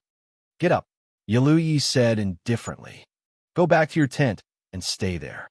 I'll see what I can tell him to do later." Helian Jun also knew that it was useless to say more. He could only nod. "Thank you, Your Highness, for your forgiveness." Helian Peng stood up. "Thank you, Your Highness." Yiluyi snorted, too lazy to pay attention to him. Leaving the tent and returning to Helian Jun's tent, Helian Peng knelt down again. "Father, please punish me." Helian Jun looked at him coldly for a long time before finally asking, "Did I tell you that Spirit Vulture Mountain only needed to be defended? Who told you to fight to the death with Princess Ding?" Helian Peng lowered his head in silence. Helian Jun stared at him and said coldly, "His Highness summoned you back. With your intelligence, how could you not see that it was my intention? You actually dared to disobey orders. Helian, I've always had high hopes for you, but ever since you left for battle, you've really disappointed me." Helian Peng was speechless. Not only was Helian Jun disappointed in him, Even Helian Peng was disappointed in himself. He never thought that he would actually lose to Princess Ding, and lose so miserably. Although Helian Peng was born in the northern tribes and was an orphan adopted by Helian Jun, he was apprenticed to Murong Xiong, the #1 master of the Central Plains. He had been diligently studying martial arts and Central Plains culture. He had always felt that he was different from the people of the Central Plains who called him a barbarian. This kind of thinking did not change even when he followed his adoptive father to the battlefield and served under the 7th Prince. He even vaguely looked down on the high and mighty 7th Prince. However, after this defeat, he understood that the northern tribes weren't as stupid and reckless as he thought. In fact, they weren't any worse than him. At the very least, on the battlefield of the northern tribes, other than the main camp that was Prince Ding's enemy, the northern tribes had suffered the worst defeat among the other troops. It was only at this moment that Helian Peng truly calmed down and put himself in the position of a general to consider the problem. It was a pity that he had paid the price of the lives of hundreds of thousands of northern tribe soldiers. Seeing the defeated expression on Helian Peng's face, Helian Jun sighed and said, "Get up. You can't be blamed for everything that happened this time. You're not the first person to be defeated by Princess Ding. This is your first time on the battlefield, so it's inevitable that you'll overlook some things. As long as one was a man, it was inevitable that they would have the mentality of male supremacy, especially in this era. Even if Yi Li's name shook the world, no matter how many people talked about how powerful Princess Ding was. Even her enemies knew that she wasn't a simple person, but they still underestimated her when they were dealing with her. It wasn't that they were arrogant or careless, but this was the inherent weakness of men in this era. They were too used to seeing women as weak and dependent on men. Even if there were a few powerful ones, there was a limit to how powerful they could be. Helian Peng stood up and said with some shame, "Father, please forgive me. I won't make such a mistake again." Helian Jun nodded and said, "Father raised you up, taught you how to march and fight, and helped you learn martial arts from a master of the Central Plains. It was all for the sake of the day when you can defeat Mo Xiaoyao on behalf of Father, and also for yourself to achieve a great achievement. Don't disappoint Father."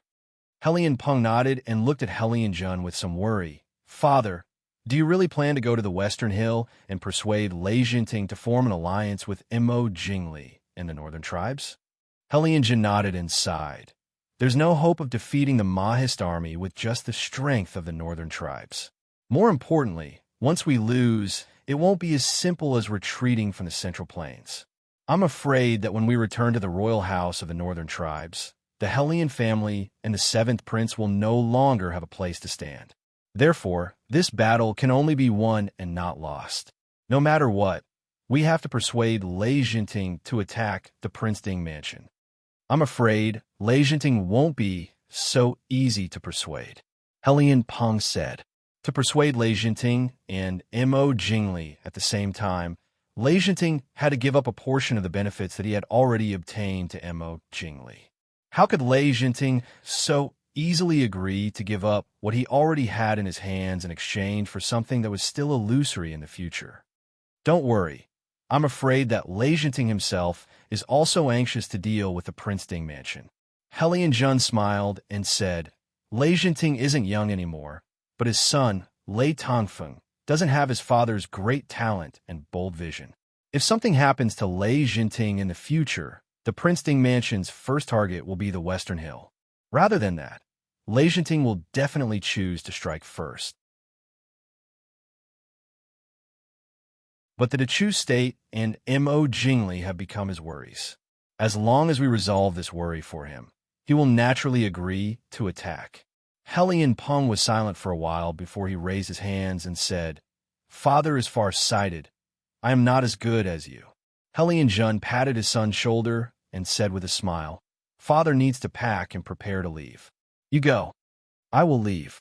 In the Mahist army camp, Prince Ding, who had finally waited for his beloved wife to return, was not able to enjoy the endless fortune of having a beautiful wife in his arms as he wished. He could only look pitifully at his beloved wife, who was looking at him with an indifferent expression, his face full of grievance. Lily, what's wrong? Who made you unhappy? Prince Ding carefully looked at Wang Fei and asked softly. Fortunately, there were only the two of them in the tent. Otherwise, the jaws of the Mahist army who did not know His Highness Prince Ding's true colors would drop. Even though he asked this, Imo Xiaoyao was very smart. How could he not know why Li Li was acting like this? As he looked at Yi Li, he quickly calculated in his mind who dared to ruin his plans. Yi Li raised her eyes and looked at him coolly. She said slowly, Prince is overthinking. Who can make me unhappy? Li Li, finally unable to resist, Imo Xiaoyao leapt over and tightly hugged Yi Li's waist. His chin rubbed against her shoulder. Li, I was wrong. Yi Li finally looked at him seriously and asked coolly, what did Prince do wrong?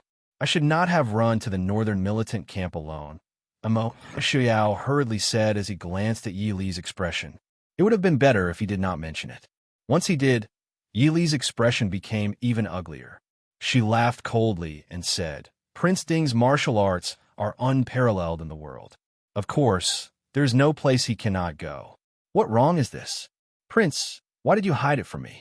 If I knew earlier, I would have cheered for Prince. Even the concubine had come out. It seemed that she was really angry. Imo Xiaoyao complained inside. Prince Ding was not afraid of anything, but he was afraid of his beloved wife being angry. Feng Jiao always mocked him for being henpecked. That was true, but he was happy to endure it.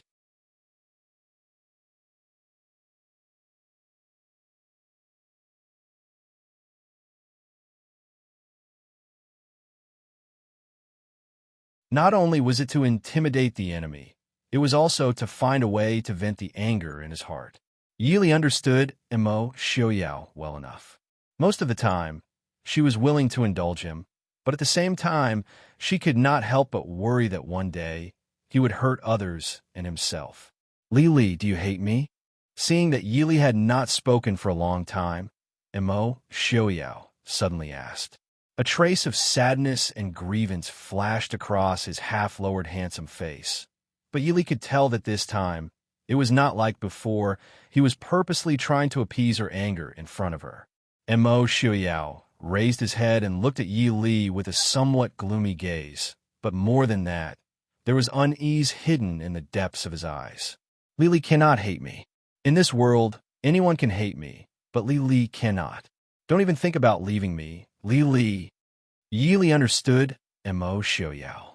Having accompanied Imo Xiaoyao for 10 years, he naturally understood Yi Li well enough.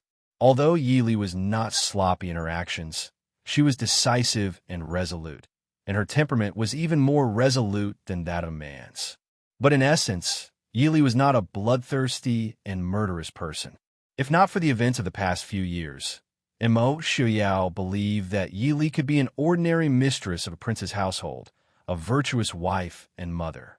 She was not afraid of killing people, but her heart was calm, without any hostility or murderous intent. Thus, subconsciously, Imo Xiaoyao did not want Yi Li to know his true thoughts. Even though he knew that he could not hide this from Yi Li, so he would unconsciously reveal his extremely childish side in front of Yi Li. He hoped to hide the side of himself that he did not want to reveal to others. In reality, even if Imo Xiaoyao sat in front of everyone and cried loudly, the world would not believe that Prince Ding was truly as childish as a child. They would only think that he had some ulterior motive. Imo Xiaoyao rarely revealed his sinister side in front of Yi Li, so even Yi Li could not help but feel a trace of coldness in his words. But Yi Li knew that Imo Xiaoyao would definitely not harm her. She smiled and gently stroked his handsome face that still had a trace of gloom. What nonsense are you saying?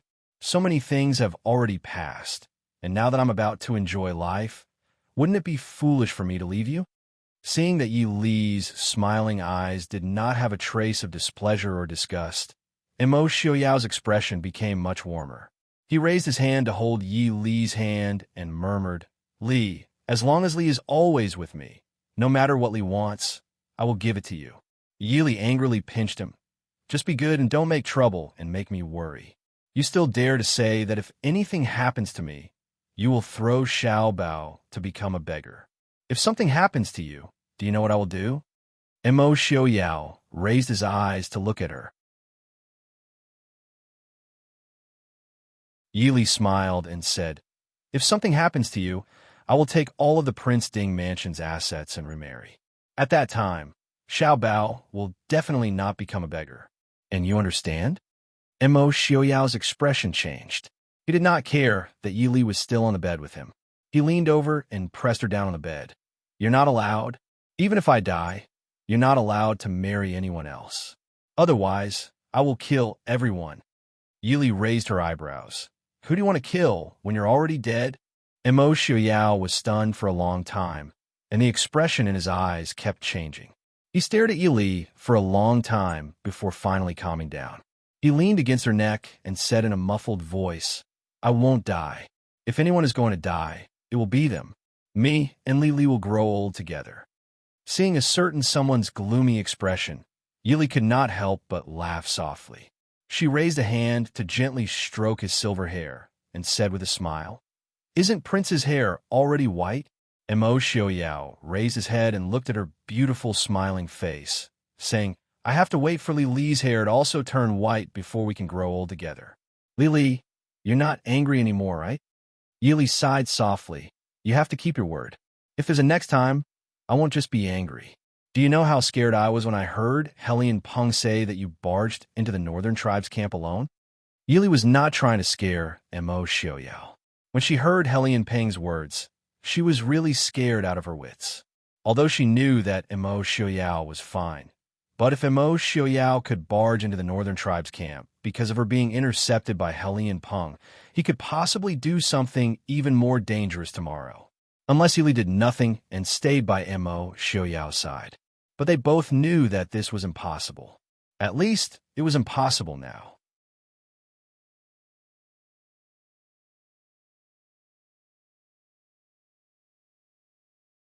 Chapter 878. I won't do it again. I definitely won't let Miss Lee worry anymore. Wait until I get rid of those hateful people, then we'll go sightseeing and won't care about these things anymore. At that time, wherever Miss Lee wants to go, I'll go with her. Mo Xiao hurriedly promised, while silently plotting in his heart. So it was Hellion Peng who revealed his secret. Very good, very good. The extremely vengeful prince Ding heavily marked Hellion Peng's name in his heart. Although these years have been neither fast nor slow, Mo Xiaoyao's conviction to get rid of certain people was extremely firm. Yili didn't care about him. Compared to those unrelated people, the most important thing was that the man in front of her was safe. Okay, I'll wait for you. Mo Xiaoyao secretly let out a sigh of relief. Miss Lee rarely got angry, but once she got angry, she was very hard to appease. Women like jewelry, gifts, and sweet words were all useless to her. However, seeing Yili so worried about him, Mo Xiaoyao's heart was extremely happy. He intimately rubbed his nose against Yi Li's slender neck and left a soft kiss on her lips. Miss Lee, it's so good to have you by my side. Don't leave me. If he didn't meet her in his life, Mo Xiaoyao couldn't imagine what his life would be like. There would be a day when he wouldn't be able to endure the hatred and viciousness in his heart. He wouldn't hesitate to use the fastest speed to destroy the Dechu state, destroy the entire world, and even destroy the Mahist army and the Prince Ding mansion.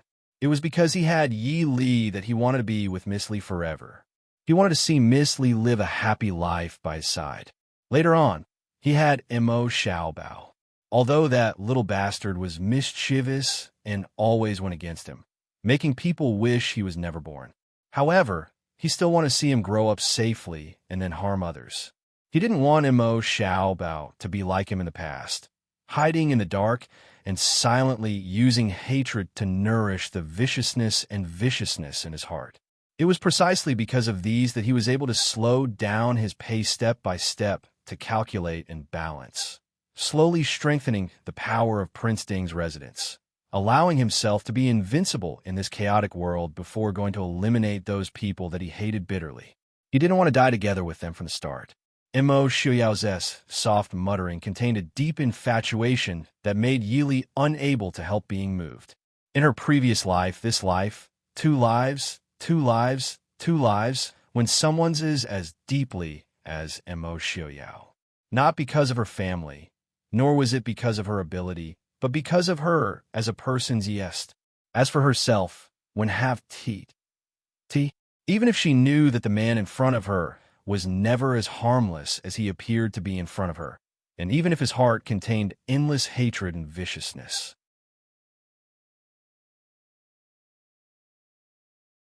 If it was in the past, she would have long treated him as a future criminal with antisocial tendencies and carefully guarded against him. But now, she was only worried that he would hurt himself because of this. Idiot, other than by your side. Where else can I go? Supporting his handsome face, Yili raised her head and slowly kissed those slightly cold, thin lips. Xiaoyao, I love you. Do you understand? In my heart, you're the most important. No matter what you are the person I love. Emo Xiaoyao was stunned. He was indescribably ecstatic by these heavenly words that fell from the sky. He held the back of Yi Li's head and took the initiative to deepen the kiss. Li, I love you. Emo Xiaoyao will only love you in this lifetime. In the large tent, a husband and wife who had been married for 10 years, a pair of lovers tightly hugged each other, deeply moved, reporting to Prince Wang Fei. Feng Jiao requests an audience. Outside the large tent, Feng Jiao's voice was neither loud nor soft, but happened to interrupt the two of them. Emo Xiaoyao's face instantly darkened. He wanted to throw Feng Jiao tens of thousands of miles away. Seeing him like this, Yili couldn't help but smile. She pushed Emo Xiaoyao in and stood to tidy her clothes. Emo Xiaoyao finally let Feng Jiao in with a dark face. Stepping into the large tent, Feng Jiao felt a wave of cold resentment hit him in the face. When he raised his head to look at Emo Xiaoyao, who was staring at him, he felt confused. Was the prince in a bad mood because he was scolded by Wang Fei? But, after being scolded by his wife, he vented his anger on his subordinate. Was this really what a gentleman would do? But young Master Feng San clearly overestimated Prince Ding's character. Even if he vented his anger on him, His Highness Prince Ding wouldn't feel the slightest bit of guilt. Moreover, someone had interrupted his good deed. Emo Xiaoyao stared darkly at Feng Jiao. Feng San, what is it? It had better be something. If Feng Jiao dared to say that he was here to drink and chat with him, he should prepare to go back and pack his things and hide in the western regions for the rest of his life. Feng Jiao raised an eyebrow. He really did have something important to say. I just received news that Helian Jun has secretly left the northern militant camp and gone south. Emo Xiaoyao raised an eyebrow. Go south? What is Helian Jun going south for? Helian Jun had never been to Jiangnan in his life. Wouldn't he get lost? Feng Jiao rolled his eyes in annoyance. Did a certain someone's brain start to malfunction as soon as Wang Fei returned? We are at war, and the northern militant people are still retreating.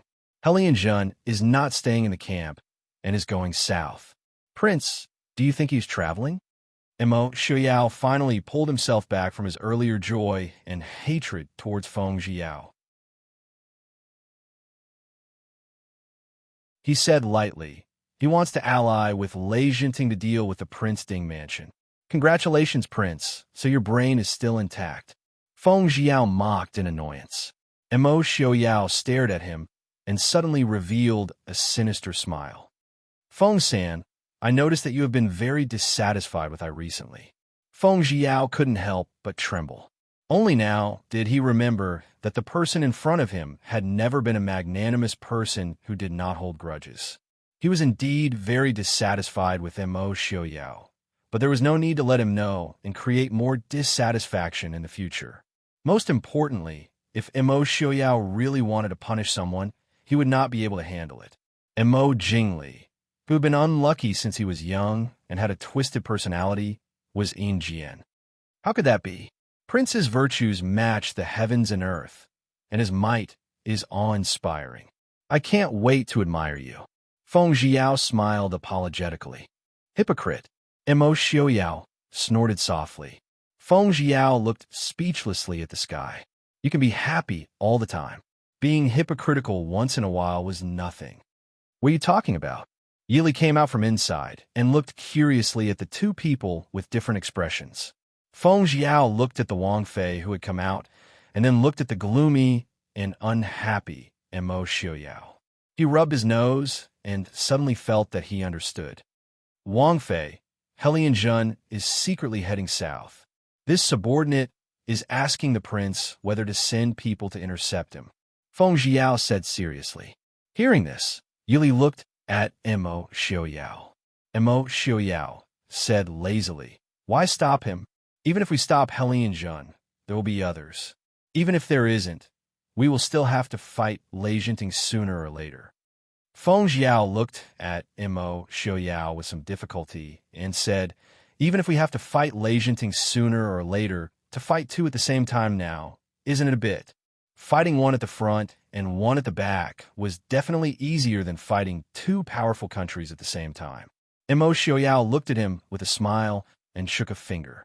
He smiled and said, it's not two, it's three. Do you think Mo Jingli is a pushover? Hearing Mo Xiaoyao's words, Feng Jiao couldn't help but change his expression. The Maoist army might be able to win against the northern tribes alone, but with Lei Jinting, it would be difficult. If there was also Mo Jingli, no matter how stupid Mo Jingli was, he still had millions of soldiers. Even if the three of them added together were millions of pigs, it would be enough to trample the Maoist army to death. Prince, Mo Xiaoyao waved his hand and smiled. Don't worry, it's been so many years. I still can't beat them? I'm just afraid that you will play us to death. Feng Jiao cursed in his heart as he glanced at Yili. Yili lowered her head and pondered, but her mind didn't stop calculating the current situation. If we end this quickly, will we be able to finish off the northern tribes first? Mo Xiaoyao shook his head and smiled. Since Helian Jin has left, Yilu Yi will definitely not come out in the future. It's impossible to end this quickly. Yilu Yi wasn't a brute who would rush out and fight to the death. If he wanted to hide in his shell and not come out, there was no way to do so in a short period of time. It's not just Jinim of Gojoseon and Mo Jingli. I'm afraid that Yilu Yi has already sent people to the royal house of the northern tribes to ask for help. Feng Jiao's face darkened. Why don't you just tell me how many soldiers we have to face? I want to know what else I have to tell you. Mo Xiaoyao hugged Yili and laughed. Don't worry so much. It's hard to say if the reinforcements from the royal house of the northern tribes will come. Yili raised her eyebrows. Yilu Hong. Mo Xiaoyao nodded. That's right. Even if Yilu Hong wants to sit on the mountain and watch the tigers fight, he still has to worry about whether Yilu Yi will send all the soldiers of the northern tribes into the bottomless pit that is the Central Plains. Ever since the northern tribes attacked the Dachu state 2 years ago, Yilu Yi had mobilized no less than 5 million soldiers from the northern tribes. Now, Yilu Yi only had less than 700,000 soldiers. A total of 700,000 to 800,000 soldiers were sent into the Central Plains. In reality, the benefits that the royal house of the northern tribes received were very limited. Feng Jiao finally relaxed a little. He nodded and said, that's good. But, since the prince doesn't plan to stop Helian Jun, shouldn't we make some preparations? Not to mention that the Maoist army had less than 1 million soldiers under their command to deal with the allied forces of the three countries. If that was the case, Feng Jiao felt that he should really go and die first. Mo Xiaoyao pondered for a moment, then asked, Li, how many soldiers can we recruit now? Yili calculated for a moment, then said, it will take at least 2 months. We should be able to recruit 1 million soldiers. After that, we can send another 500,000 to 600,000 soldiers to the battlefield. Any more, and I'm afraid that it will damage the foundation of the Prince Ding Mansion. The reason why the Maoist army didn't have many soldiers was because the Prince Ding Mansion used a lot of resources to manage the people's lives. In this way, there were advantages and disadvantages. The disadvantage was that they didn't have enough soldiers. The Maoist army valued quality over quantity. The advantage was that the Prince Ding Mansion had all kinds of resources under their command. They had a strong ability and potential to sustain the war. Even if they fought for several years, they didn't have to worry about military supplies. It wouldn't even affect the lives of the people under the Princeton mansion. However, no matter how good a card was, if there wasn't a chance to play it, it would be a useless card. Therefore, if it really came to a life and death battle, even if it would damage the foundation of the people under the Princeton mansion's rule, they could only consider recruiting the people into the army. Emo Xiaoyao thought for a moment, then said, "No need. First, transfer out 800,000 soldiers. The rest will be ready at any time. It won't be too late to replenish them after next year's spring plowing." Will this work? Feng Jiao was slightly worried. He felt that Emo Xiaoyao's thinking was too optimistic. To not harm the people's lives and to win the war, how could there be such a good thing? Mo Xiaoyao looked at him calmly and said, "It has to work even if it doesn't work. Or do you think this war can be finished in 2 or 3 months?" Feng Jiao rubbed his nose and didn't say anything. It was common for many wars to last 3 to 5 years once they started. The Maoist army had to deal with 3 countries at the same time. If they didn't leave some trump cards, even if they didn't lose on the battlefield, their own rear would be dragged out until the people had no way to make a living. He sighed helplessly and said, "I know." Reporting to the prince, Wang Fei, urgent news from Jiangnan. Outside the door, Zhuo Jing's voice had a trace of urgency. Yili suddenly had a bad feeling. She glanced at Emo Xiaoyao and hurriedly said, "Come in and talk." Zhuo Jing hurried in with a letter in his hand. He said, "Wei Lin sent a pigeon. Master Qin Shen has disappeared."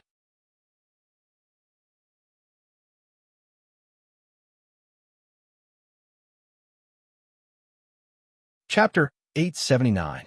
Wei Lin sent a messenger pigeon saying that young Master Qin Shen's whereabouts are unknown. What? Hearing this, not just Yili, even Emo Xiaoyao and Feng Jiao were greatly shocked. Yili's face paled as she stood up abruptly, almost falling to the ground.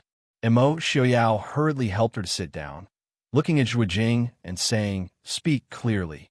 Zhuo Jing hurriedly presented Wei Lin's letter as he said. After young Master Qin Shen settled matters at Infinite Boundless Mountain, he brought Wei Lin's group north, preparing to return to Glass City. However, they were ambushed along the way.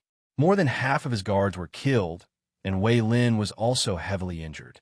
Young Master Qin Shen's whereabouts are unknown.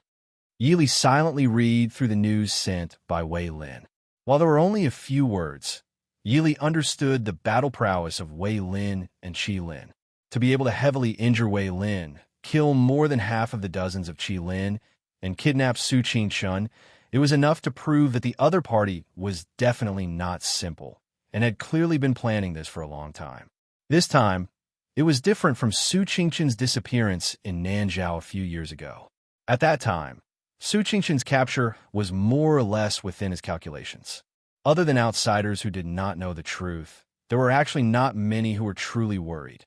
However, this time, the other party was able to snatch Su Qingqin from the hands of the Princeton mansion's most elite, Qi Lin.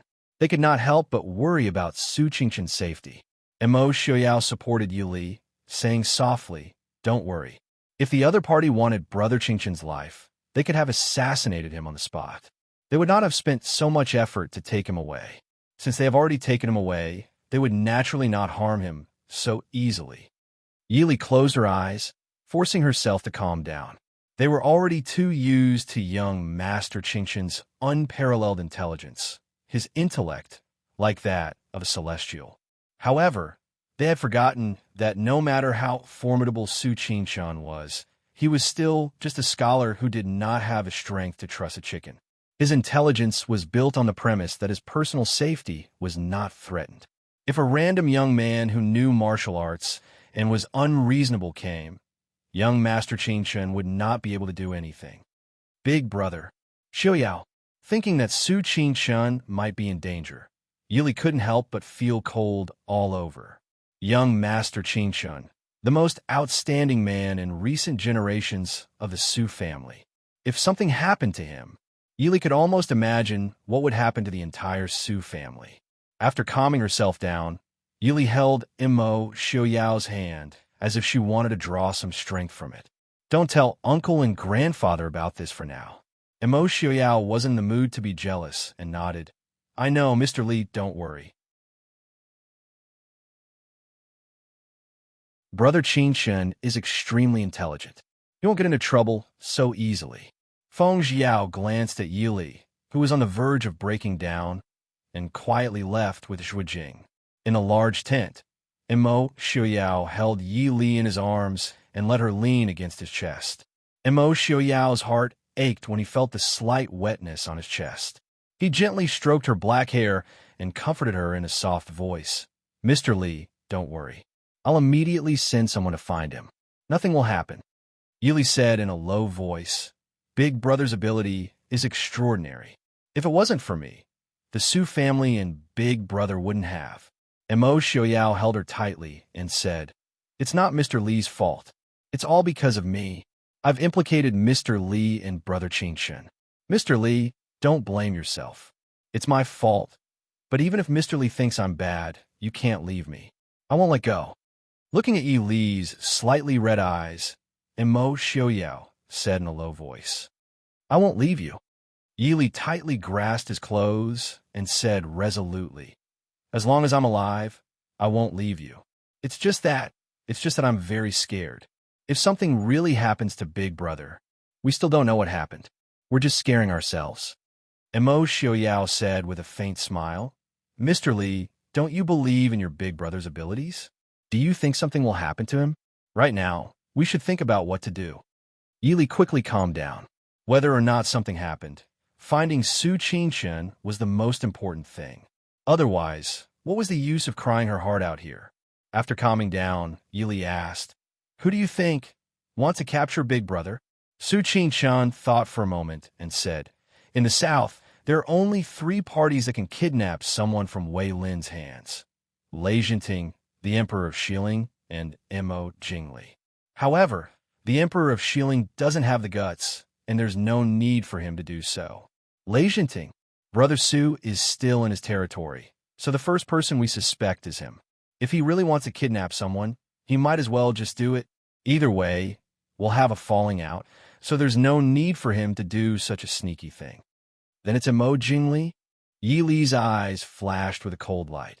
Why does he want to capture Big Brother? To threaten the Prince Ding mansion? Imo Xiaoyao was also a bit confused. Imo Jingli was separated from them by Lei Jinting. Even if he captured Su Qingshen, what could he exchange it for with the Prince Ding mansion? He shook his head and said, Imo Jingli's way of thinking is hard to understand sometimes. Moreover, this is only our guess. I'm sure news will come from the south soon. Li, you don't need to worry. Yi Li nodded uneasily. After a moment of silence, Yi Li said, If there's still no news from Big Brother, I want to go to Jiangnan personally. Imo Xiaoyao was stunned and didn't speak for a while. After a long time, just as Yi Li thought he was going to object, she heard Imo Xiaoyao sigh softly and say, I can't go with you. Li, you must be careful. It's best if you can come back before the northern tribes and Western Hill form an alliance. Otherwise, you will be in danger. Yi Li nodded and said in a low voice, Don't worry. I will come back as soon as possible. Just as Imo Xiaoyao said. The next morning, Wei Lin sent someone to deliver a secret letter from the south, explaining in detail what had happened. It turned out that Wei Lin was worried that something would happen to the messenger pigeon. So he sent someone to deliver the letter on a fast horse at the same time he sent the letter. After reading the letter, Yi Li and Imo Xiaoyao's brows furrowed even tighter. Young Master Qingshen had disappeared from Lei Jinting's territory. Such a big matter couldn't have not alarmed Lei Jinting. The letter said that Lei Jinting actually had the intention to detain Wei Lin and the others. However, Yi Li wasn't worried about Wei Lin's safety. With their abilities, if they wanted to leave, no one could stop them. Even one of the top 4 experts in the world, Lei Jinting. Moreover, with Lei Jinting's status, he wouldn't personally make things difficult for Wei Lin and the others. After reading Wei Lin's letter, Yi Li could only sigh and say, It looks like I still have to go to Jiangnan personally. I'm only afraid that Big Brother has been taken to the Dechu state by Imo Jingli. Compared to Imo Jingli, Yi Li would actually rather deal with Lei Jinting. Lei Jinting was a smart person, and smart people naturally knew what to do and what not to do. On the other hand, people like Imo Jingli would occasionally do things that he knew were impossible, but he always did things that he shouldn't do. Imo Xiaoyao also knew that Su Qingqin's safety was important, so he didn't say much and only said gently, "Be careful." Yili nodded and promised in a low voice, "I will return as soon as possible, don't worry." You're tuning in to the Romance Rendezvous YouTube channel. We're so grateful for your support, and don't forget to subscribe to join us on this incredible journey through captivating stories. Your generosity through donations truly makes a world of difference, as it's the primary source of revenue that allows me to expand and enhance this channel for you. Thank you from the bottom of my heart for being a part of this adventure.